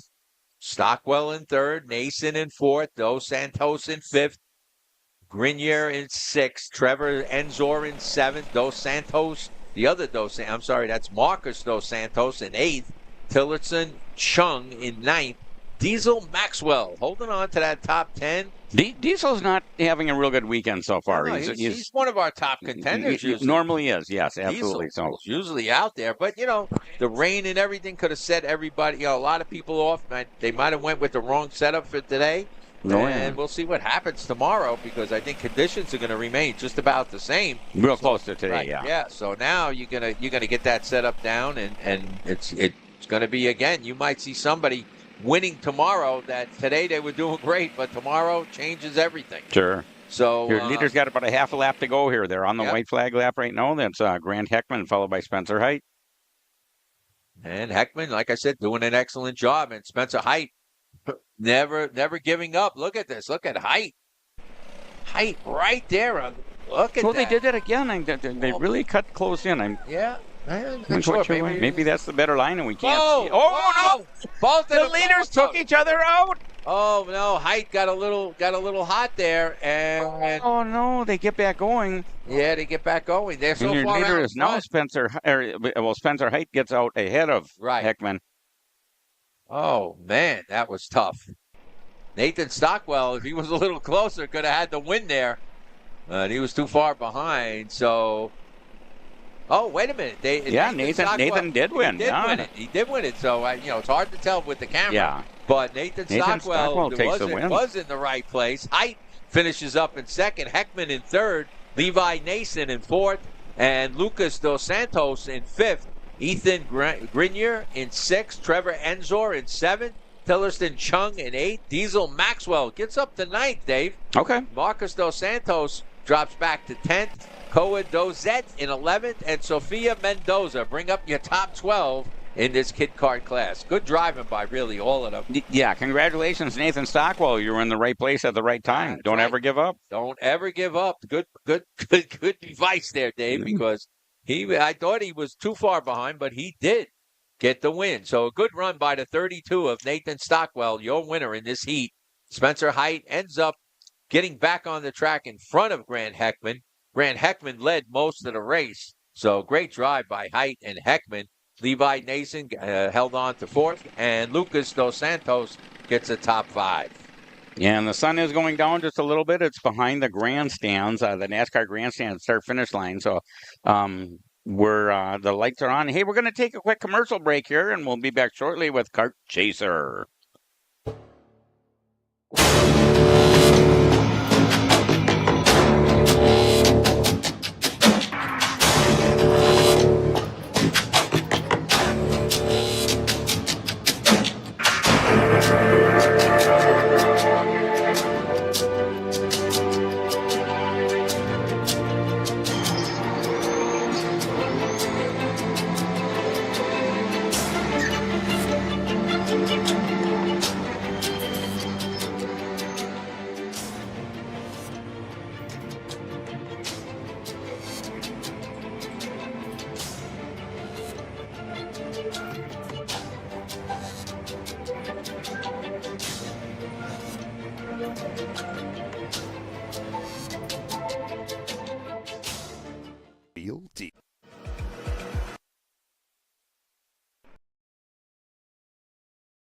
All right, we're back with Kart Chaser. This is Cup Karts North America Spring Nationals at Charlotte Motor Speedway.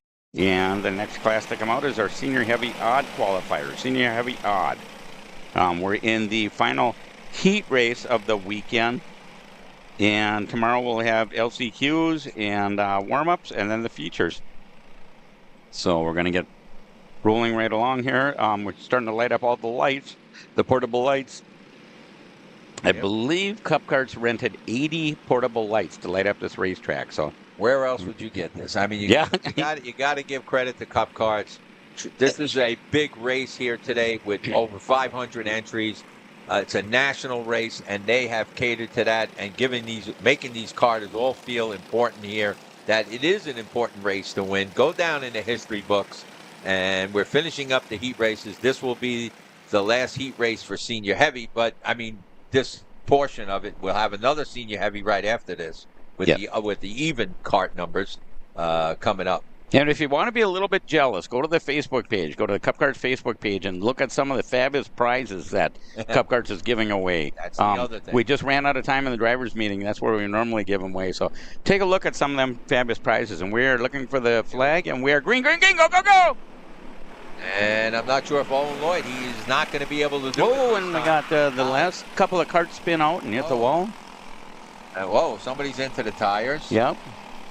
And a few others kind of, but we're not holding up. We're keeping going. It didn't look, very, very violent. So. And I think Owen Lloyd dropped back to third. Is that Owen Lloyd, the third place kart there? Pretty sure, yeah. Okay. So Chris Carroll is out there somewhere. I'm not sure where. Number 12. He could be up there. There he is, second place. I was going to say he's either third or second. Is that Colin Warren leading already? And DLR? I believe that is Warren in the lead. I think. Or Colin Aiken, maybe Colin Aiken. Oh, it's Colin Aiken. Yes, it's Colin Aiken in the number 11. Number 11. Okay. Lead. Yep. The number 12 of Chris Carroll in second. Here they come. Owen Lloyd, Waycross, Georgia. Right. Owen Lloyd in third. Connor Youngchuck in fourth. Good run. Okay. And Wicked Nick Sobiak up into the fifth. Eli Fox in sixth. George Wheeler in seventh. David Vasquez all the way back in eighth. Jack Zucchina in ninth. Jake Heblow up into the top 10. So right now it is Colin Aiken, but Chris Carroll's right there. Chris Carroll, remember, won the Grand Nationals, and now he's hot already this season. Coming up to the Spring National, Chris Carroll running in that second place. Coyote driver, of course. For many, many years, Chris Carroll, he was one of the original Coyote drivers, even before Jim Lipari took over for Coyote. Carroll was actually a worker at Coyote. And I'll tell you what, I don't think there was a dry eye in the stadium when Chris Carroll won the Grand National Championship. He had such a rough year. He had a lot of illness problems. He had a lot of mechanical problems. He had a lot of crash problems. And for him to win that, it was just so touching. So I was fortunate enough to interview Chris after he won the national championship. Yep. And good I interview. Really enjoyed it. Right. So let's pick it up. And Chris Carroll right there, but is that Colin Aiken? Should be. Let's see there. Leading, that is Colin Aiken, number 11, and then Waycross, Georgia, Owen Lloyd, number 119 in second. Yeah, I was going to say, Owen Lloyd got up into second place, and Carroll dropped back. Yeah, Carroll's back and forth. Place, right. Kind of Youngchuck moved up to third. Youngchuck in the 199. Chris Carroll in fourth. Nick Sobiak in fifth. Eli Fox in sixth. David Vasquez, seventh. Man, Vasquez has been a hard contender, but he's not at his best here today. Not 1, 2, 3. He's usually like 5 or 6. There goes Chris Carroll. Chris Carroll making a move. He did on Connor up to Youngchuck. third. So he got up to third. Good move by Chris Carroll, taking that third place away from Connor Youngchuck. Now, can he get help to catch up to the leaders as Colin Aiken and Owen Lloyd have put a good gap between him and Chris Carroll now, who runs in third place. So not sure if he's going to get help. Third, fourth, fifth, sixth are running tight. That is Carroll, Youngchuck, Sobiak, and Fox running tight. That's where the race is. The race is for third place and the race is for first. With Colin Aiken in the number 11 holding on to the lead with the 119 of Owen Lloyd in second. That's the race for first. The race for third with Chris Carroll, number 12, holding on to third, but he's got the 199 of Connor Youngchuck, the 23 of Nick Sobiak, the 418 of Eli Fox, and possibly the 52 of David Vasquez coming up. But right now, it's a four-way battle for that third place, and Chris Carroll's holding off Youngchuck, Sobiak, Fox, and Vasquez. And we got something going on back there. Yeah, Wicked Nick is looking for some help from Eli Fox, and Eli Fox says, "Oh, I think I'll just pass you instead." Okay. He didn't complete it, but he sure gave him a scare. So Eli Fox might have taken over that fifth place position. We'll pick it up. Carroll's still holding on to third, but he's got a rough time going here. Look at the 199 of Connor Youngchuck right on the back bumper of Carroll. So being hard pressed, Carroll. Will he get help to catch your leaders, which is Colin Aiken and Owen Lloyd in second? And don't count out Owen Lloyd yet until the end. Absolutely not. Yes, never count him out. He's right there in second. And now you're seeing a picture of that yellow and blue cart. That is Hevlo out of Maryland trying to make some move. Hevlo up to 9th place. George Wheeler runs in 8th. Vasquez in 7th. Eli Fox in 6th. Nick Sobiak in 5th. Connor Youngchuck in 4th. And Chris Carroll holding down that third position. But that's where the race is. The race is for first and for third right now. And you see, I believe, once again, Hevlo may be moving up. He's already moved up 3 positions. He's got that 8th place on that old Arrow card. Even the bodywork looks old. And those colors have been with him since he's been 8 years old, let me tell you. Poor guy. Send money so he can get new graphics. No. He's taking care of that card. He loves it, I guess. But what a run. He's a good driver. You got to always never count out the 332 of Jake Hevlo. Him and his brothers were, top racers in WKA back in the day. From junior to senior, they just about won everything. So here we go. And speaking of a lot of winners, so was Chris Carroll. Carroll now holding on to third. So that's Wicked Nick right behind Carroll. Yep, Wicked Nick is right there. That's what I'm saying. Carroll's got his work cut out for him just to hold on to third place. Meanwhile, your leader is 11, Colin Aiken, with the 119 of Owen Lloyd out of Georgia. Like you said, right there. Look at this. Yeah. Look at the top 2. They're running away. And they're way up on the turn there and then swooping down. They're doing an excellent job, but it is Aiken. He knows. I think Aiken is in trouble. It's going to be hard for him to hold that lead when this comes down to the white flag lap. Lloyd is just pacing him.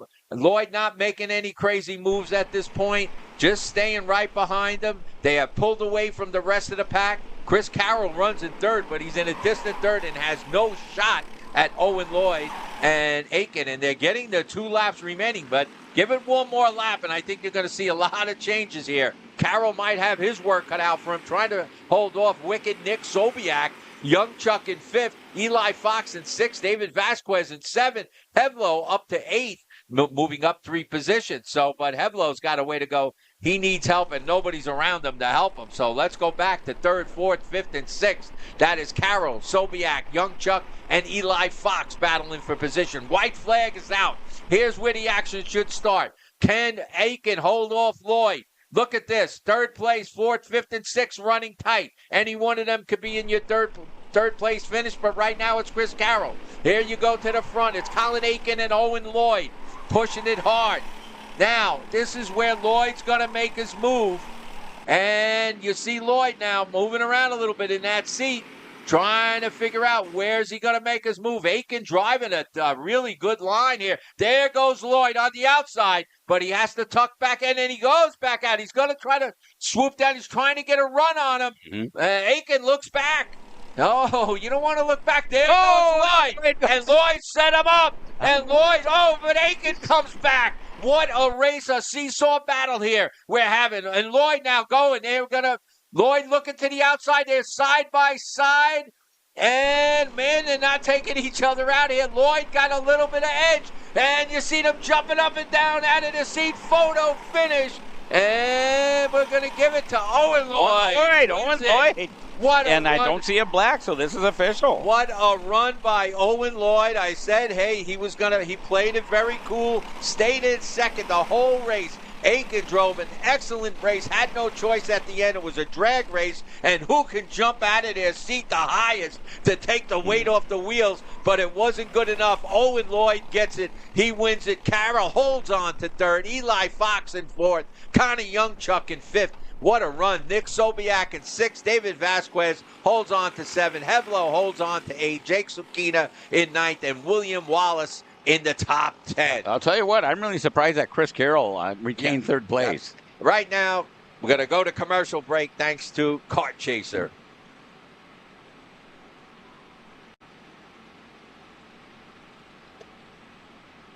A new 219 chain. I need a 77 tooth roof sprocket. I need some more chain lube, and I need it probably as soon as like tomorrow. Dude, are you even listening? Like, we need this to run this weekend. Want anything else? What do you mean? I already got it in the Kart on Acceleration Kart Racing's online store, bro. All orders over $200 get free shipping. Oh, throw in a set of tires. Done. Everything you need, all in one place and shipped to your door for free on orders of $200 or more. Exclusions apply. Shop AKR.com.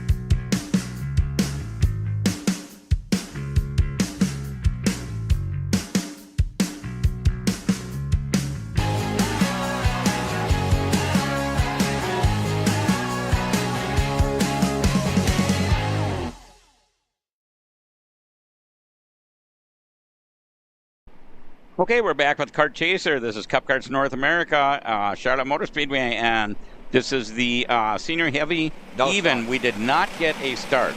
They just came by. We did not get a start. So we're going to try this one more time. This is the Senior Heavy Even qualifiers. It is getting a little bit dark here, and the lights are on. The portable lights are on around the track, and we're going to be racing under the lights at Charlotte Motor Speedway. And Charlotte put up the lights and turns, what's that for? That turns...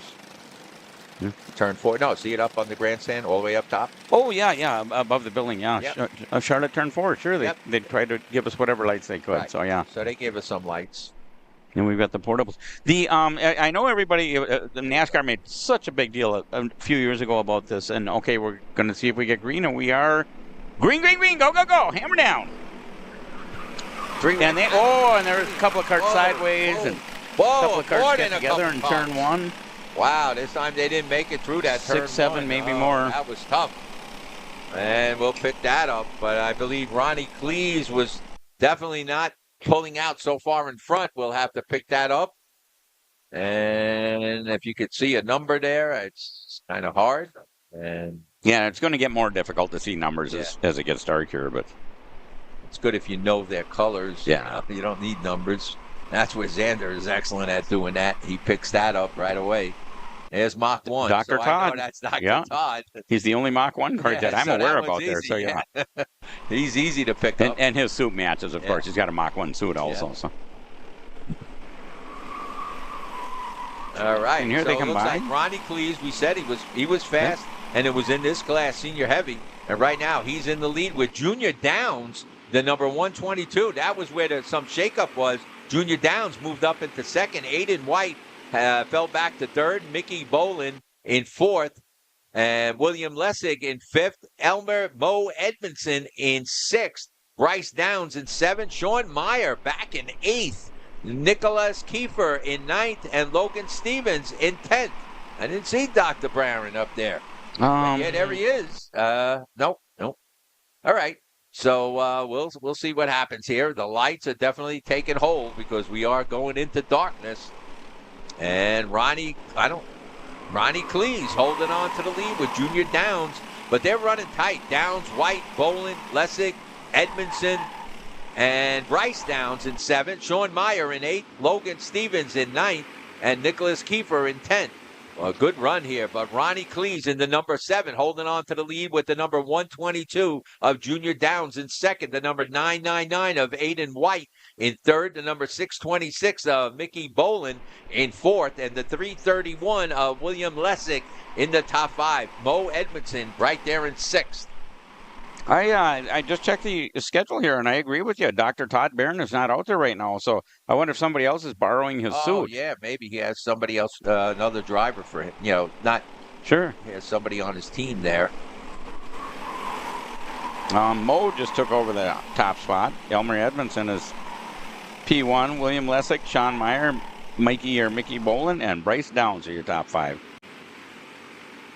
Mo Edmondson, right, moves up to 4th. Lessig in 5th. Sean Meyer in 6th. Let's see here. But Ronnie Cleese, he was tough in the first round. Yeah, what am I? He's doing pretty good right now. And Junior Downs right there. He's somebody that came up through the pack. With 122 of Junior Downs running in 2nd. But Ronnie Cleese out there in front. Junior Downs, I believe, able to stay with him. 3rd place, that is the 999 of Aiden White. He's got a little bit ways to go to catch up to Downs or be in that draft with Cleese and Downs. Edmondson in 4th, William Lessig in 5th, Sean Meyer in 6th. So Meyer was pretty strong in the last race, last heat, but now falling back to 6th place. And right now, really no challenge for position in 1, 2, 3, 4, 5, top 6, I'm going to say. But the 6th place driver, the 5th place driver has to catch up to the lead pack, which is the top 4 of Cleese, Downs, White, and Mo Edmondson. Those are your top 4. In 5th is William Lessig. But he's got a little ways to go to catch up to them. And now Mo looked like he's making that move to get into that 3rd place. So Mo Edmondson, I believe, might have moved up to 3rd. Aiden White will drop back to 4th. Junior Downs holds on to 2nd. And Ronnie Cleese, your number 7, is still your leader. So Cleese was strong in the first round. Coming back, he's still running strong in this senior heavy. There's a good battle going on right there between Elmer Edmondson and I believe that's William Lessig. Yep. But Edmondson just took that position away from him. And Myers might be in a little trouble now. And your leader continues to be Cleese.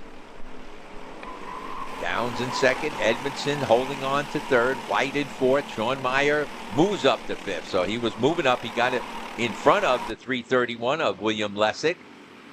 Bryce Downs in 7th, Mickey Bolin in 8th. Logan Stevens in 9th, Nicholas Kiefer in 10th. Jesse Clossy moving up 4 positions to that 11th spot. So some good driving going on back there. But Cleese really not being hard pressed by Junior Downs. And Downs could be just waiting towards the end of the race. But Downs has got to worry because Mo Edmondson, he's somebody to contend with. And Edmondson trying to close in on the 122 of Junior Downs. Edmondson right there. So right now I'm going to say it's a battle for 2nd. Number 7, Ronnie Cleese, your leader, not being challenged. And the battle is going to develop for 2nd as Mo Edmondson starts to move in. There's your leader, number 7, no problem. And 2nd place and 3rd place. Top 3 have pulled away from Aiden White, who runs in 4th in the number 999. Sean Meyer in 5th. William Lessig in 6th. So, and there goes. Yep. Mo Edmondson, right? So Edmondson now putting the heat. And Edmondson gets by Junior Downs. He's chasing the number 7 and now. Now he's going to try to set his sights on the number 7 of Ronnie Cleese. Now that gave Cleese a little bit of a break, but Edmondson's on a good roll here. And Edmondson looks like he's closing the gap. And there could be a race for first now. And it's 2 laps to go that time by. So the top 3 kind of pulled away. And fourth place there, it's Aiden White. Fifth place, Sean Meyer. William Lessick at sixth. Clee's doing an excellent job, though. He's led this race from start almost to finish. So let's see if Edmondson does put a challenge on. Mo Edmondson looking.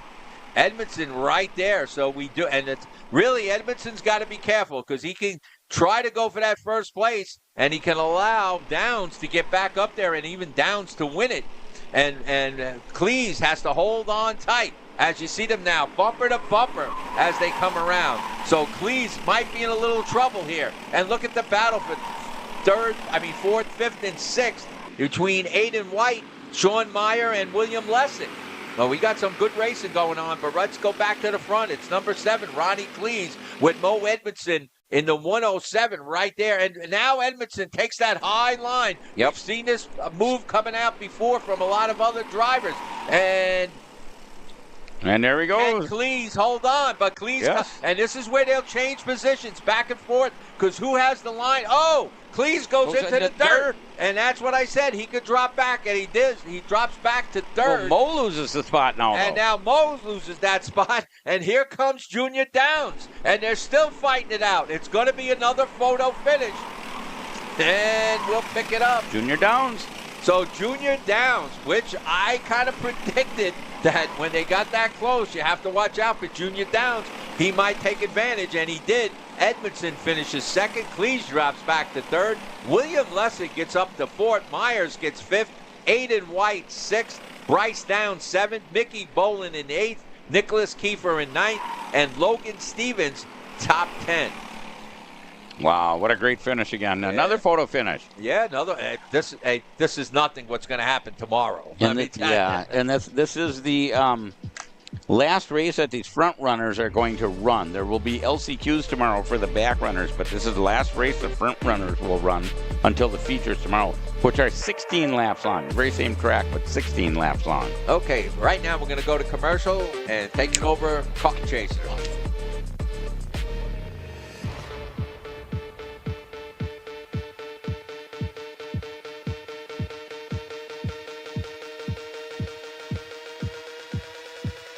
.19 chain. I need a 77 tooth sprocket. I need some more chain lube, and I need it probably as soon as like tomorrow. Dude, are you even listening? Like, we need this to run this weekend. Want anything else? What do you mean? I already got it in the Kart on Acceleration Kart Racing's online store, bro. All orders over $200 get free shipping. Oh, throw in a set of tires. Done. Everything you need, all in one place, and shipped to your door for free on orders of $200 or more. Exclusions apply. Shop AKR.com.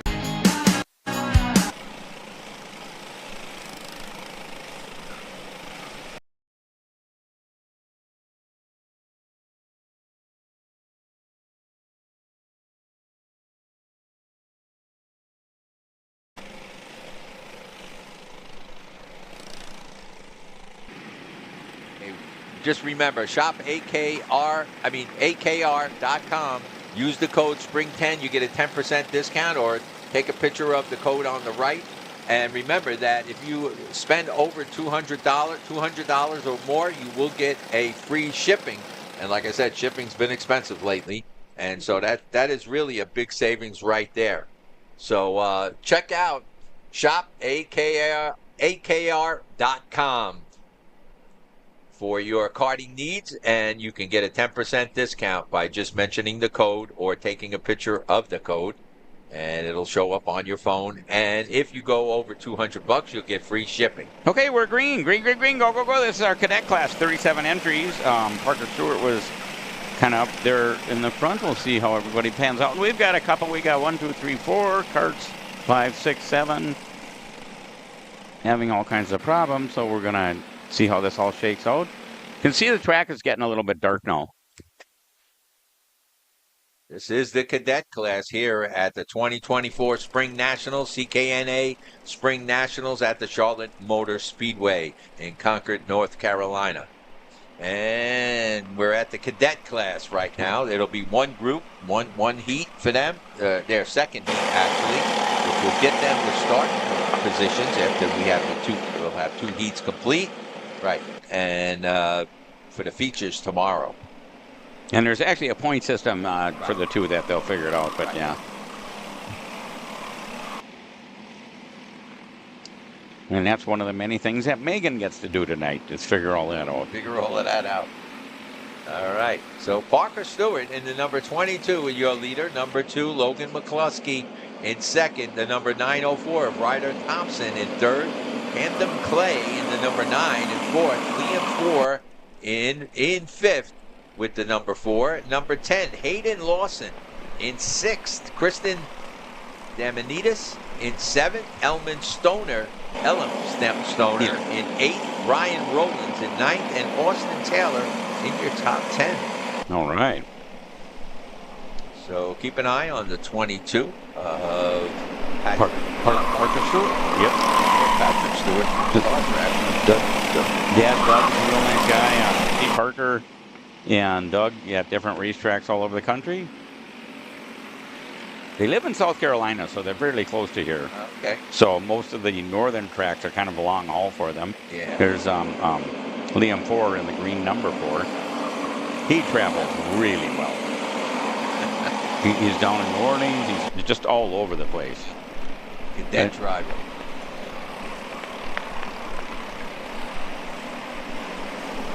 Stewart, I believe, went purple, so he's still your fast guy, and he's out there in front, number 22. Oh. Way to go, Parker. In second, and McCluskey in third, Clay in fourth, 4 in fifth, Lawson in sixth. Something going on right there, right? Yeah, Liam's getting past there, unfortunately. And Clay gets out in front of Liam 4, so Clay might have moved up to fourth place. Clay is a good racer. He doesn't race quite as much with us. He's from Florida. Something Beach, Florida. Panama City Beach, maybe? Something like that, anyway. I know I first met that family up at Concept Haulers in Illinois. Their family was managing the track, and we went up there and brought cup carts up there.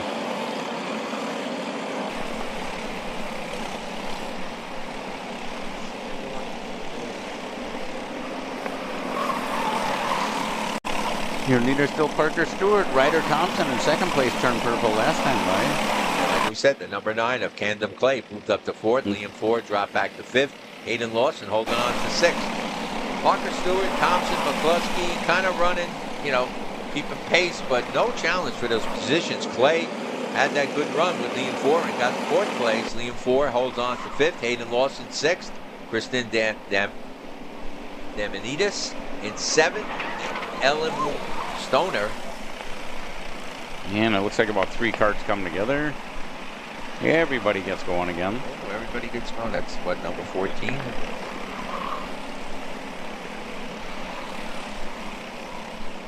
Oh, somebody's off to the side.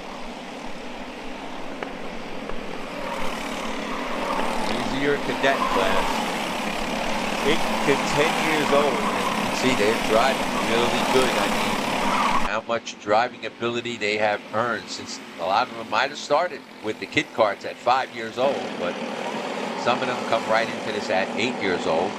I pretty much remember Camden Clay. Actually, I remember him before he raced karts.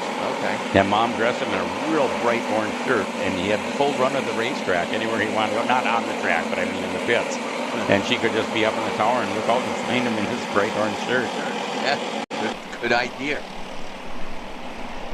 I think Mom and Dad are managing a track in Florida right now. Maybe an indoor track, I'm not sure. But last I heard, I think they're managing a track down in Florida somewhere.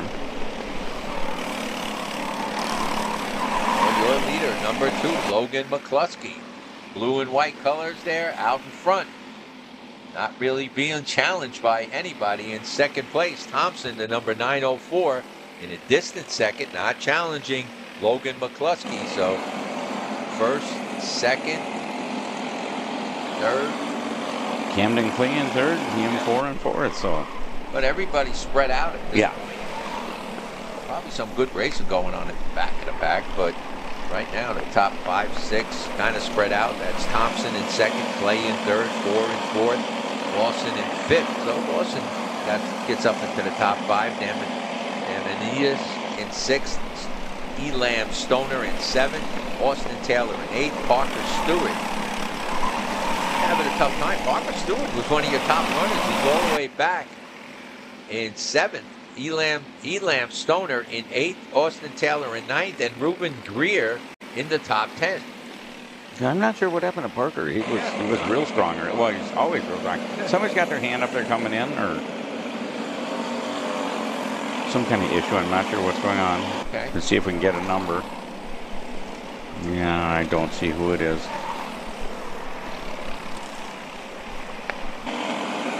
I think it's going to be 2 to go this time by. It's light inside here, and it's dark. I mean, they got the lights, but it's dark outside, so we really can't see. Well, we got tinted glass. It looks like 2. Oh, he's showing halfway. I think he means 2. Yeah, 2 laps. Okay, yeah. Very fancy flag, man. Yeah, he really is. I like Ryan. He does a wonderful job.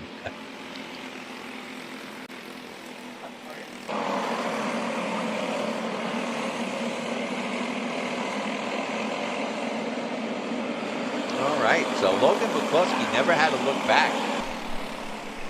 I believe he's going to get the white flag this time around. Thompson in 2nd, Clay in 3rd, 4 in 4th, Lawson in 5th, Demonitas in 6th. Parker Stewart, hard to believe, but back in 7th. Austin Taylor in 8th, Elam Stoner in 9th, Ruben Greer in 10th, Michael Patrick in 11th, and Jackson Brewster in the top 12. The white flag. So the checker flag will be waved next time around, but I don't see any challenge for position up in the top 10. I absolutely agree with you, Tony. I don't either, yeah. All nicely spaced out, and all driving a clean race. But things will change tomorrow, so stay tuned. Yep. That's for sure. Tomorrow they get a 16 laps each a race. Very same track, 16 laps. And a lot could happen in 16 laps.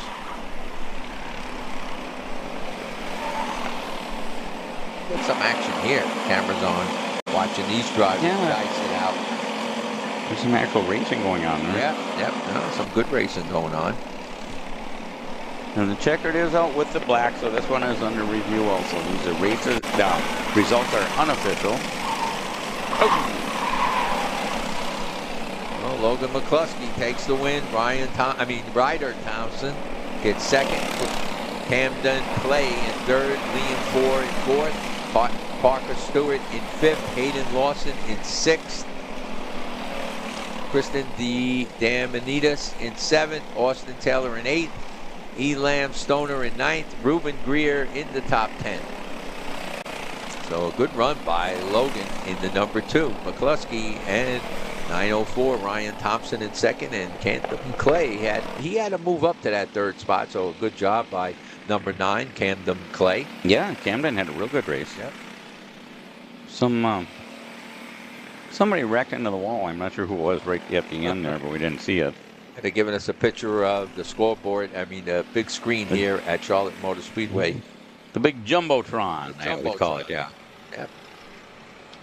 Really, really nice what they put up there. And it sends a lot of light. We had 4 of those around the track, we'd be fine. I know when we stayed at the condo last year, we had the window open, and it was very bright with that Jumbotron. So, okay, we're going to go to a short commercial break here, and we'll be back in a few minutes with Kart Chaser. We're at a commercial break.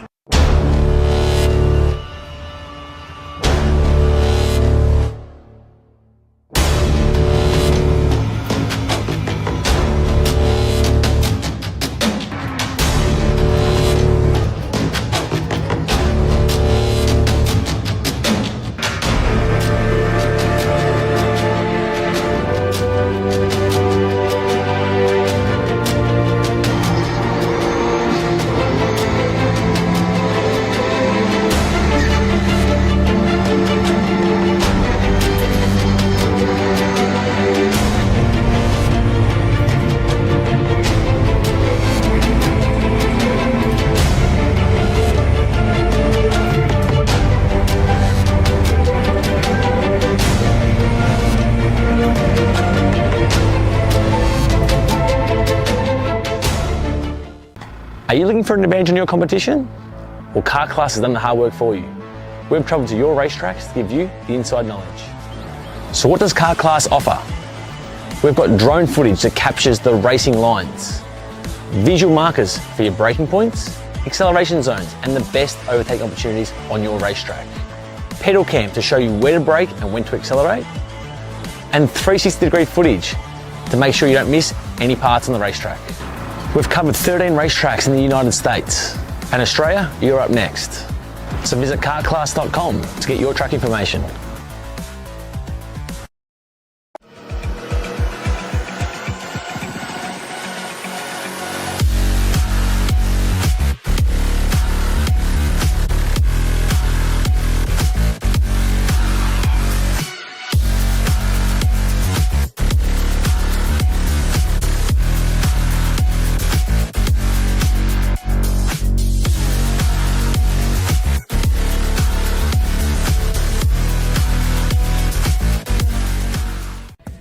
You need it?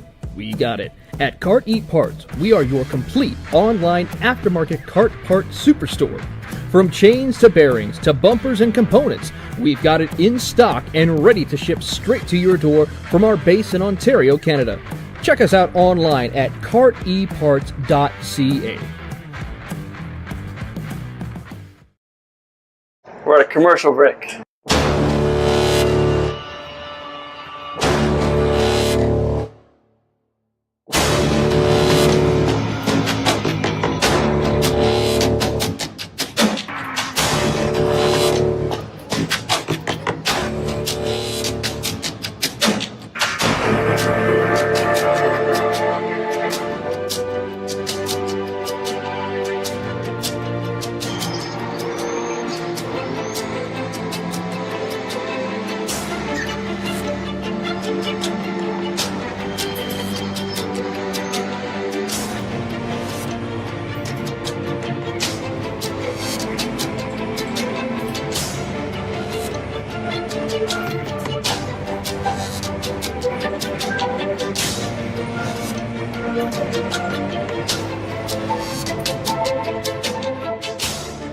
Real deep.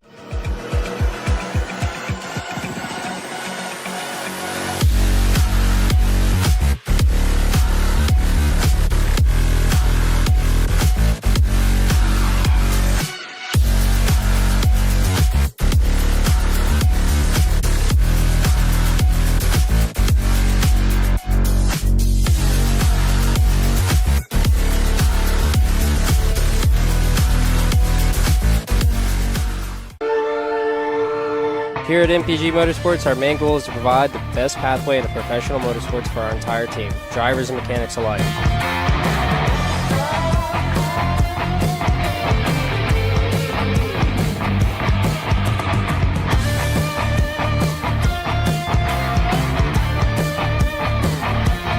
We're based out of Whiteland Raceway Park in Indiana. For more information, contact us at chase@mpg-motorsports.com. Okay, we're back here with Kart Chaser at Cup Karts North America and Charlotte Motor Speedway. It is dark here. The next class to go is the Legends class, and we have about 40 entries, it looks like. They're all going out at one time, so we're going to get rolling here in just a few minutes.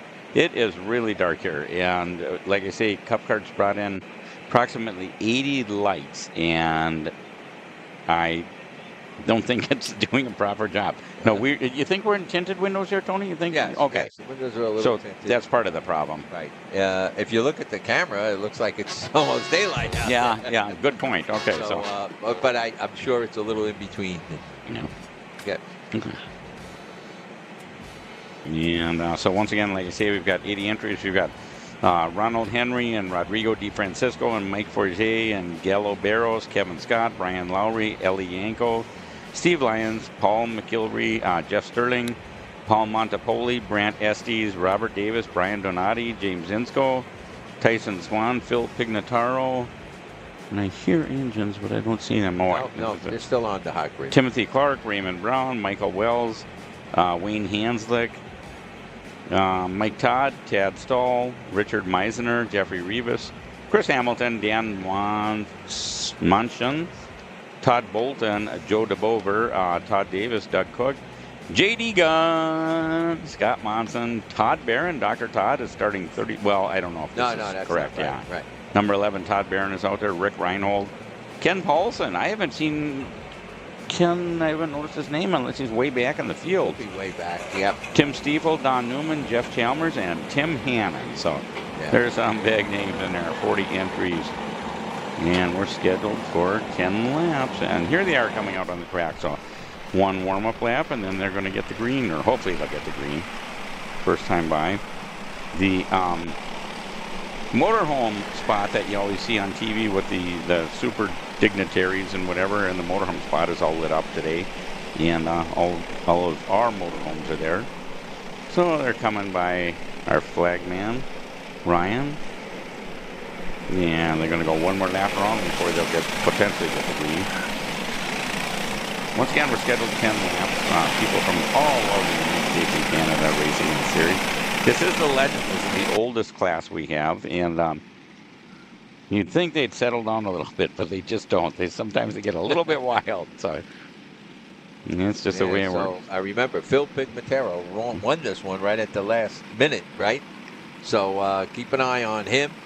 He'll be starting up front, I believe, with Bolton in second, Hannon in third, Doug Newman in fourth, and Doug Cook in fifth. I believe that might be the lineup in sixth. Eli Yanko, maybe. Yeah, I believe you're right. We'll see. Here they come.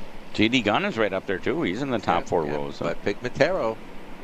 And here we go, and we'll see if we get a start. And we are yellow. No start, no start, no start. No.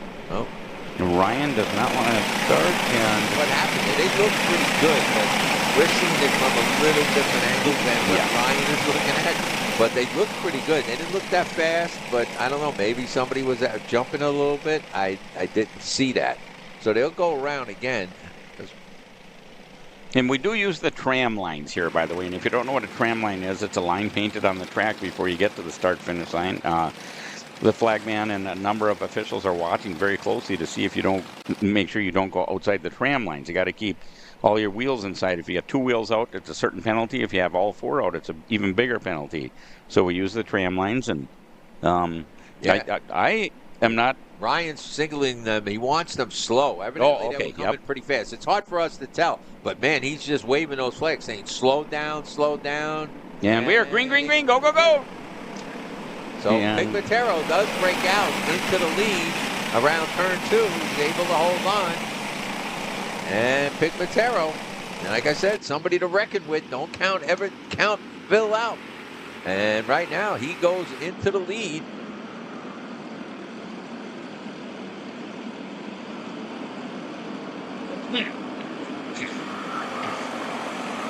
So we're waiting for him to come around. That's the front of the field. It looks like I think that may have been Tim Hannon. Yes, Hannon's the 0. With a cheeseburger head, by the way. You can always pick out Tim Hannon. Right. His helmet looks just like a cheeseburger. I have no idea why he did that. Pigmatero still in the lead. Hannon in third. Okay. Now we got a change. Yeah. Pigmatero took it back. Yep. Absolutely. Okay. He's battling with Todd Bolton. Yeah, yep. Todd Bolton's been there, and Tim Hannon in third, Newman in fourth, Douglas Cook in fifth, Eli Yanko in sixth, Steve Lyons in seventh, Todd Barron in eighth.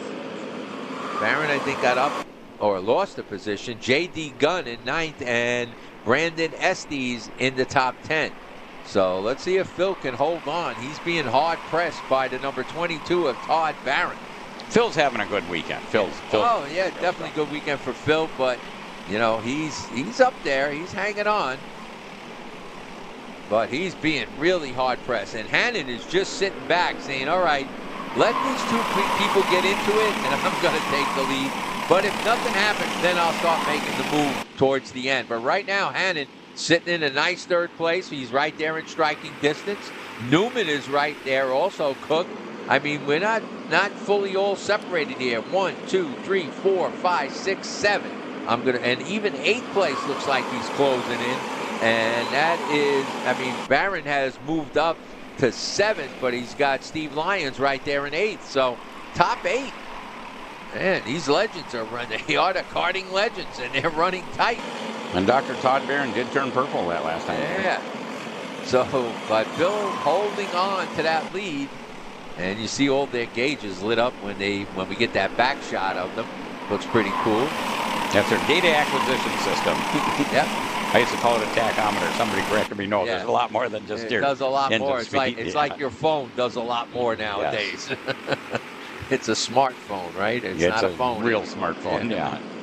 So Big Matero with the 105. Phil holding on, but here comes Bolton. Here goes Bolton, but Bolton might have made this move too soon in the race. Big Matero's not going to worry about that, and you see Hannon saying, "Okay, I'm watching you two guys. I'm staying with you. I'm not going to get out of that draft." Hannon doing an excellent job of staying in the draft in that third spot position. In fourth is Don Newman. In fifth is Doug Cook. In sixth, Todd Barron. Yeah, Tim Hannon's no fool. He races many different types of vehicles. Formula Ford, the wing cars, and the dirt. I mean, this guy is ice racing during the winter. I'm sure he's got a snowmobile there somewhere too. He doesn't sit still, let me tell you. But like he said, he said 206 was some of the best racing he's ever done, man. He said you really race in 206. You got to be good. It's so cool for somebody that races as much as him to say that. It makes us feel good. He gave 206 a big boost by saying that, and his track runs a big 206 program. So Tim Hannon doing his payback here for the 206 racers. And now top two have pulled away a little bit. Yeah.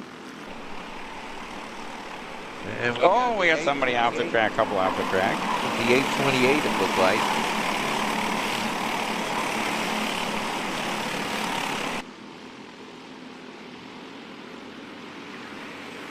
Once again, your leader is Bolton, followed by Pignataro. Tim Hannon in third. Yeah, and we're about halfway done, halfway to go. Roughly 5 down, 5 to go. These are 10-lap races, of course. Bolton's been a tough guy all weekend. We'll see what he does tomorrow. But he's been tough. And like I said, Phil came up and got him. But Bolton back up in front. Tim Hannon right there in third. Newman in fourth. Doug Cook in fifth. Todd Barron in sixth. You're used to seeing Todd Barron up there in front, though, battling for position. So he's got to get a little used to this Mach 1, I guess. Yes, absolutely. And that's what his thing has been. But he's made improvements, that's for sure. Because he was running further back in the pack, but now he's up there. He's still not close enough to get in their draft, but he's not that bad. He's in sixth with Elienko in seventh, Steve Lyons in eighth.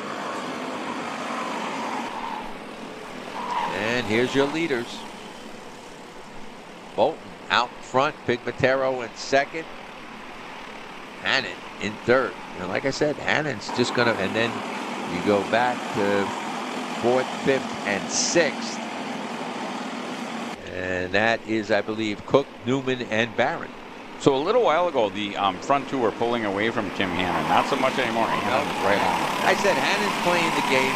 He knows what to do. He's a seasoned driver. And so he's not going to get out of that draft where he has no shot. And as the race comes down to the end, he is making sure he is definitely in threatening distance to maybe jump these two drivers and take the lead. As Phil tries to put it down low, and Phil goes back in the lead, but Bolton's going to come back. And you see Hannon right there. Hannon was going to shut the door on Bolton, but decided not to cause a problem. And brake checked and let him in. But Hannon thought about that one, saying, well, the race is still early enough. I can still do something. He didn't want to make that move too soon. And I'm sure there's going to be a lot of do-somethings yet before this race is over. And that's where you see an experienced driver like Hannon saying, hey, I could have forced that issue and it could have been a problem for both of us, or at least for one person. But instead, he brake checked and let him get back in that position. But he'll know when to shut the door, that it'll be clean and done.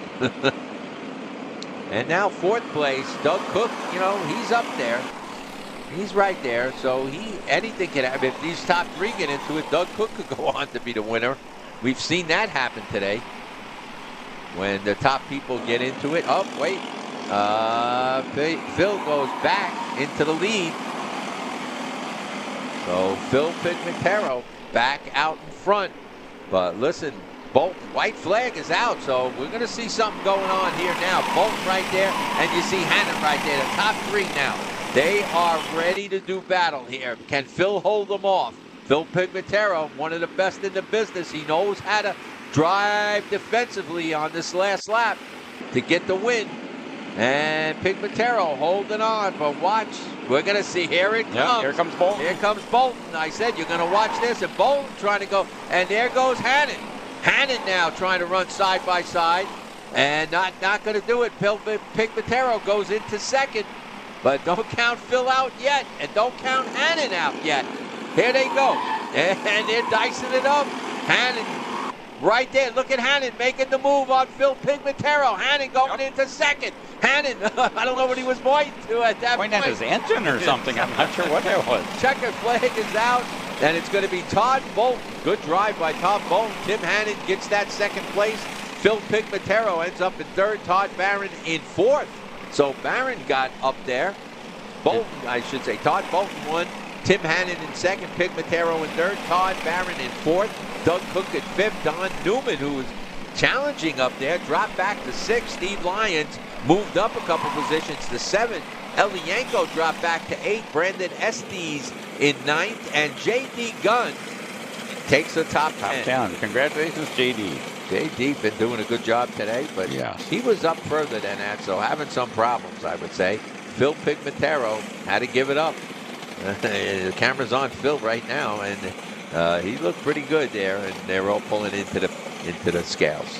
So congratulations, Todd Bolton. Hey, don't forget to shop at akr.com. That's well, I forgot. No. Anyway, acceleration karting. Right. So 10% off. Use code SPRING10. So shop akr.com and go get yourself some good bargains on stuff. And remember, if you purchase $200 or more, you will get free shipping. So once again, remember, put the SPRING10. That's your use code to get that 10% off. And let them know you saw it on Kart Chaser. Next, we're going to have the Senior Light Odd Qualifiers. Senior Light Odd Qualifiers. Looks like we have about 45 of them. Yep.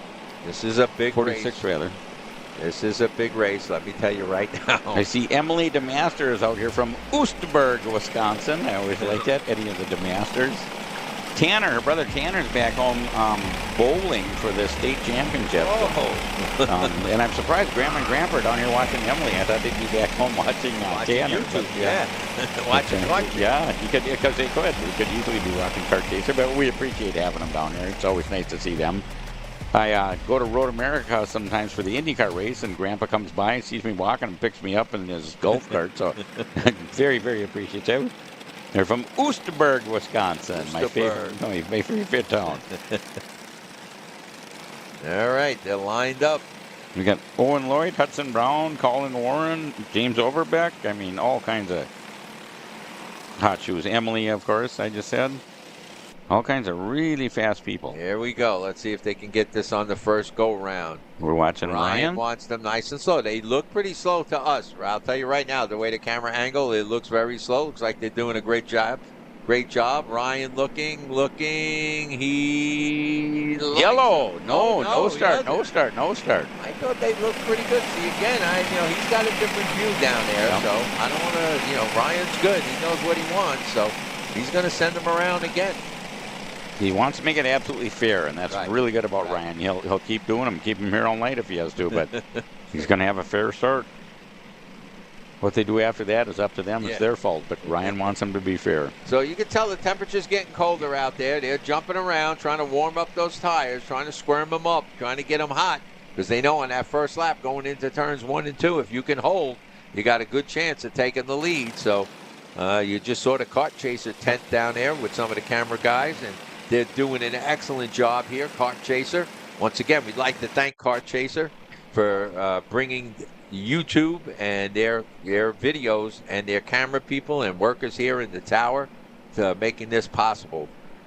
All the hard work that these karters put into this, they're finally getting some recognition. Now, Ryan is telling the outside row, you got to slow down. So maybe that was the deal. Come here, green, go. He likes it this time. Yep.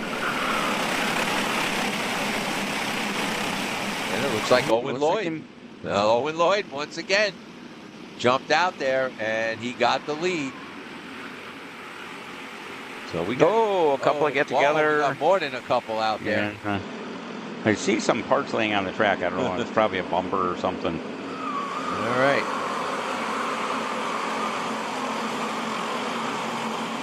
So hopefully we'll.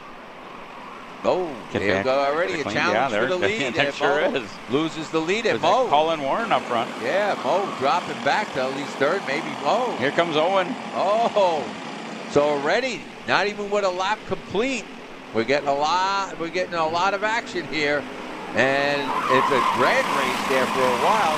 Colin Warren took the lead. That was Hudson Brown moving up into second, along with Owen Lloyd dropping back to third, Overbeck in fourth, Salvaggio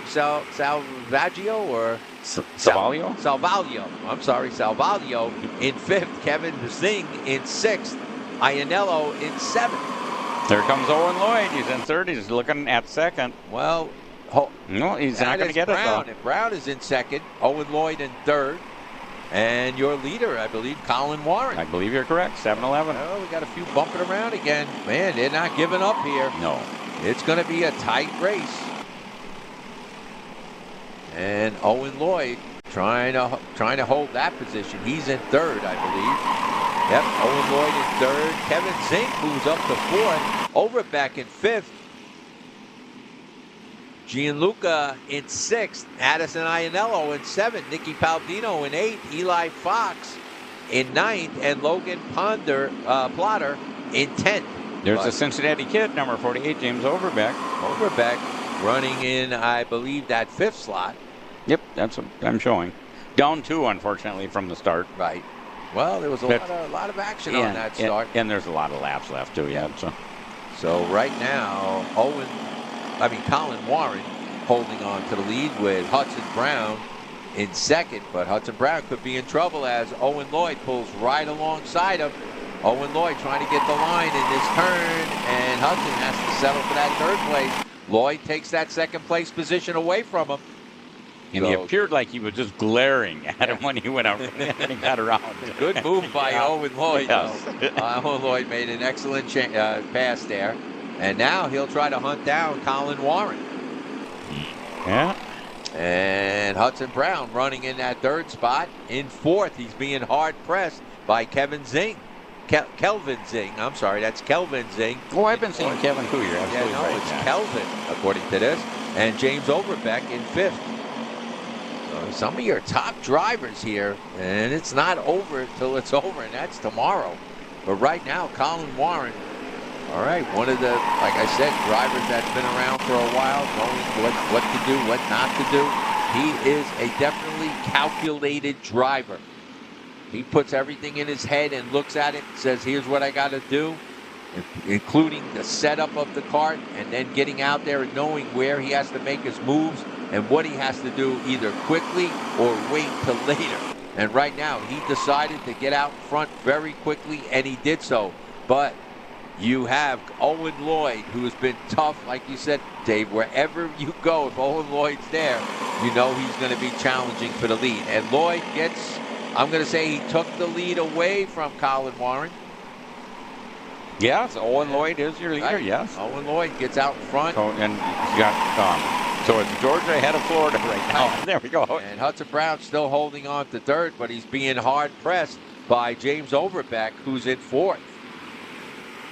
So there's a battle for first and a battle for third. The battle for third is between Hudson Brown and James Overbeck. Kelvin Zing in fifth, Eli Fox in sixth, Palladino in seventh, Iannello in eighth. Gianluca in ninth. Emily DeMasters makes it up into the top 10. Oostberg. Oostberg Emily. And Emily doing a good job. Oh, and here comes Colin Warren back. Takes D1 back from Owen Lloyd. Again, maybe a little too early in the race to be doing that. Hudson Brown right there in third, but Brown's being hard pressed by Overbeck. Overbeck not giving up anything, and Overbeck keeping pace, looking for the right time to make a move, either on Hudson and the other two drivers that are up front. So right now, the top four staying in the draft, all of them staying together. Any one of these four drivers could win it. In the blink of the eye, Colin Warren could go from first to fourth. And Believe me. He just took the spot back. He did turn purple that last time by. Colin Warren driving an excellent race, but so is Owen Lloyd, and so is Hudson Brown and Overbeck. They're all driving an excellent race. So wait till that white flag starts waving, and I think you're going to see some more action. They're all just pacing each other. Nobody making the move, but they're staying right on the back bumper. You could drop a blanket on them now as they're running so close. They have pulled away from the rest of the pack. Colin Warren trying to hold on. Like I said, he might have made this move a little too soon, as Owen Lloyd is not going to give it up. Hudson Brown's right there in third, and in fourth, it's Overbeck. Kelvin Zing in fifth. But fifth place has got a way to go to catch that draft at the top four. So the race is really for first here, but it's between four drivers. It's not just saying that it's a race for first between one or two. And now Brown moves up into second.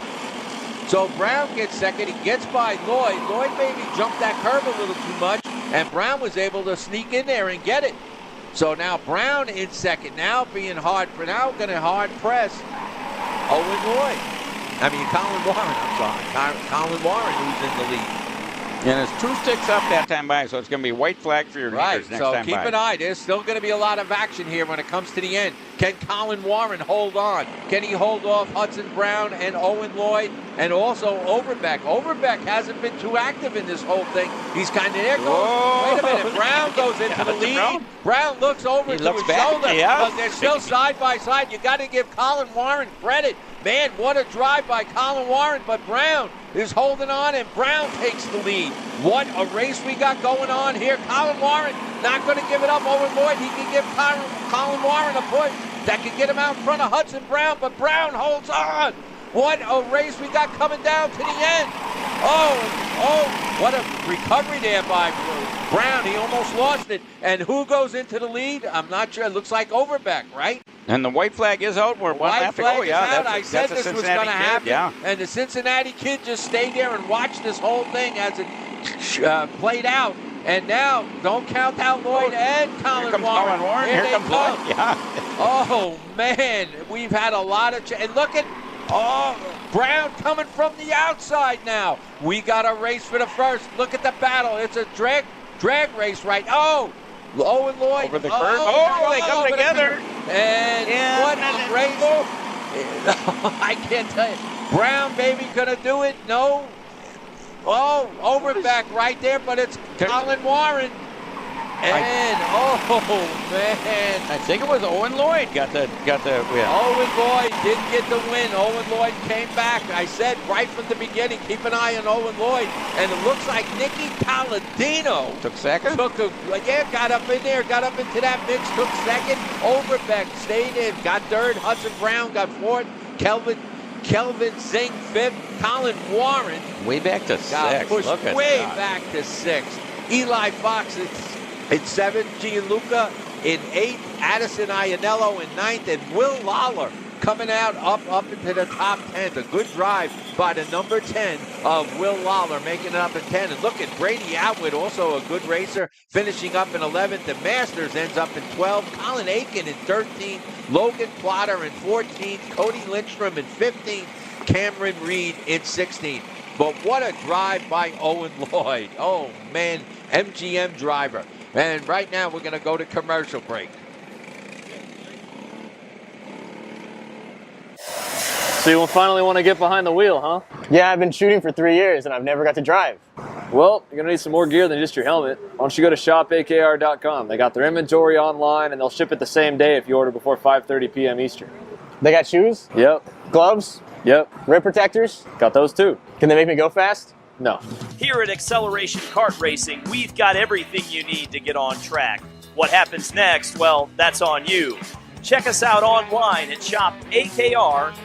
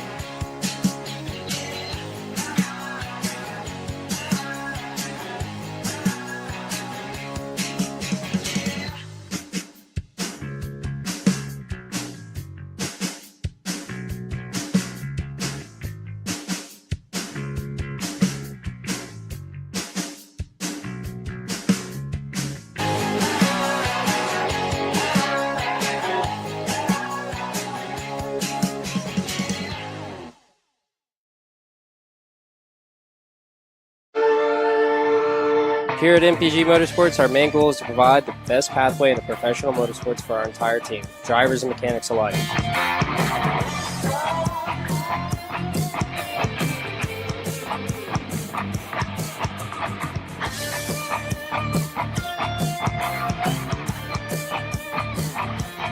We're based out of Whiteland Raceway Park in Indiana. For more information, contact us at chase@mpg-motorsports.com.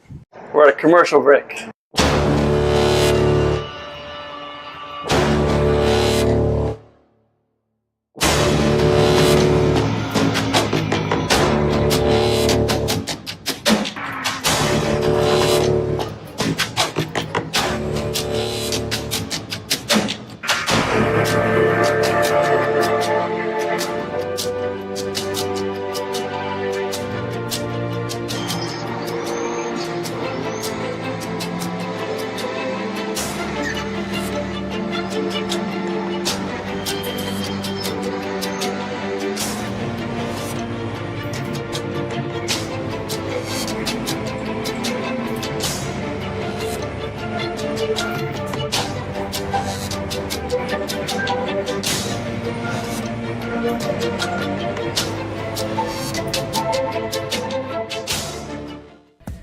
You need it?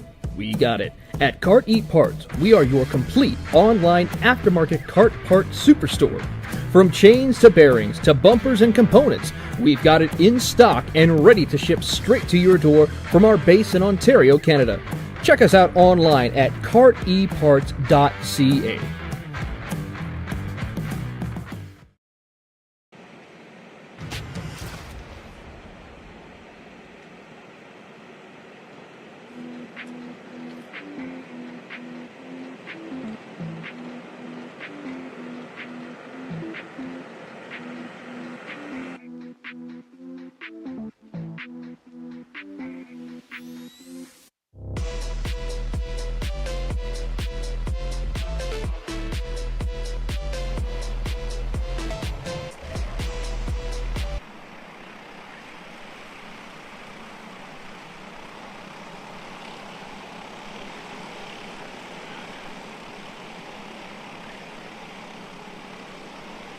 Okay, welcome back to Kart Chaser. We're at Cup Karts North America at Charlotte Motor Speedway under the lights.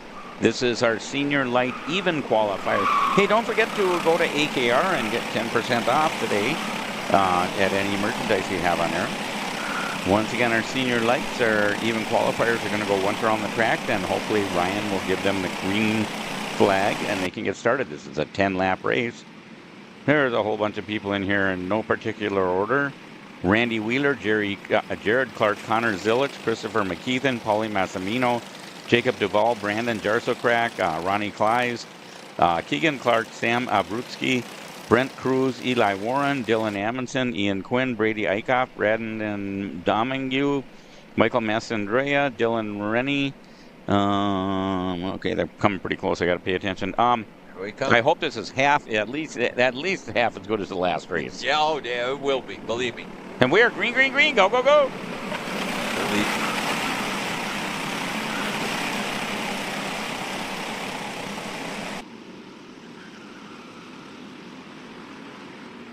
Even though we're inside a closed building, I can hear a lot of tire screeching going on outside. There's lots of tire sliding.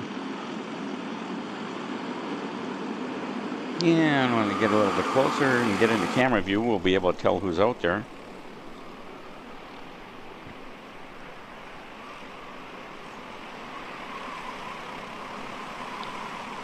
Well, we'll pick him up. Number 16, I believe, is leading. That's Jared Clark. Well, I think he just lost the spot. Once again, I say Connor Zillich is out there. Oh, somebody jumps up on another cart. They're dragging. They're both stopping. There's all kinds of smoke. Showed number 71, Connor Zillich, come across the stripe in first. Henry Wheeler in second. Jacob Duval in third. Paulie Massimino up to fourth. Jared Clark in fifth. Christopher McKeithen in sixth. Ronnie Kleiss in seventh. Keegan Clark in eighth. Dylan Amundsen in ninth. And Sam Tutwiler. Sam Adarusky in 10th. I'm sorry. Brandon Josicrat back in 11th. And that is indeed Connor Zilic up front, number 71, Connor Zilic. Connor Zilic, we said keep an eye on this guy, and he's a wheelman, and right now he wheels it to the front. He looks over his shoulder, over his right shoulder, to see the cart behind him. Henry Wheeler, I believe, in second. Wheeler's been tough all weekend long, let me tell you. He's having a good weekend. Yeah, don't count Wheeler out. He's been tough all weekend long. Cart number 0, Henry Wheeler. And he's going to push Zilic out front and then maybe do battle with him later on in the race. Running all alone in dirt, looks like the 51 of Jacob Duval. Maybe a race developing for third place. And that Connor Zilic is one of the best racers of any type of vehicle in the world. So he just won the LMP at Daytona. Yeah, so he's very, very talented. Keep an eye on him. And right now you're going to see Paulie Massimino start to put a challenge on. He's not going to stay back there in fourth place. He's going to start pushing the 51 Duval. And we had somebody off track. There goes Massimino. Massimino now moves up into that fourth slot. No, I'm sorry, third slot. And I'll tell you though, Connor Zilic, the number 71, has his work cut out for him as the 0 of Henry Wheeler. Wheeler's been strong all weekend long. So Wheeler right there. Connor does a lot of looking at the driver behind him, not just looking, like glancing. He glares at them. He has a really extended look behind him. And I've seen him do it a number of times to a number of other drivers. He's got that green helmet. That's easy to pin out, that's for sure. Yeah. And he's on an MGM, I believe, Nitro Kart MGM. And right now, Massimino in third, but don't count him out. Paulie could start to try to catch up and then make it a three-way battle for the lead. Right now, it is a two-way battle with the 71 of Connor Zilic and the 0 of Henry Wheeler. Wheeler, like I said, don't count Wheeler out either, because Wheeler will make his move at the end. He is keeping pace. He is not losing any space to Connor. Connor trying to hold on. Paulie Massimino in third, Jacob Duval in fourth, Dylan Amundsen in fifth, thanks. Ronnie Cleese in sixth. Ronnie was so strong in the last class that he raced. Right now, running in sixth isn't bad. Brandon Jossifrat back in seventh, Keegan Clark in eighth, Brent Cruz in ninth, and in 10th, Ian Quinn. Quinn was one of your top drivers, too. Yep, Quinn, I think, is from...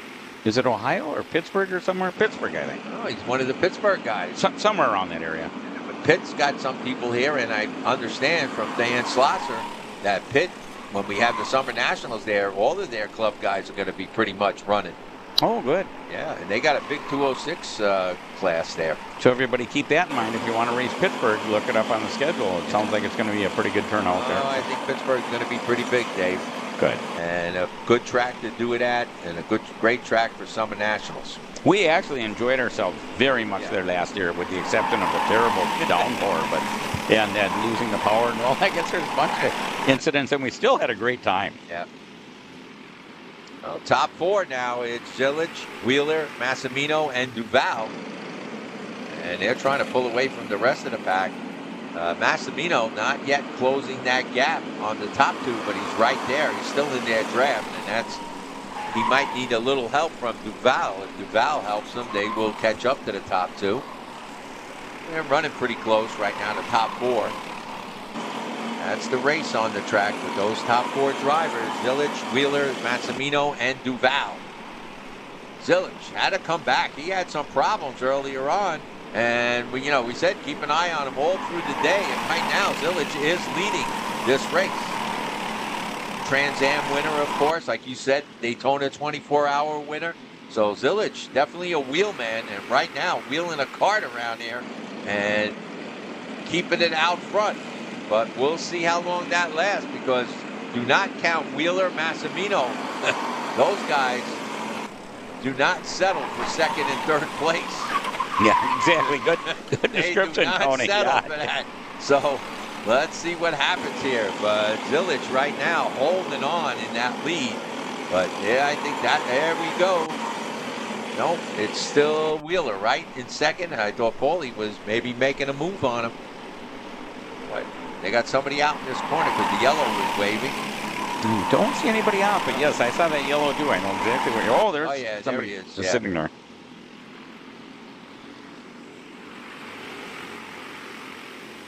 Yeah, I don't know if Zilic can do it. He's holding on. Massimino did take over that second place. 2 sticks are up this time by, so it's going to be white flag next time by for your leader. Like I said, Massimino did take over. Wheeler drops to third, Duval in fourth. But Wheeler and you got to watch the 0. If he gets into it with Jacob Duval, that'll give them a break. And now Paulie Massimino putting the pressure on Connor Zilic in the lead. Paulie Massimino right on his back bumper.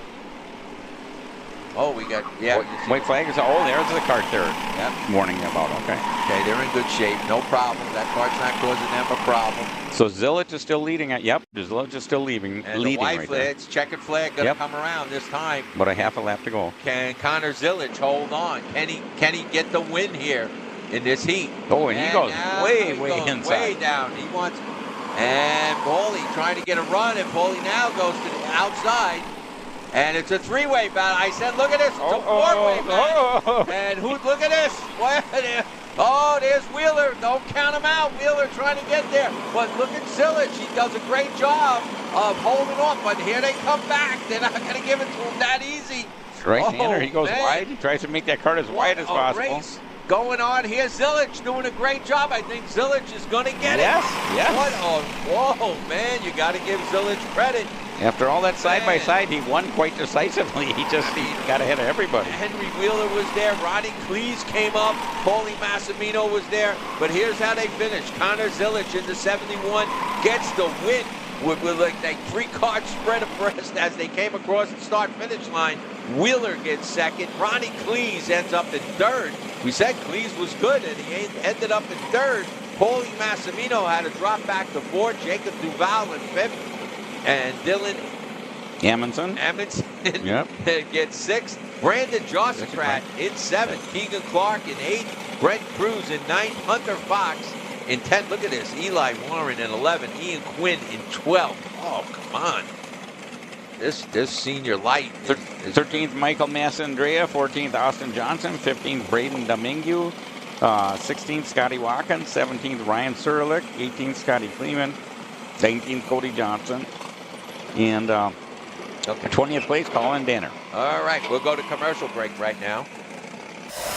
So you finally want to get behind the wheel, huh? Yeah, I've been shooting for 3 years and I've never got to drive. Well, you're gonna need some more gear than just your helmet. Why don't you go to shopakr.com? They got their inventory online and they'll ship it the same day if you order before 5:30 p.m. Eastern. They got shoes? Yep. Gloves? Yep. Rib protectors? Got those too. Can they make me go fast? No. Here at Acceleration Kart Racing, we've got everything you need to get on track. What happens next? Well, that's on you. Check us out online at shopakr.com.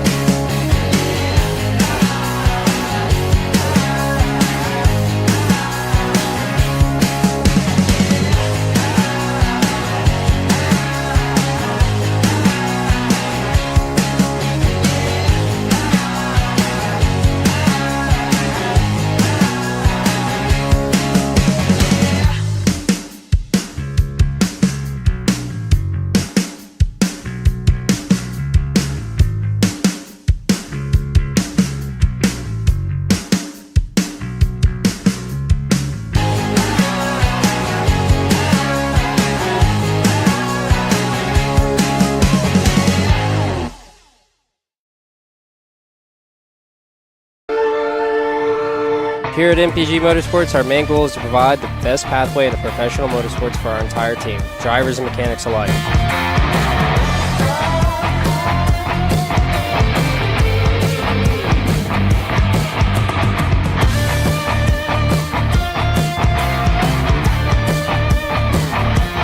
We're based out of Whiteland Raceway Park in Indiana. For more information, contact us at chase@mpg-motorsports.com.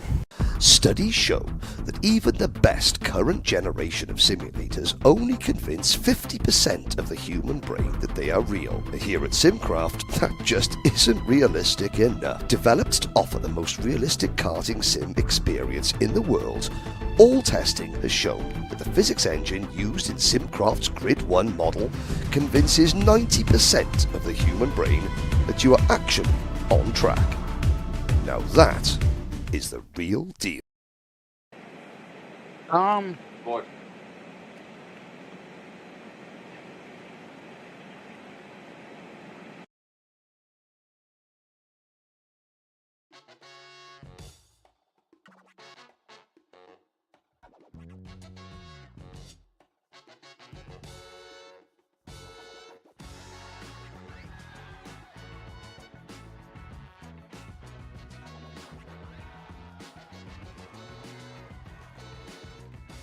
Okay, we're back with Kart Chaser. We are Cup Karts North America, CKNA, at our Spring Nationals in Charlotte Motor Speedway in Charlotte, North Carolina, and we are about to let the Sportsman class out. Yep, Out there. Sportsman is out there. We're just seeing if we can get the green the next time by. This is a one race deal, right? This is one. Yep, one. Everybody's in one class on this one, and after this, it's split classes for the rest of the day. So we're all watching Ryan, and Ryan says one more time around. I like all those backlit data acquisition systems. Some are blue, some are green, some are red. You know. Hey, it looks like we still got a pretty good crowd in the bleachers and stuff. It sure does. It's a really good crowd here. Like Tony and I have been saying all day, over 500 entries. So we have I don't know how many thousands of people here, because there's a lot of people here.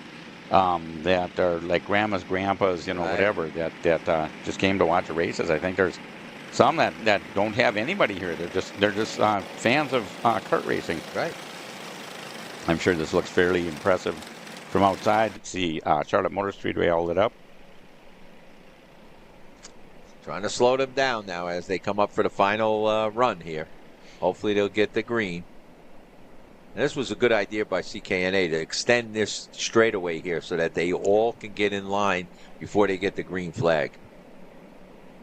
And you see Ryan, he wants them slower. Slower, I don't know, he might like them. Green, green, green, go, go, go. Let her rip, Tater Chip. He likes it, and he lets them go. And it looks like I think that was Ives. Into and out of turn one. I think Parker Ives right away jumped into the lead. He's been strong. And remember, we said the comp card guys are right there. They're all around him, but Ives already has taken the lead.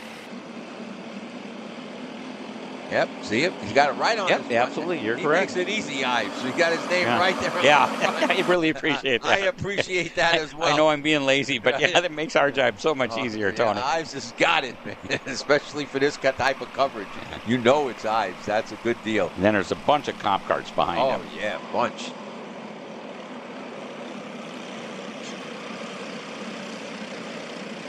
So Ives holding on.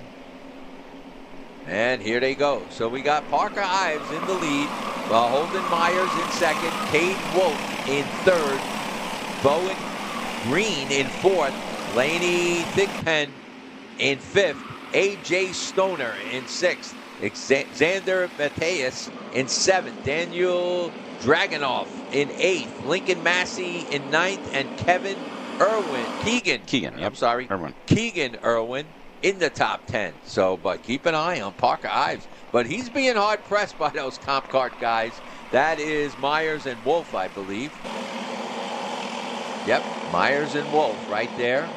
And it looks like another comp cart guy in fourth. I got that right. Let's see. First, second, third, and fourth. Yes, in fourth place, Bowen Green. Laney Thigpen in fifth. A.J. Stoner in sixth. Oh, and Ives gives up the lead. Gives it up to, I believe, Holden Myers.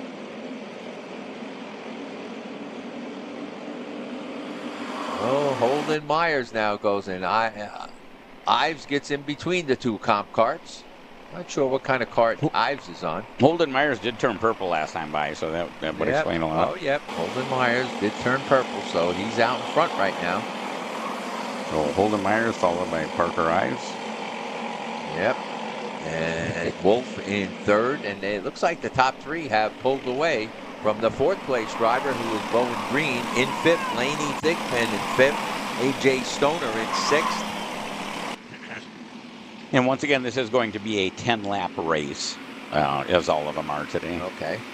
And it's a one class. But everybody's out at one time. Yep. The whole class is out at one time. So we don't have to worry about any LCQ. No splits or nothing, yeah. Yep.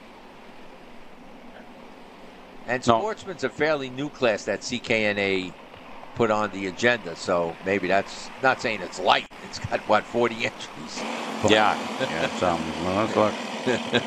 27, I Oh, think. 27. Yeah, Okay. So, but I mean, it's a good class. Got a lot, 27 karts in it. Definitely respectable number. And we weren't sure if it was going to draw well. We were a little bit concerned, but yeah. It seems to be holding its own. Yeah, absolutely. In the top three, like I said, Myers, Ives, and Wolf pulled away. And that's where the battle is. We'll pick it up and see it fourth. Don't count Ives out yet. Fourth place, fifth place, that's as a battle for fourth going on between Bowen Green and Laney Thigpen. Close race in there. Bowen Green's got his work cut out for him to try to hold on to that fourth place, as Laney Thigpen in fifth is right there. So a lot of good racing going on here. And there goes again, I said Ives back into the lead. Don't count Ives out. So Ives got the lead right now. Myers in second, Wolf in third, Green in fourth, but being hard pressed by Laney Thigpen in fifth. Daniel Dragonoff in sixth, AJ Stoner in seventh, Xander Mateus in eighth, Lincoln Massey in ninth, and Keegan Irwin in the top 10. And here they go. And once again, Ives. Ives up front, and he was feeling a lot of pressure, though, from second place, Holden Myers. Myers, and Wolf is right there, too. Yeah. So, like I said, he can go from first to third in the blink of an eye when they run this tight. And a good battle going on for that fourth place between Bowen Green and Laney Thigpen.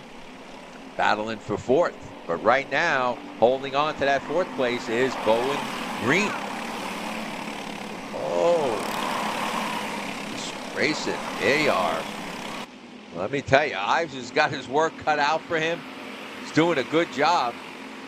But this is a wide track. Yes. And once you see them taking some unusual lines towards the end to get a run on somebody, and it seems to work.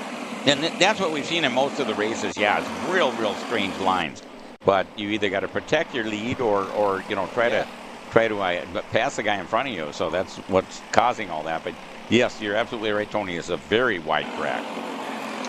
So they got plenty of room in there. Sometimes they use all of that room. Other times they stick to the apexes and stay tight.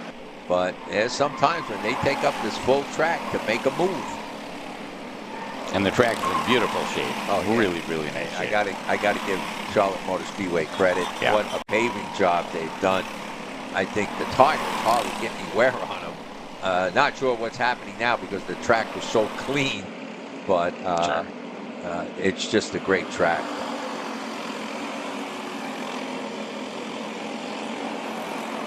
Ives holding on, but he's being hard pressed by Myers and Wolf.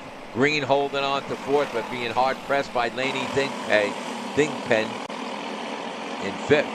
So we got a battle for first and a battle for fourth going on. Those front three just staying together, and it looks like, that looks like a little challenge.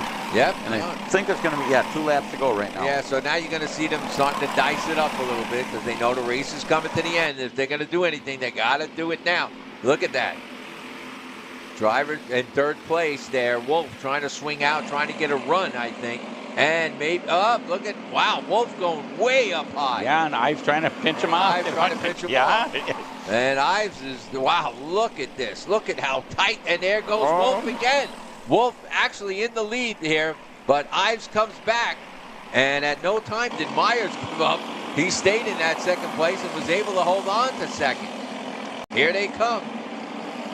Man, And now once wait again, a minute. yeah. Now we might have a 4, 1, 2, 3, 4, 5. White flag is out. White flag is out, and it might be a 5-way battle now for the lead. We could have a lot of problems here as Meyer, Ives, Wolf, Green, and Thigpen kind of battle it out.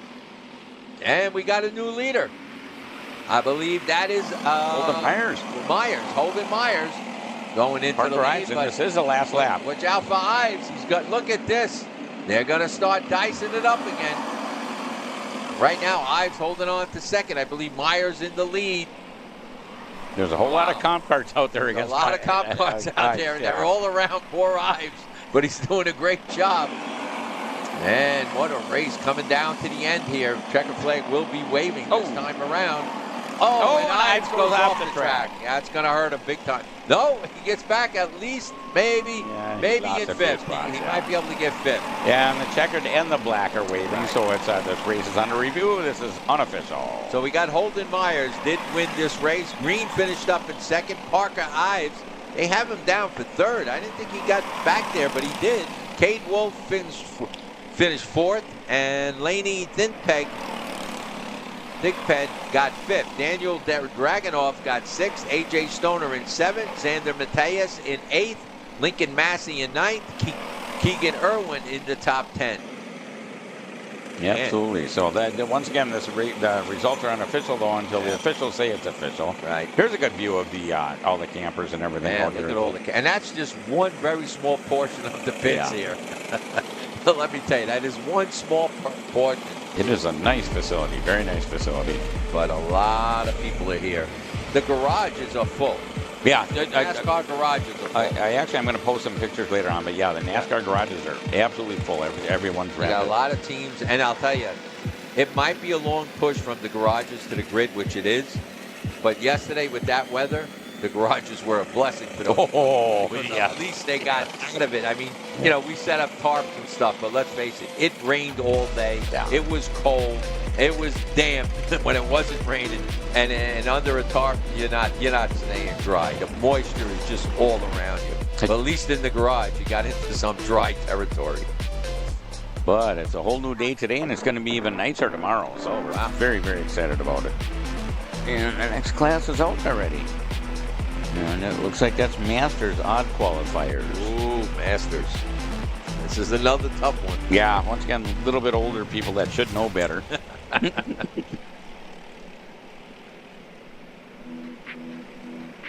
in no particular order, we've got Jorge Ruiz out there, Anthony Calandro, Dave Patrick, Alan Archambault, Ryan Sparowski, Kevin May, Valdino Brito, Jamie Bradford, Tim Skinner, Casey Stahl, Brandon Moore, Ryan Kasner, Craig Steen.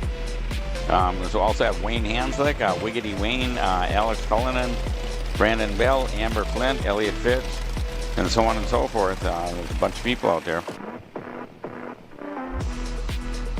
Look at this. No, the guy in the middle. Oh, yeah. He's looking the wrong way. Who is that? On the backside, facing us. Let's see if Ryan likes him. He does. Good. Mark Steele up front, number 34. Yeah. John Price battling for that second place, and I believe Price gets it. Price moves into second. Good run by John Price, but Steele takes the lead, and Steele and Price start to pull away. Wow. Third, fourth, and fifth running tight right now. And Price staying with Steele. That's what he's got to do if he wants to try to get the win here. Price, like I said, a Northeast champion, a champion at Nicholson Speedway in Chestertown, Maryland. And right now, Price in second place. Oh, and two carts get stuck together. Watch it. I'm not sure who that is, but they are in a kind of dangerous place on the track, so hopefully they get it fixed. So Mark Steele holding the lead. John Price in second. Ryan Sparowski in third. Jamie Bradford in fourth. Kevin May in fifth. Benedetto Brito in sixth. Tim Skinner in seventh. Ryan Kasner in eighth. Casey Stahl in ninth. Craig Steen in 10th. So let's go back to the front there. And Mark Steele doing an excellent job out of Steele Motorsports, holding on to that first place. But John Price is not giving that one up. Price staying right with him. I believe Price on a snap your neck motor. So a little good deal there. Price right there in second, but closing in is Sparowski. So Sparowski's going to make it a three-way battle for the lead. And Steele's got his hands full with this, let me tell you. As those top three start to pull away from your fourth place driver, Jamie Bradford. Steele trying to hold on, but he's got Price and Sparowski. Price trying to drive a tight line, trying to hold on to that second place.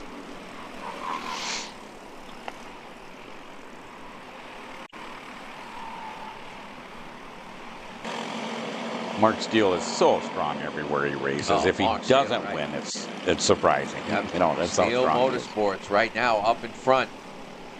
John Price on a Coyote with a snap your neck engine in second. And running in third is Ryan Sparowski. The top three have pulled away from fourth place driver Jamie Bradford. And unless Bradford gets help, it's going to be hard to catch that draft. And I believe Bradford runs all alone in fourth place. Yep, nobody challenging Bradford. In the distant fifth is the number 484 of Kevin May. The race is for first right now. Yes, no challenge for that fourth place. And I'm not sure about fifth, but no challenge for fourth, that's for sure. He's all alone, Jamie Bradford. But having a hard time with nobody helping him to catch that lead draft. And right now, Price and Sparowski holding on to that lead draft, sitting right behind Mark Steele. That's what he needs. That's what they need to do if they want to come down to the end to try to take a win. Price has to stay right there, but you can't count out Sparowski.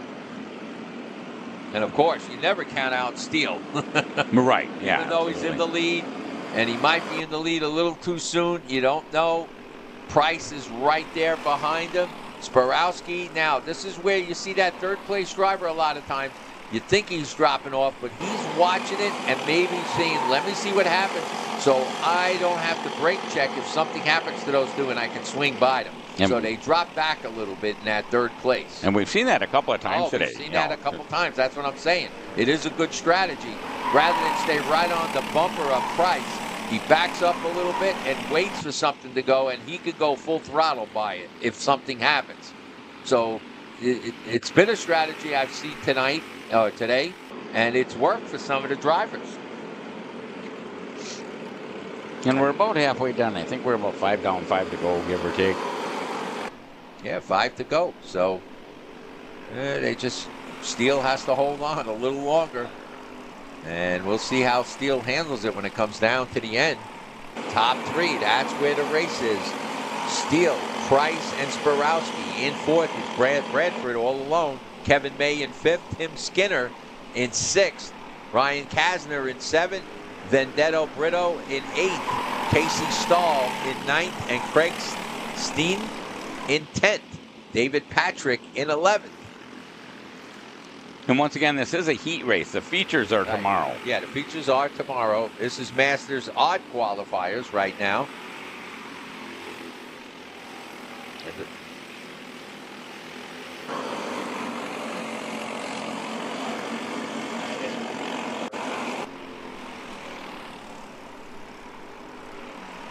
Steele now. Actually, he's pulling away a little bit, isn't he, Tony? Well, that's what he needs to do in the end here. If he could just pull away like that, then there's going to be no battle for that first place. The battle might be for second between Price and Sparowski.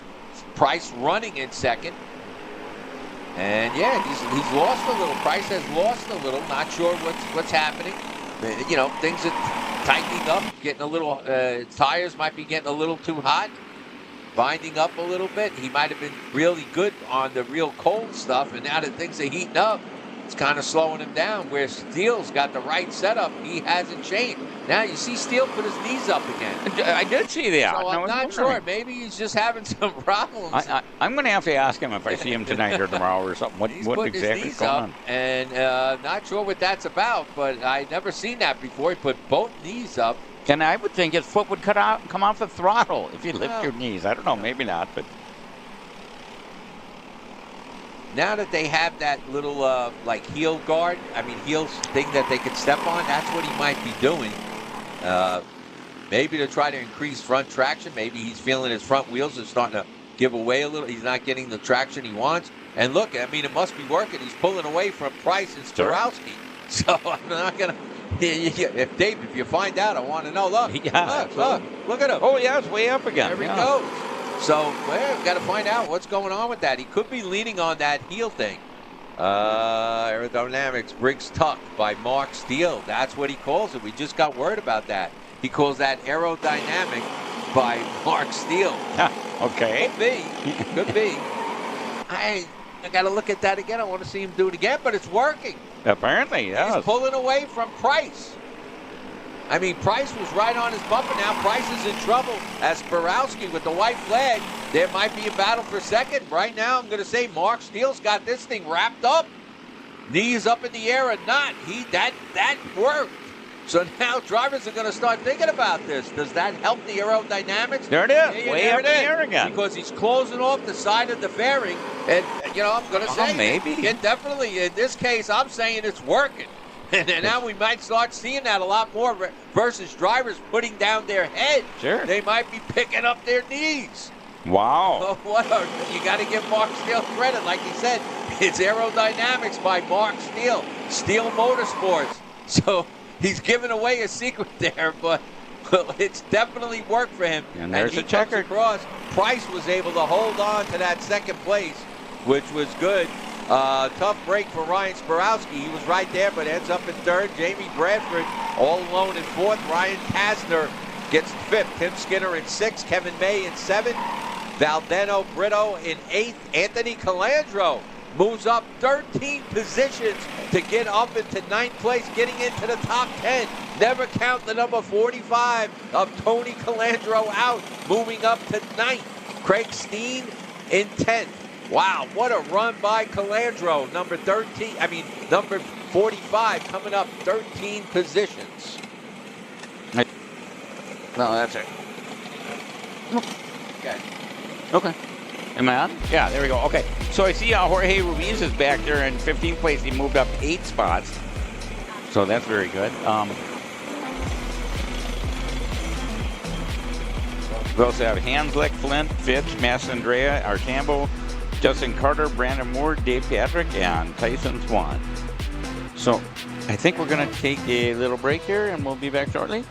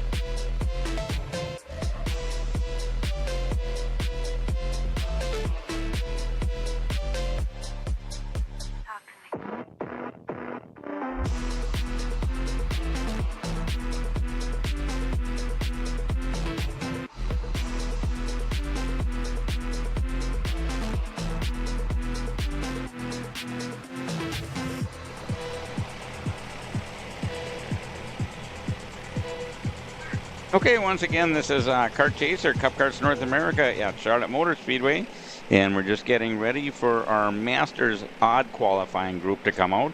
We've got 4 more classes, or 2 half classes, or whatever. Four more races anyway, at 10 laps apiece. So, and we're going to get our Masters out there. They're out on the track. We're just going to come around and see if we can get a green flag with Ryan, our flagman, out there.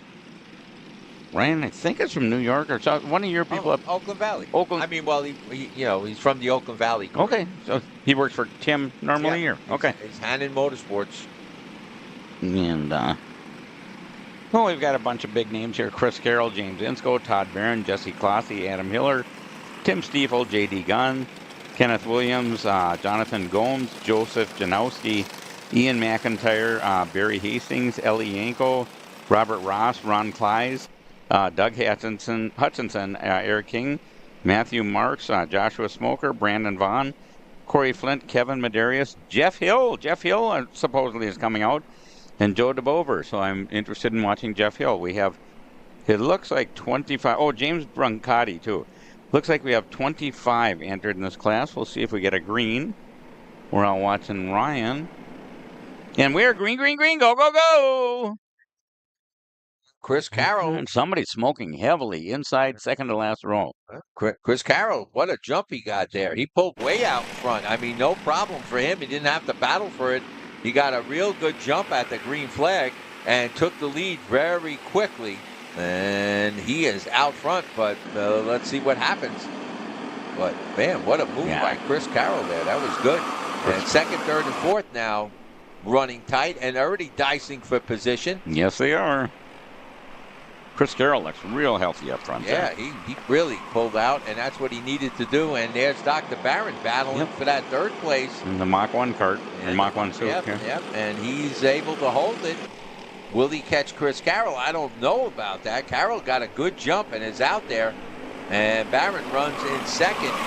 Insko right there in third, Clossy in fourth. Tim Stiefel up to the fifth slot. Good for Tim. Tim. Stiefel, Coyote driver for many years, as well as like Carroll. Stiefel now running in that fifth slot.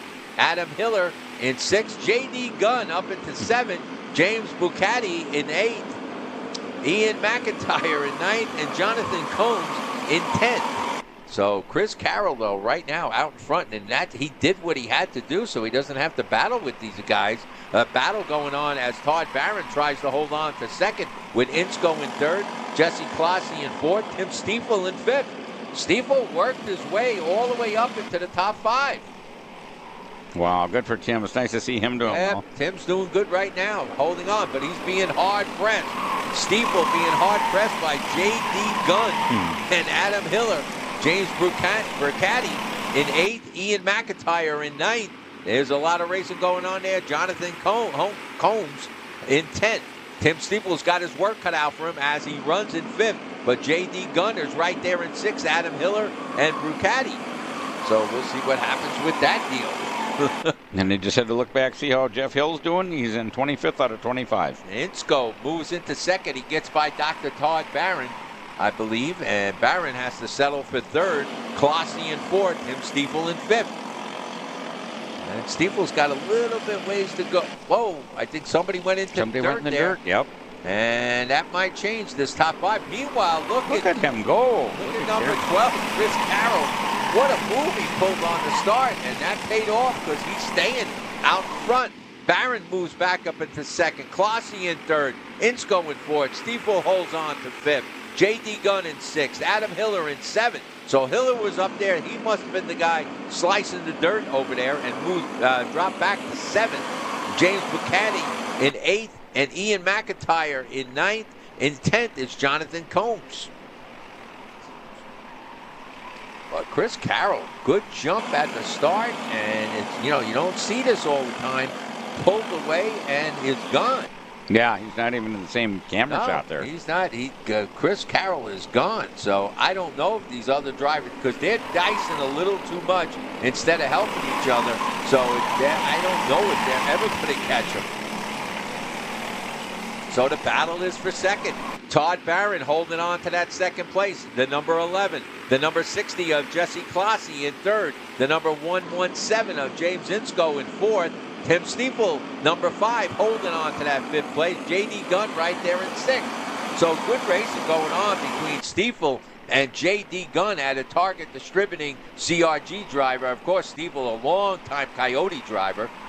And Chris Carroll turned purple last time by, so he not only looks fast, he is fast. Chris Carroll has got that Zenith working for him, and what a move he made on the start, man. He just rocketed out and stayed there. Stiefel gets a little sideways there. J.D. Gunn did not take advantage. J.D. Gunn might have hurt J.D. Gunn. As I believe Ian McIntyre took advantage and took that 6th place position. I think Dr. Todd's in 2nd place there in his new Mach 1. Dr. Todd made it up to 2nd, but he's got a long way to go to catch Chris Carroll. Oh, it's going to be tough. He's not in contention there, that's for sure. Somebody's got to work together before they're going to ever catch. That's the only way. Carroll's out there, and in this early in the race, that's where you want to be if you're Carroll, because nobody can challenge you at this time. They're not in your draft at all. Stiefel holding on to that 5th place. Ian McIntyre drops to 6th. J.D. Gunn, Ian McIntyre moves up to 6th. J.D. Gunn drops to 7th. Tim Stiefel, one of the old school guys that just wears a jacket and jeans. Tim. He don't bother with a racing suit. Tim, a good guy, racing many, many years. And he's out there. He worked his way up into 5th spot. Oh, he dropped to 6th now. Ian McIntyre did get by him. So Stiefel has to hang in there. He worked his way up to 5th, but now has dropped to 6th. And the battle is for 2nd place between, now Classie has moved up to 2nd, Barron in 3rd, Insko in 4th, Ian McIntyre in 5th, Stiefel in 6th, J.D. Gunn in 7th, Adam Hiller in 8th, James Bucati in 9th, and Kevin Williams in the top 10. Look at this race for 2nd place. But right now, the number 60 of Jesse Classie pulled it off. The number 11, Todd Barron, in that new Mach 1 kart. Like I said, Barron's got to get a little more used to that kart, and he might do better at the next race. He's really feeling it out, I would think, but doing a great job. He's up there in the top 5, and right now, Barron running 3rd. But really, some tight racing there. Barron being hard pressed by James Insko. Insko all over the back bumper of Barron. Look at these drivers. That is Classie in 2nd in the number 60. Todd Barron in 3rd in the 11 and the 117 of Insko in 4th. In 5th is the number 498 of Ian McIntyre. Stiefel is in 6th. J.D. Gunn, I believe, in 7th, number 14. It's nice to see Jesse Classie, number 60, doing so well. Yeah, Classie in 2nd place, but Todd Barron is trying everything he knows. Here comes Todd trying to put a move on him. Looking for help. He's looking for help. He got it. And he might have got it there. Him, yep. So now the battle for 2nd changes again as Barron moves into 2nd. Classie, I believe, in 3rd. But still, that battle for 3rd is going on right there. I don't know if Classie can hold on. And it looks like white flag is out.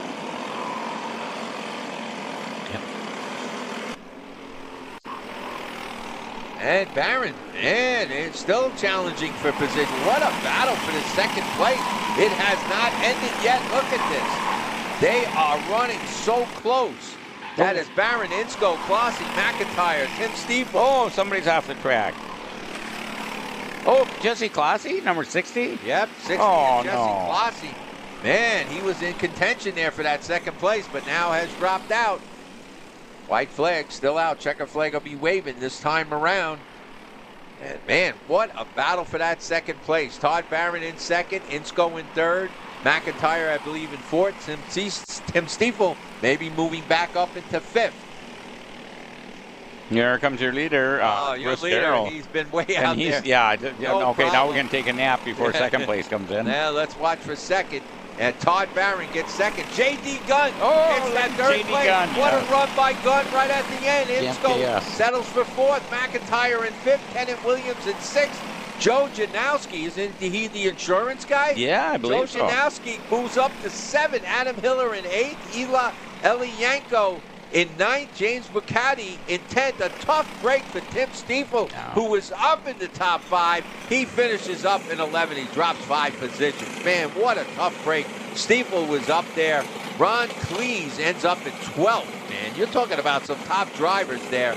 Well, what a tough break for Stiefel, ending up getting out of the top 10. But Joe Janowski, who we weren't even talking about, I believe he is the insurance provider for this race. He finishes up in 7th. Kenneth Williams gets 6th. Ian McIntyre 5th.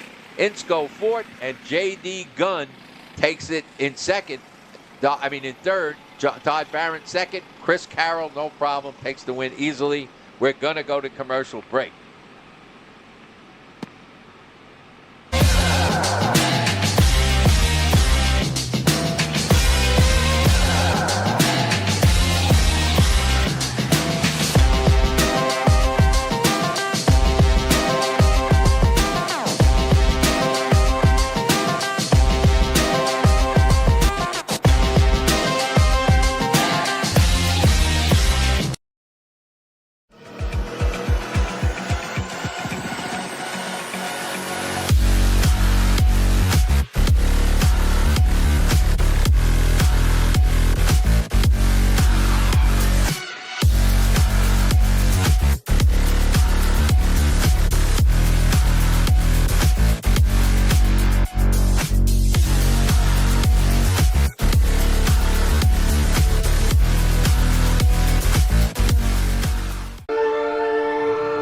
Here at MPG Motorsports, our main goal is to provide the best pathway to professional motorsports for our entire team, drivers and mechanics alike.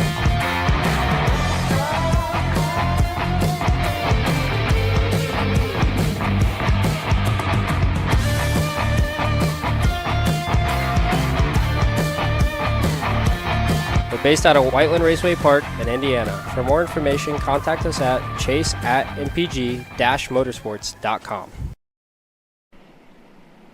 And we're back here at Charlotte Motor Speedway. And now we're down to our last class. Senior medium, one of the biggest classes, one of the most competition. And here we go. And they do get the green right away. They get the green. And it's Brendan Jossicrat, I believe, taking the lead with Hudson Brown in 2nd, Sean Meyer in 3rd, Overbeck. Oh, we got a bunch of them out. The 21, I'm not sure who that is. 21 of Hudson. Oh, was that 021? Hopefully not. No, Hudson Brown is still in 3rd. Jossicrat, man, he came up out of nowhere in that last time around, and that got him up front, and he looks like he wants to hold on to that, but he's going to be hard pressed. 21, maybe Huntington Bolton. Okay. All right, let's see what happens here as they come around. And I believe it was Brandon Jossicrat. Here we go. So it is Jossicrat in the lead. Sean Meyer pulls up into 2nd. Hudson Brown in 3rd. Elmer Mo Edmondson in 4th. James Overbeck in 5th. Connor Zilich in 6th. Dylan Amundsen in 7th. Brent Cruz in 8th. Addison Iannello in 9th. Christopher McKeithen back into Henry Wheeler in 11th. Oh, man, you're talking about some of the top drivers in senior medium being back there. Brandon Jossicrat came up out of nowhere in that last race, and that gave him a good starting position, and right now he runs in the lead. Car number 138. In 2nd is the number 030 of Sean Meyer. In 3rd is the number 021 of Hudson Brown, holding on to that 3rd place. In 4th, it's the 107 of Elmer Edmondson. In 5th, it's the 48 of James Overbeck. Look at Connor Zilich back in 6th place. Oh, Brent Cruz in 7th. The 136 of Dillon in 8th. Henry Wheeler in 9th. Addison Iannello in 10th. McKeithen drops back to 11th. Oh, man, what a race we got going on here in senior medium. Jossicrat not pulling away the way Chris Carroll did. So Jossicrat's got his work cut out for him, as Sean Meyer, one of your top drivers, right there behind him. And Hudson Brown, in 3rd place. Don't count Hudson out. Oh, man, what a race we got going on in this senior medium. Jossicrat, it's nice to see him doing well here. Yeah, Jossicrat, like I said, we weren't calling his name for a while, but in that last heat, he came back. And right now, he's in a position where he likes to be, out front. but he's being hard-pressed by Meyer, Brown, Edmondson, Overbeck, Zilich. Don't count Zilich out. Number 71 running back in 6th place. This could be anybody's race at this point. But right now, Joseph Pratt is in control. He's out in front. PPK, Coyote out in front, Joseph Pratt. Joseph Crack did turn purple last time by, so he got the fastest, yeah. Oh, Joseph Crack keeps that. He's going, but really, Sean Myers right there with him.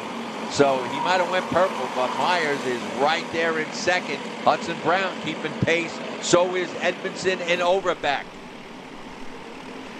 And they're looking like they want to pull away from 6th place driver. That's the number 71 of Connor Zilich. So, like I said, don't count Connor out, but right now, 1, 2, 3. Do we have Connor pulling up into that lead draft? Is there 6? There's 5, I believe. Yeah, there's 5 right there. Oh, okay. So, like I said, so Connor. There's Connor. Yeah, the green helmet. The green helmet. So yeah. he's got to win. And he's looking for help. He's looking for help right now. Oh, it's going to be tough. That's going to be tough. Yeah. You got to get into that lead draft. The top 5: Joshua Crack, Sean Meyer, Hudson Brown, Edmondson, and Overbeck. Talk about top names in 206 driving. That you can't get any more top names than, but there are more. I'm telling you, there are more out there. But right now, those are your top 5. And they're keeping pace with Joseph Crack. What a race we got going on here. Man, tomorrow is going to be a whole... And 16 laps long, Tony. And 16 laps long. Oh, man, setup is going to be so important. How do you want that cart? When do you want that cart to come in? And how can you keep it there? Oh, man, what a race we're going to have here tomorrow. But right now, it's Joseph Crack holding the lead away from Sean Meyer. Edmondson moves it to 3rd. Overbeck in 4th. Hudson Brown drops back to 5th. So we got some racing going on back there, which should have gave Joseph Crack a little bit, but he is not getting a break. They're right on his back bumper. They are not lightening up on him.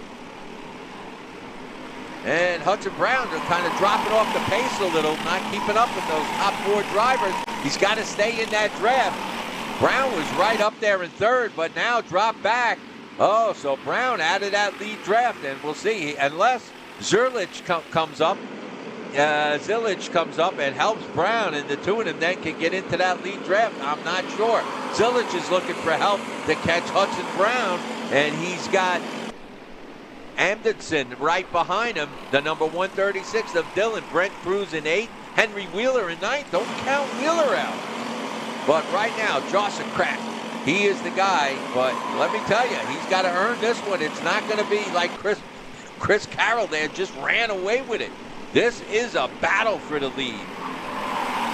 Overbeck right there. Meyer, Overbeck now moves into 2nd. Meyer was running in 2nd for a while. Overbeck, he's a team driver with Joseph Crack, so we'll see. But when it comes to racing, right at the end, it's every man or every driver for themselves. So we'll see what happens here.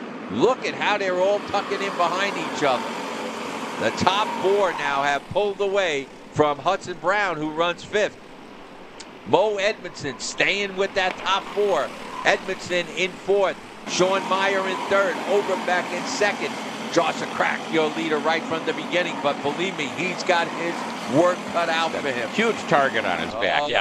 Those 3 behind him are, and they're very happy to take, you know. Oh yeah, this is. But really, these top 4 right now, any one of them could win this race. And don't count out Edmondson. Mo Edmondson looks like he's laying back a little. He's watching this whole thing to see what happens. We've seen that strategy, and it's worked in the past. So right now, Edmondson just keeping it quiet there, back there. Now Hudson Brown could be in trouble as Dylan Amundsen getting close to him. Zilich drops back to 7th. And we're going to come up to the white flag next time, by. Oh, and let's watch what's going to happen there. Brown could be in trouble, and he is. And look at Zilich. Zilich goes up, and he gets by, I believe, Hudson. Let me see. We're going to have to pick that up. So some good racing going on there. And there goes Mo Edmondson making a move. Zilich making a move. We got a lot going on in this last lap, white flag lap, coming down to the last lap. Joseph Crack still in the lead. Overbeck in 2nd. Meyer in 3rd. Edmondson in 4th. Amston in 5th. Hudson Brown drops back to 6. Connor Zillage in 7. Oh, let's see.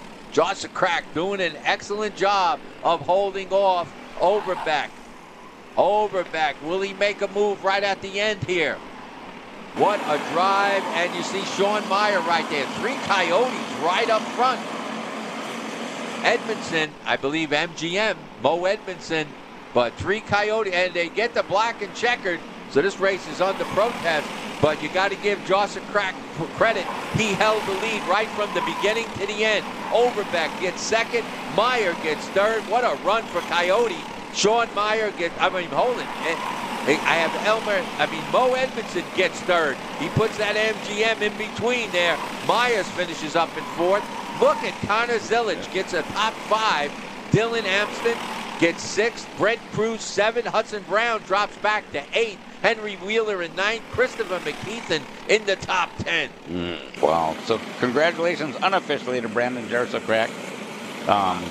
This is under review. Right. Overbeck 2nd, Edmondson 3rd, Sean Meyer 4th, and Connor Zillage. Unofficial congratulations. What's tomorrow going to be like? Unbelievable. 16 laps long. Oh, man. Even the LCQs before that are going to be wild. Oh, yeah, they're going to be wild because those people want to get up into the feature. Yeah. And, you know, what I tell the LCQ drivers, like if you're in 1st, 2nd, or 3rd, just play it cool. Oh, yeah, don't do anything stupid, yeah. If you're in 2nd, don't go crazy to get 1st place because it might knock you out and you're not going to make it.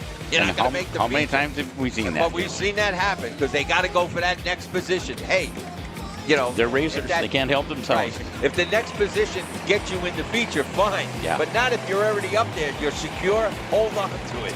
But, you know, like you said, and when you put that helmet on, all things change. Oh, yeah. I could be talking like this right now, but when I put that helmet on, you know, you'd have to tell me the same thing. What are you doing? I got to go for that win. I don't care. Even if I got 2nd, I know I'm in the feature. I'm going to go for it. So, but it is something to think about. So this is our final event. This is the senior medium even qualifiers. It's the final event of the night. Yep.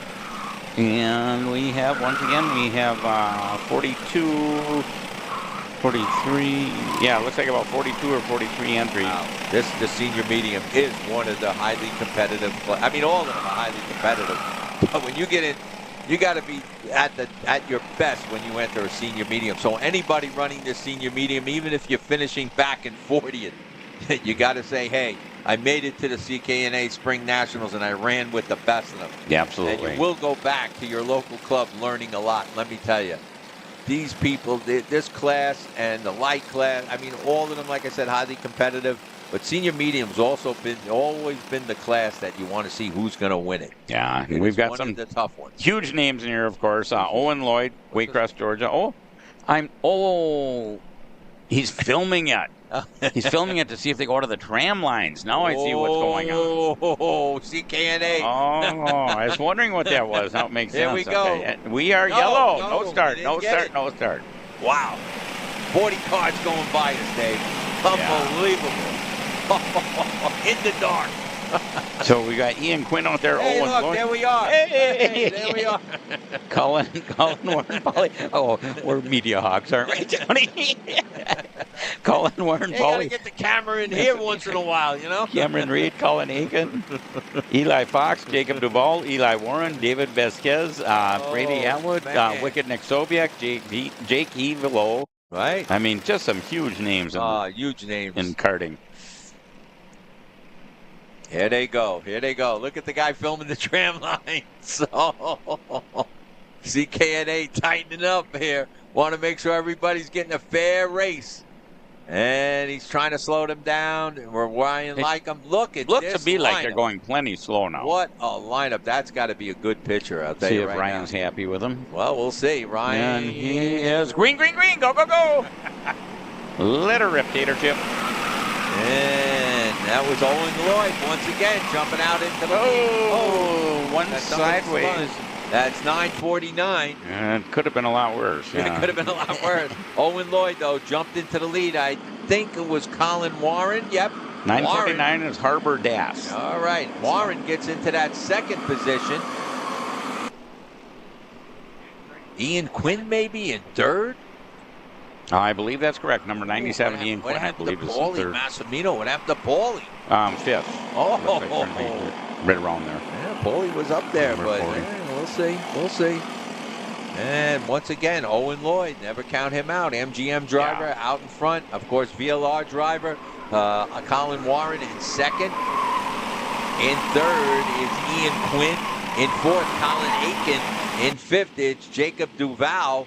In sixth is Eli Fox. Paulie Massimino back down into seventh. David Vasquez in eighth.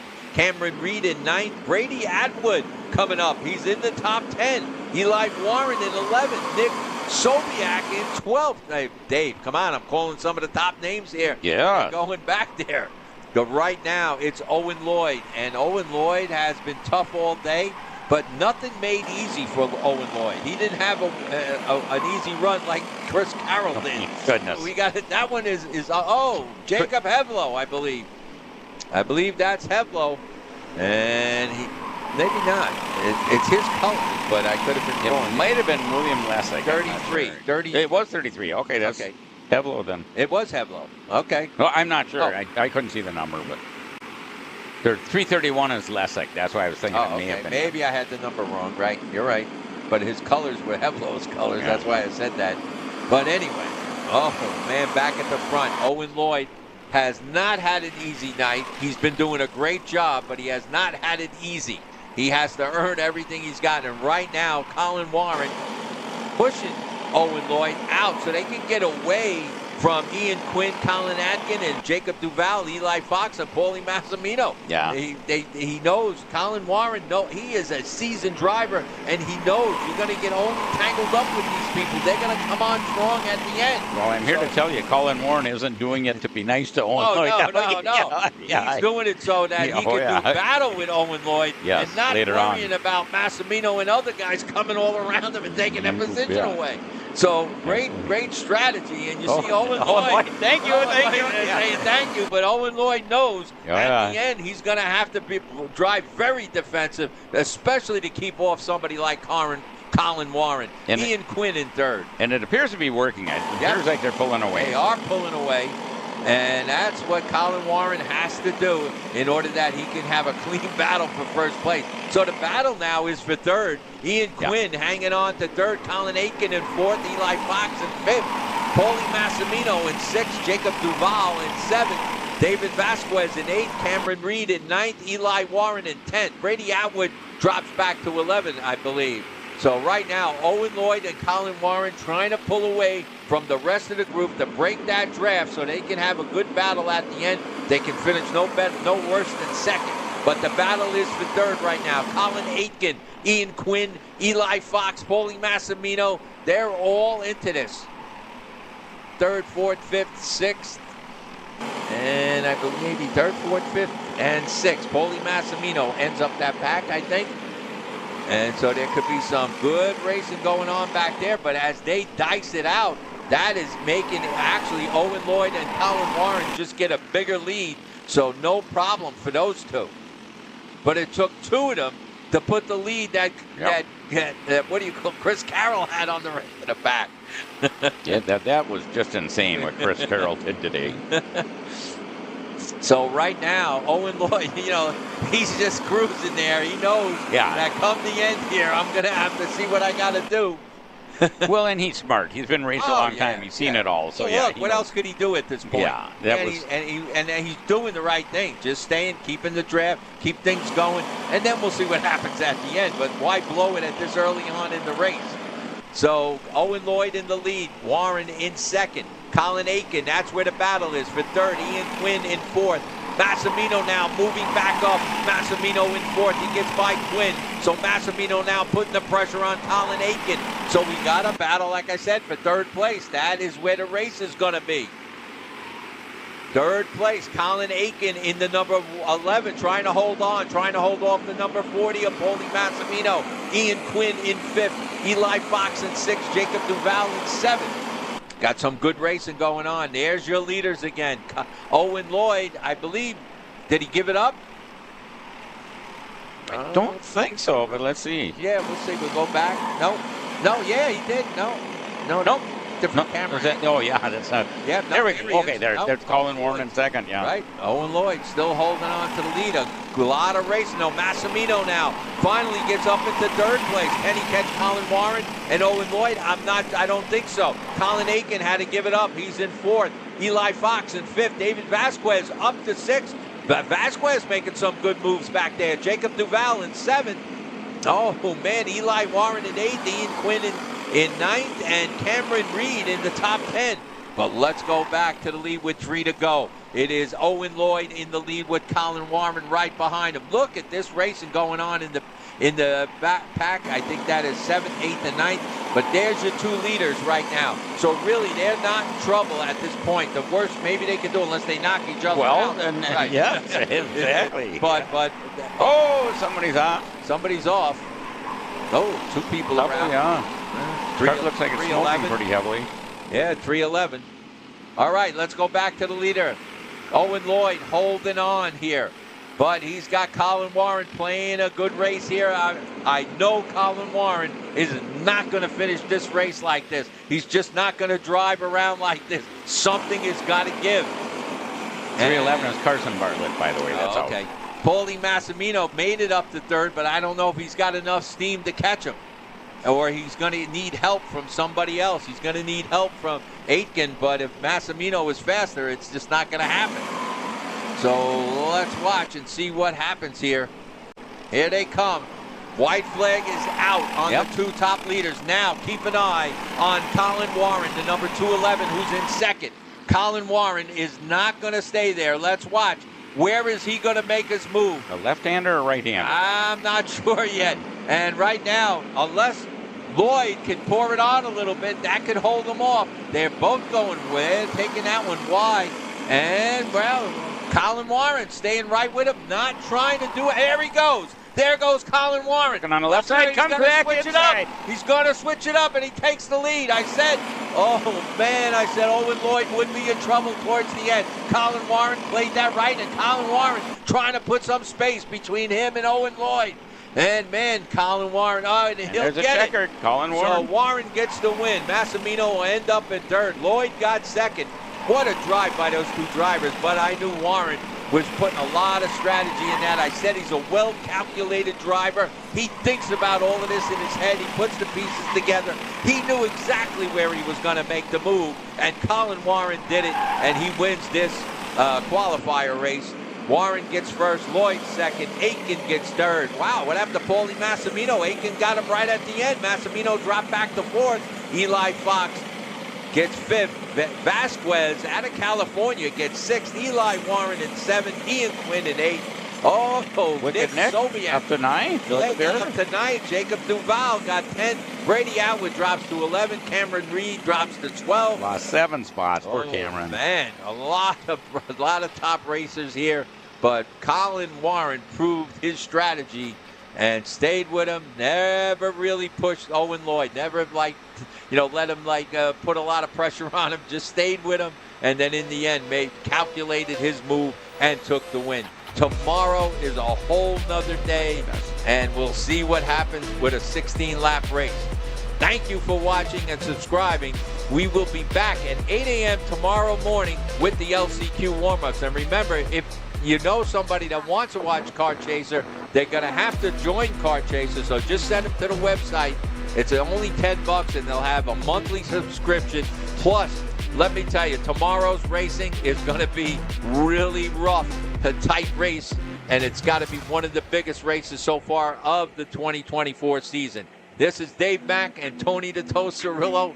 Well, late night, Dave, but we'll be back. You know what? Late night, but it's well worth it. How cool was this? Yeah. They gave us a lot of excitement here, and we knew that was going to happen. We're very happy to be seeing this, and if you get a chance, come on down to Charlotte, North Carolina, and watch the races live tomorrow, or watch it for only $10.